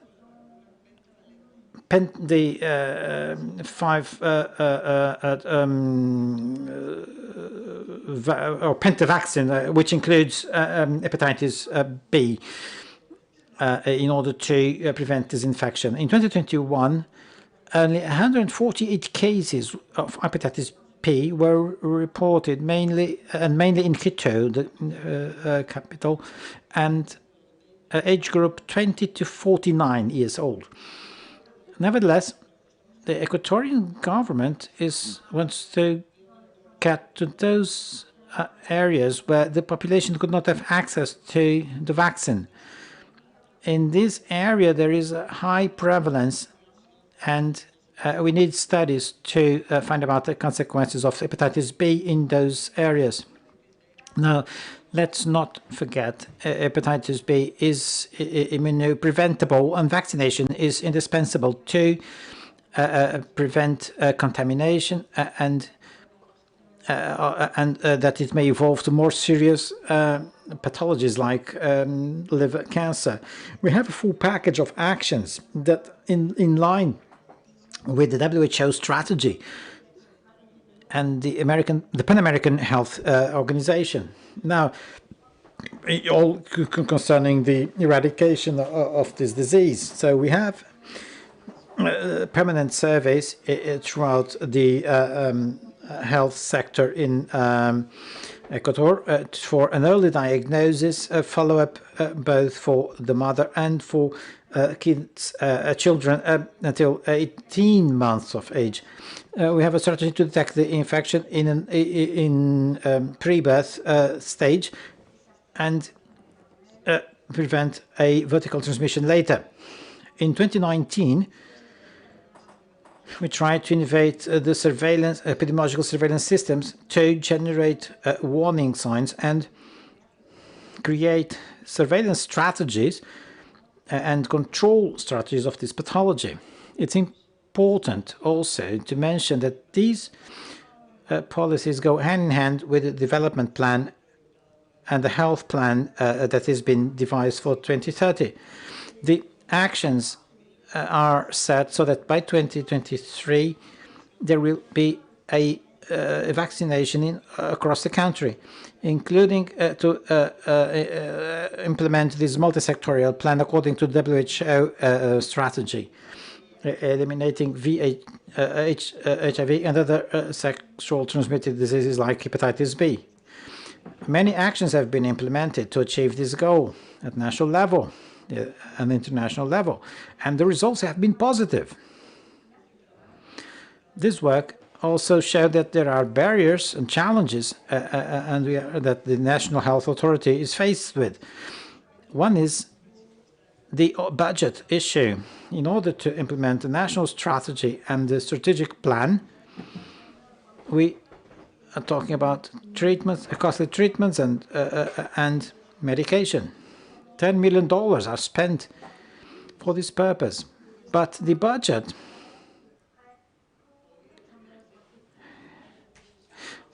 could allocate more. If it had more resources, we could solve this in a shorter period of time.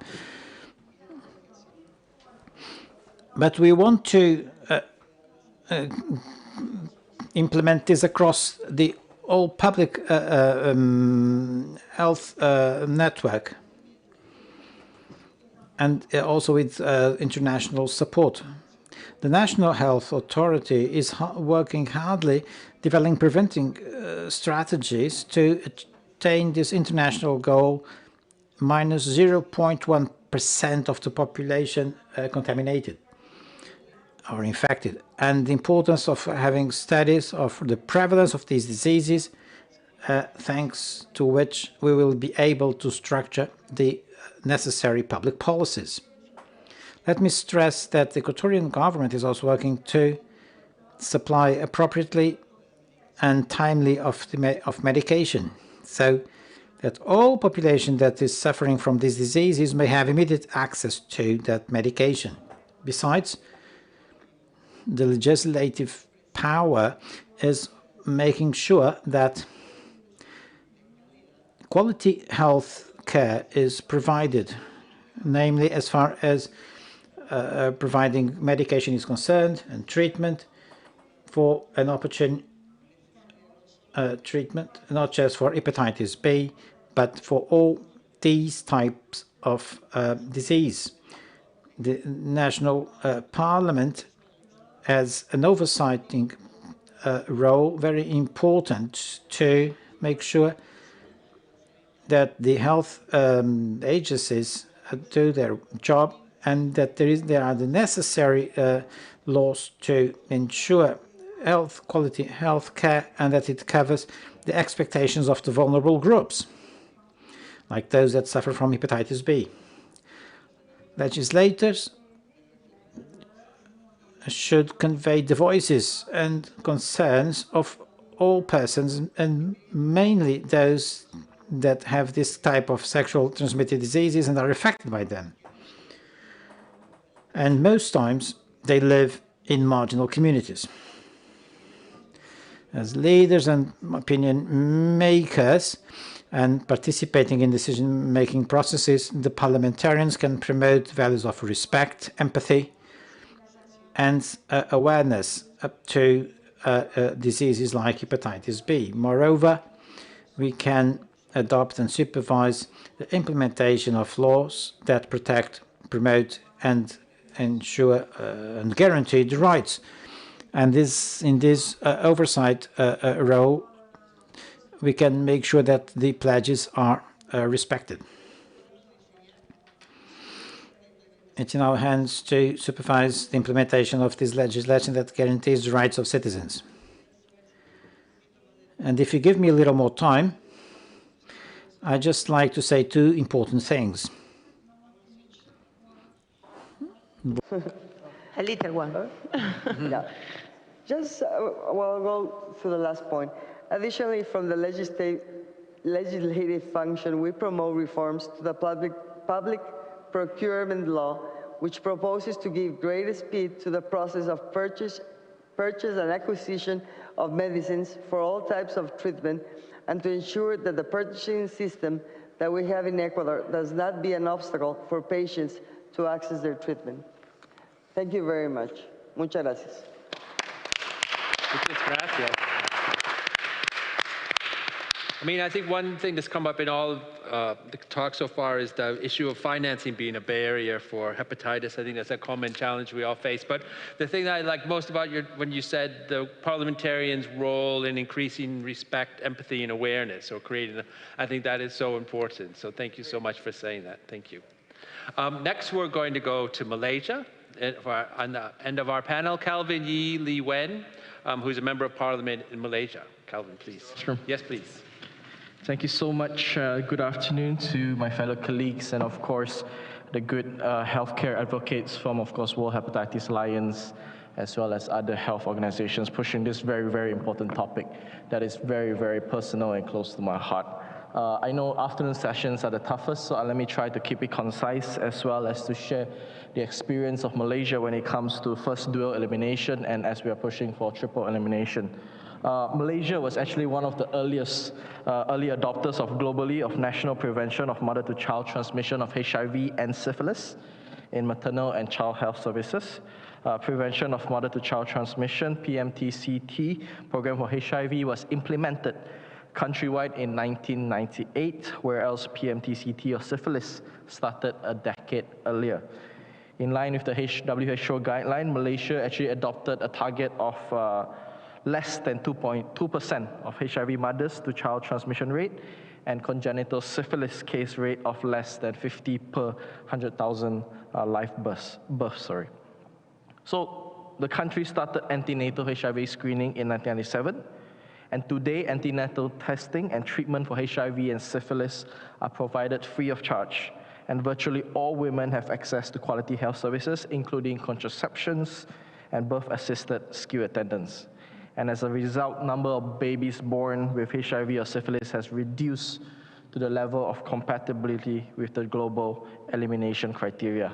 So in 2 decades, the efforts by the Malaysian government has paid off. In 2018, actually, Malaysia was certified by WHO as to having eliminated mother-to-child transmission of HIV and syphilis. It is the first country in WHO Western Pacific region to achieve this milestone.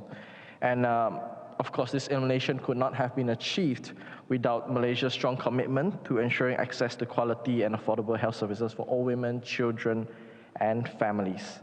So achieving elimination is not the end of our struggle to ensure every Malaysian child starts life healthy and free of HIV and syphilis. It is the beginning of a never-ending journey to provide exceptional quality of care to prevent all infection that pass from one mother to child. And the next target that we're targeting is hepatitis B. So just to give a context, Malaysia is a country of medium seroprevalence for hepatitis B. General population, we're looking at 1.5% to about 9.8%. So estimated 1 million people are chronically infected with hepatitis B in Malaysia. Most HBV carriers are infected prenatally, owing to high viral load in Malaysian mothers of childbearing age.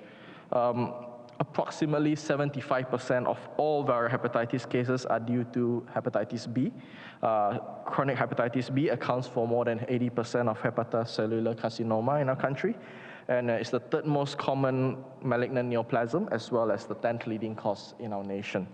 So the first Hep B program was actually initiated in 1974, where we started screening blood donors at that time. The National Immunization Program, it was inserted only in 1989. And HBV screening among high-risk antenatal mothers was early 2000. So the incident rate of HBV in Malaysia from 1990 to 2030 actually demonstrated a steady decrease from 1990 to 1997 due to the universal vaccination of infants and also due to interventions that was done by the country. So I can give you statistics. For example, the national hepatitis B immunization coverage currently is about 96.32%. Quite encouraging. HBsG antigens detection rate is 2.5% among born in 1985. This is pre-immunization, and it has declined to 0.4% post those born in 1996, about 7 years after that. So another study, overall prevalence of a HB antigen, prevalence was 0.62. It was 1.08 among those in 1989, and only 0.2 among those born after 1989. So we see this trend actually shows an attested efficacy of the Universal Infant HBV vaccination program for protection against, of course, chronic HBV infection. And we look at overall incidence. We only, as of September this year, only 10 cases per 100,000 population. So of course, but then there will be some disease burden that will continue to remain as infected people, of course, are living longer and getting older. So what is the target moving forward? Malaysia is, of course, committed in combating viral hepatitis by 2030. In working towards this target, we actually have a national strategic plan that has been developed and is the first in our country. This is, of course, National Strategic Plan for Hepatitis B and C, and it documents a structured, a comprehensive strategy, a plan of action for planning, implementation, monitoring, evaluation of viral hepatitis programs, and of course, activities throughout the country. 5 main pillars, and I'm going to go really quick around it. Strategy 1 is, of course, advocacy, communication, social mobilization. Strategy 2 is quality and coverage of prevention programs. Strategy 3, access to diagnostic treatment and care. Strategy 4, quality, strategic information, monitoring, evaluation, and research. Strategy 5 is capacity building and enhancement. And if allow me a little bit of time, I also speak to my fellow parliamentarians on what I think the important roles that we play, especially to get the conversation going and make sure this is implemented. Number one, I like numbers. So five keys that I would like to share with my fellow MPs. Number one, if there are countries that are yet to implement this, keep fighting for it, get bipartisan support, make it a national agenda. I know change perspective of governments. I understand the major obstacle is always funding, but let us try to shift a paradigm shift to invest into healthcare, which is not a liability but an investment. Let us push the agenda of health in every policy of government. I think that is very important, and I think we MPs play an important role to do that. Number two, it's not just about funding, it's about management and implementation. So countries that have already implemented it, it is our role as an MP to monitor, to scrutinize, to keep it accountable, to make sure it achieves its target, and that's what I'm doing in our country. Number three, it's important for us to educate, to build trust with our constituents, to have compassion, as was mentioned, and also to ensure they are compliant to treatment, improve adherence to treatment, and of course, getting the mothers to do the postnatal vaccination. Number four, let's do hepatitis B specific community workforce. It is very important to promote community-led solutions. People impacted by viral hepatitis are actually central and effective national response, and our partnership with this affected communities give us a better understanding and connection with the diverse communities impacted by viral hepatitis, and this partnership is what helps us succeed in what we want to do. And number five, let us not just make this a domestic conversation, but we need a global conversation on this. This is a global problem, and a global problem needs a global response. And allow me to end it with actually a personal story. Why I am very personally attached to this. I know of a person who was diagnosed with hepatitis B, and he was a trained medical doctor. And because of that, he was very limited in the disciplines that he could practice. So it limited his dream, it limited his passion. His brother, and this was born pre-1989, his brother got a dream job in a country which he really wanted to go, and because of his condition, he was not allowed to go. So that is why, and the sister in that family was born post-89, and she was free of hepatitis B. So that is why decisions that we make as parliamentarians and policymakers change lives, stop people, allow people to fulfill their dreams, allow people to fulfill the potential, allow people to not to be discriminated because something that they could not control. And I think we all play a role in that. And actually that person, it's me. Thank you so much.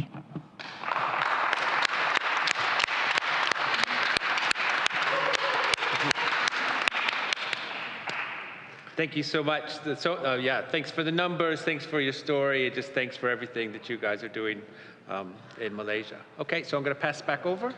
Yes, thank you so much. And well, now we are going to present the next panelist, Jessica Hicks, Director World Hepatitis Alliance. And she is going to speak about policy recommendations and funding opportunities. Welcome. Thank you. Thank you very much. I'm delighted to be here on behalf of the World Hepatitis Alliance. I do have a couple of slides if they could be brought up. Just while they're coming up, the World Hepatitis Alliance is an international umbrella organization, and we have over 300 members in 101 countries who are all civil society organizations, and along with them, we work to raise awareness, influence policy, and drive action to improve the lives of people living with viral hepatitis. So, can I get my slides?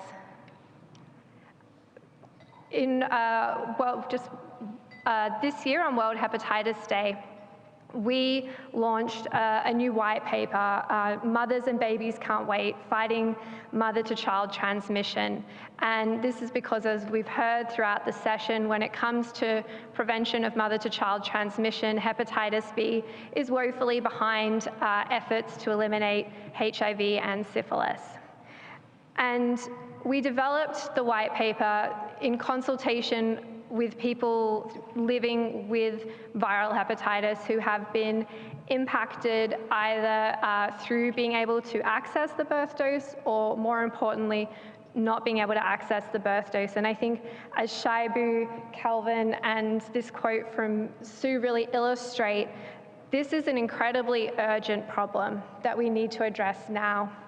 And so through the white paper, we developed a number of policies that really, we believe, if implemented, would set out PMTCT services that are equitable, accessible, and available to everyone that needs them. So I'll very quickly talk to each of these policies, but I think they address a number of the barriers that we've already heard today. So hepatitis B education must be provided to pregnant women as a prenatal standard of care, allowing women to be empowered and informed. And we've heard about lack of awareness from multiple speakers. Healthcare professionals are critical to this, and they must be given mandatory training to increase access to services and reduce hepatitis-related stigma in antenatal care. We need education programs providing accurate information, sharing people's experience of living with hepatitis B. I think, we can all agree that the stories, when people are brave enough to stand up and share their stories, they are the most impactful part of any presentation, any session. Community-based organizations really need to be resourced and empowered to inform and support communities and play a recognized role in both care systems and hepatitis B elimination. And finally, funding and resources must be provided to support the implementation of known, cost-effective prevention of mother-to-child transmission of HIV, hepatitis, and syphilis interventions. And the discussion this morning was really around the role of MPs and civil society. And as a civil society representative, we definitely see this relationship as one of collaboration. So we have developed these policies. We advocate firmly for their introduction at a national level, but we need your help to champion them. We really need you in your own settings to take the policies that are most relevant forward, to be champions for those within Parliament, and to also hold governments to account to the commitment they made in 2016 to eliminate viral hepatitis, including hepatitis B and prevention of mother-to-child transmission by 2030. The final policy around funding is a big one. We've heard multiple speakers today say that funding continues to be a serious barrier. And so I did want to touch on that as well, because as Carrie mentioned this morning during the Global Fund session, in the new information note from the Global Fund for this funding round, there is increased support for viral hepatitis. And relative to this session specifically, there is support for triple elimination programs. And so for pregnant and breastfeeding women, HIV, syphilis, and hepatitis B testing during antenatal care visits, and confirmatory testing and prophylaxis treatment can be applied for in Global Fund concept notes. And so we would really, encourage you to go back to your country armed with this knowledge. The Global Fund does also support viral hepatitis through harm reduction services and also for people living with HIV in key populations. But I know that we are running short of time, so I won't talk to those. Just to say that we are holding a webinar on this next Tuesday. So if anyone is interested in learning more about the Global Fund support for viral hepatitis and just the Global Fund application mechanism in general, we'll share details of that after the event, along with a link to the white paper that I mentioned with those policy recommendations. So thank you very much.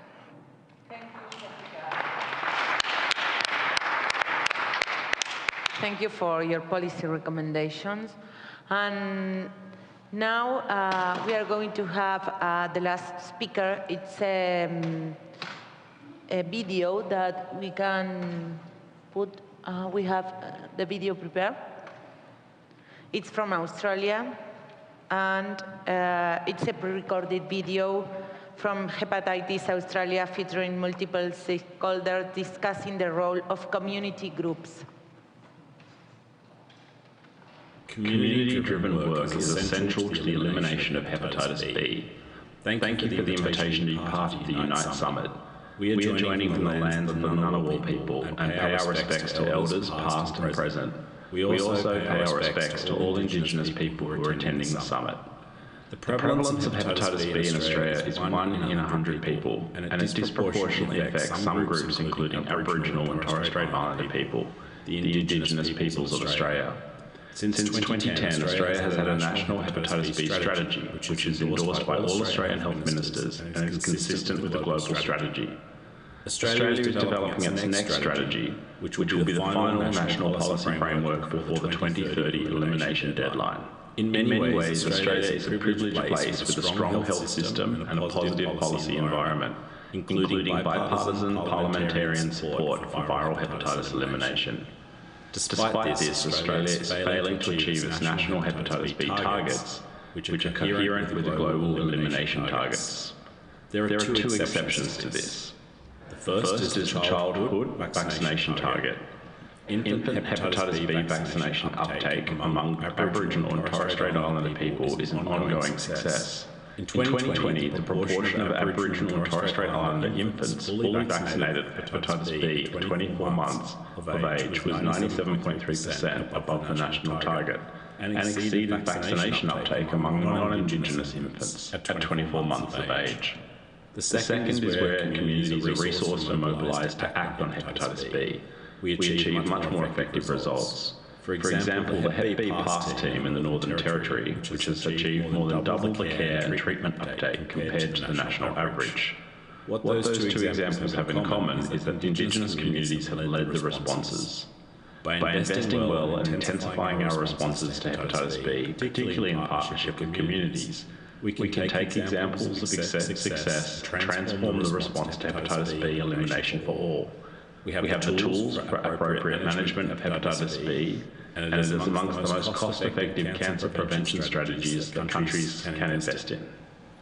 Community engagement and leadership of the response and resourcing the community are hallmarks of how Australia has made world-leading achievements in HIV and hepatitis C responses, and it is urgently needed for hepatitis B. We are proud to showcase Hep B PASS via this upcoming video. Hello, my name is Rachel Milipini. I'm doing video recording, a voice recording in my language, Tiwi, about hepatitis B, and so that I can show my Tiwi people on how to look after themselves and how to look after their liver. Mana. Hello, my name is Luke. I've been learning every day.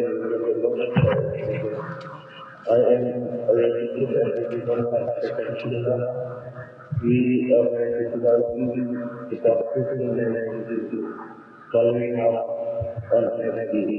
I have to get it in mind and I have the opportunity to expect everything of practitioners and continuing with the when we have clients, happy clients, whether it's an activity that as a compensation doctrine from hand by Sarita. As we have been compensation among the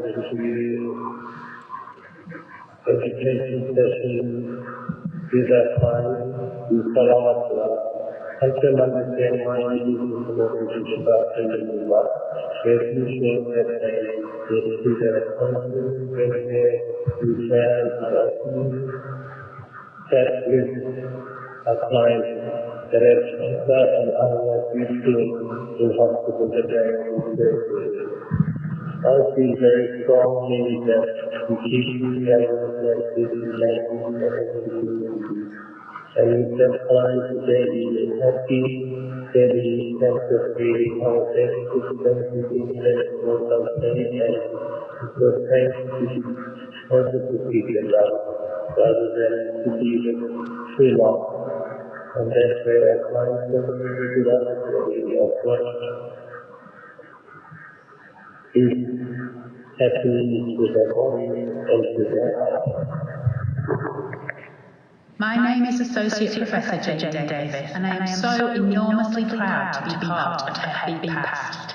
This true partnership is successfully demonstrating that you can eliminate hepatitis B and provide holistic care to those living with chronic hepatitis B when you work together with community.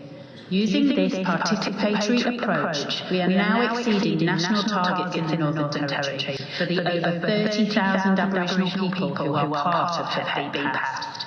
We have 86% of people aware of their infection, 56% of people engaged in care, and 20% receiving antiviral therapy.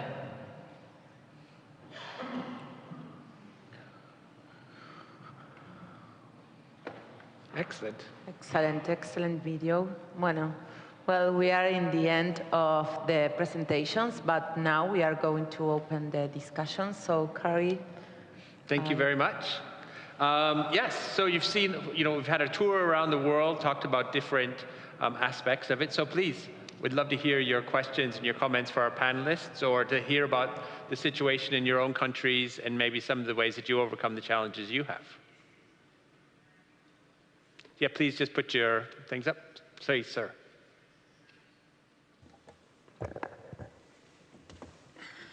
Yeah, thank you all very much for your presentations, quite rich, and I think they are so insightful. I just have this simple question, maybe for any of you will be able to provide the answer about triple elimination.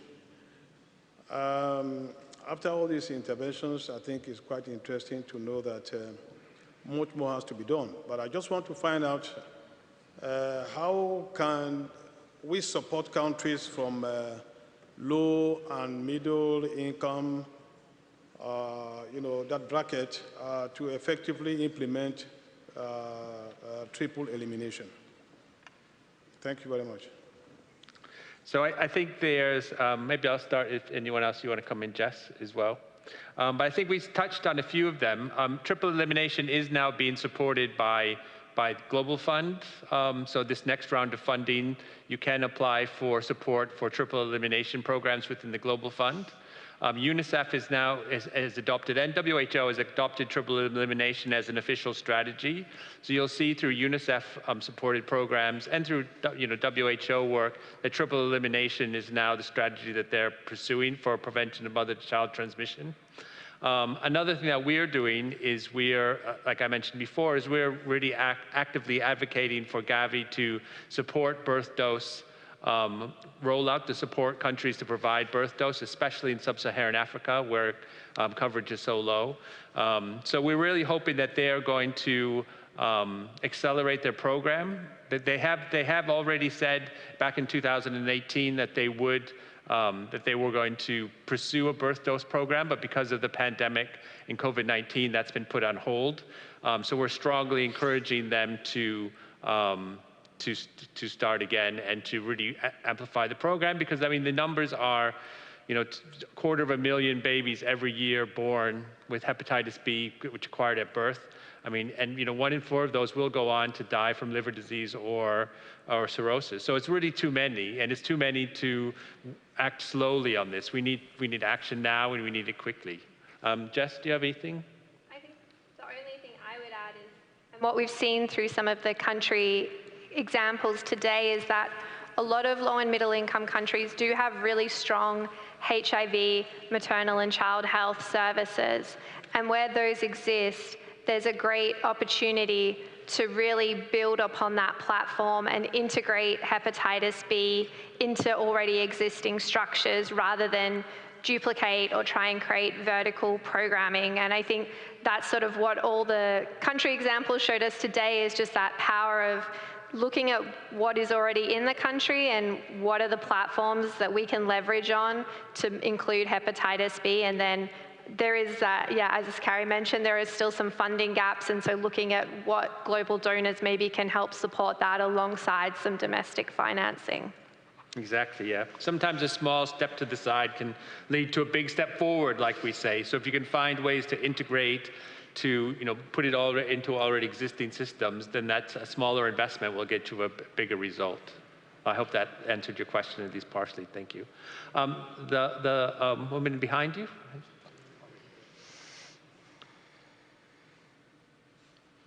Thank you so much. I've seen some kind of, programs that maybe have been done in Africa, and kind of maybe those have been the patients. So I was just wondering if this disease is more prevalent in Africa. I would like to find out, and maybe is there any scientific proof of, or maybe scientific reasons as to why it's so prevalent in Africa.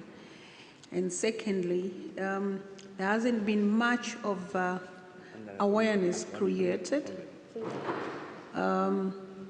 This worries me a lot as a member of parliament, and a member of parliament who has been privileged to live in the diaspora for 20 years, going back to Zambia. I've noticed that what is normally where awareness is created most is for HIV/AIDS, tuberculosis, malaria, like maybe cholera, like in times like rain season, because that's the time we have these diseases, cholera. But we have diseases that are claiming people. For example, typhoid. Typhoid has been claiming a lot of Zambians, or because people take it like they have gases with just maybe peptic ulcers, like that. And they don't have proper examination or tests have not been done properly. Somebody would just take it, they're having difficulties with the stomach, and we've lost a lot of people, like in my constituency, because it's in the rural area. Now, I just wanted to find out why this kind of a disease is not much talked about, like the way HIV, even a child in primary school in the creche knows about HIV/AIDS, but about hepatitis, they don't seem to know.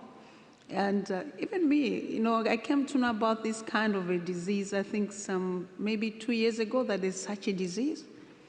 No one talks about, I think there's supposed to be some vaccination or something. No one talks about it. I was really shocked.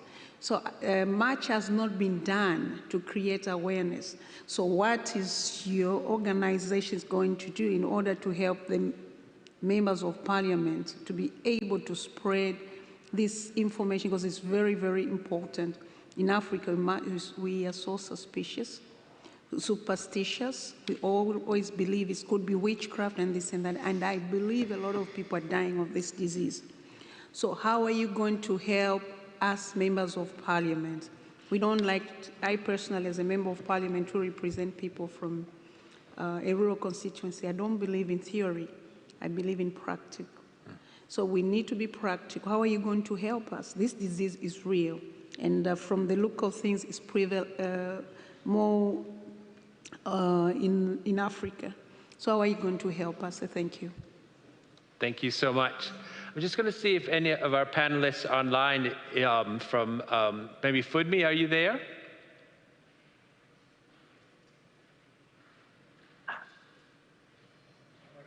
Yes, I'm here. Maybe you could address maybe the first of those questions around the prevalence of hepatitis B in Africa and why perhaps people think it's so high, why scientifically it's so high. So I don't mean to put you on the spot, but I just wonder if you had anything to say. I think I can address some of the things she said. Thank you very much for the questions. They're very important questions. Actually, I'm a hepatologist, and for 2 decades, I've worked in Nigeria and in the Gambia, managing liver cancer and liver cirrhosis from hepatitis B. For quite a while, our data systems did not link hepatitis and liver cancer. The way HIV is linked with the disease called AIDS, the hepatitis B was not clearly linked with the disease called liver cancer and liver cirrhosis. And when it was finally done, the scope and the depth of the hepatitis B challenge became known. And that is part of why the Global Hepatitis Program in WHO was formed. And that is why the hepatitis elimination agenda came on board in 2015, 2016. So it's an old disease that has now been repackaged to highlight the mortalities of hepatitis B, and it has now become very significant. That's number one. Another response to what she has said is, very importantly, many of the diseases she has mentioned have global funding support. So HIV is globally funded, TB and many of these diseases are globally funded, which means we're talking about donor funding.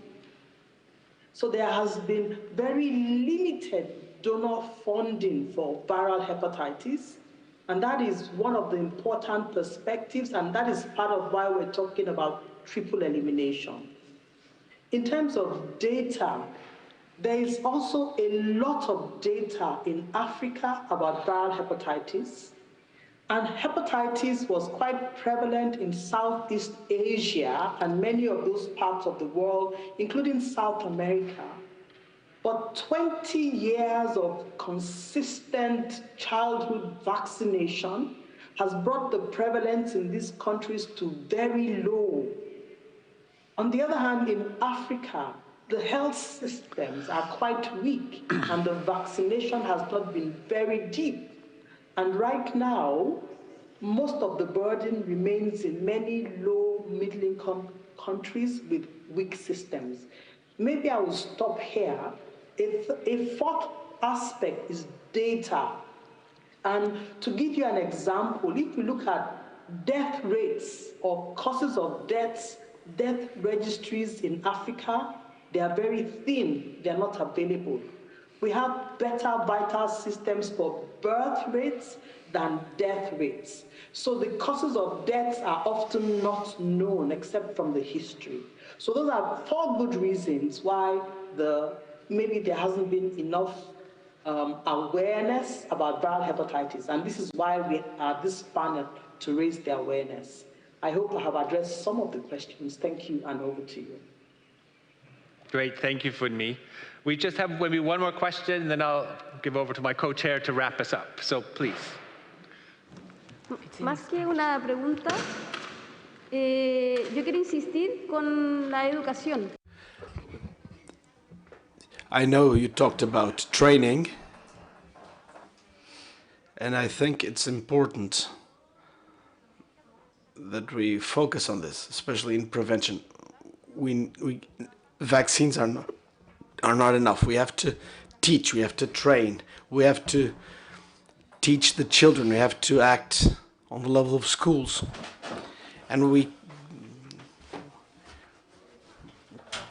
there can't be any taboos.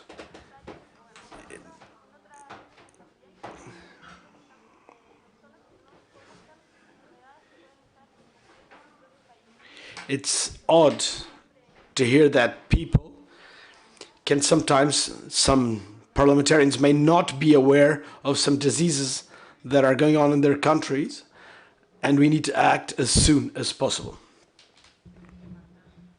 And you have another question? A short one. Yeah. Buenas tardes de nuevo, amigos y amigas. Good afternoon, everyone. I'd just like to address the last speaker. I loved your story, and I admire the effort, your effort in order to eradicate these diseases. We're here today because we're all committed to eliminating these illnesses. And we need to stick to the agreement that we committed to in our last meeting in Argentina. We need to add more bodies, more parliamentarians to our cause.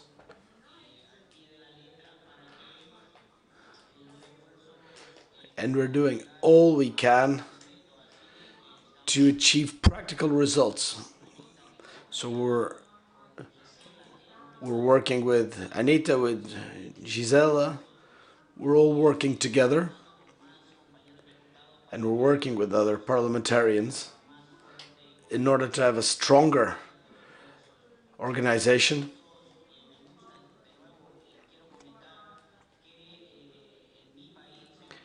I'd like to add that in my country, in Honduras, we've increased our budget for health, and this is a major victory for us. As of next year, we'll launch the construction of 6 new hospitals, and this is something momentous for us. The issue of health coverage was still lacking. We come from a very hilly country. There's a lot of mountains, and we want to make it easier for people to have access to health care. As young people and as diplomatic representatives of our countries, we want to eradicate these diseases.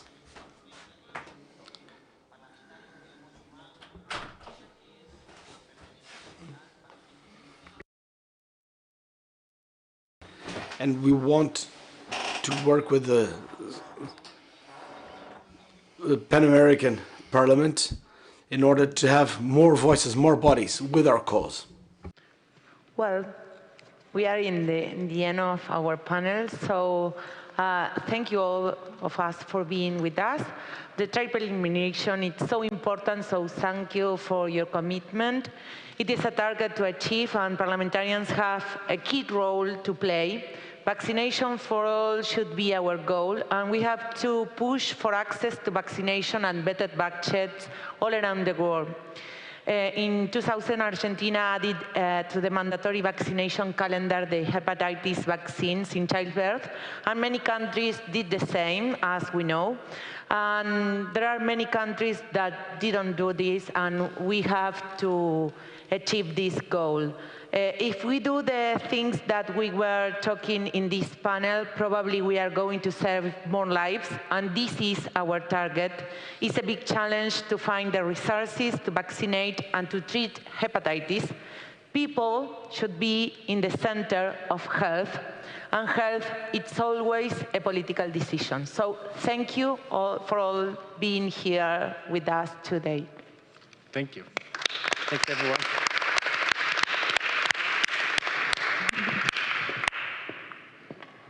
Thank you so much. I can say that was really an engaging and dynamic panel session, giving us examples not only of challenges worldwide, but ways forward worldwide on how we can start to engage more thoughtfully for hepatitis elimination.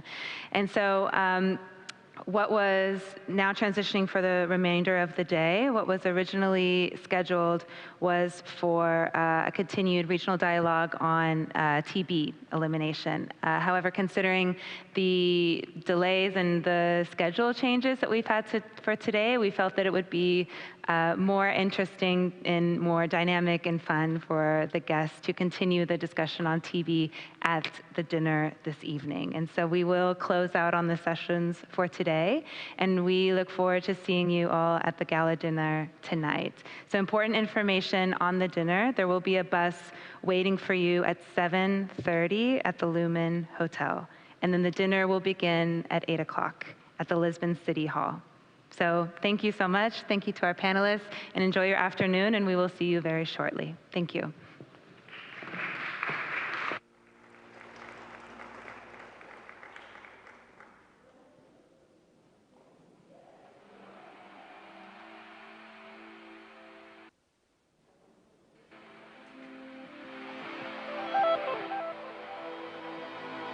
Thank you, everyone. Goodbye.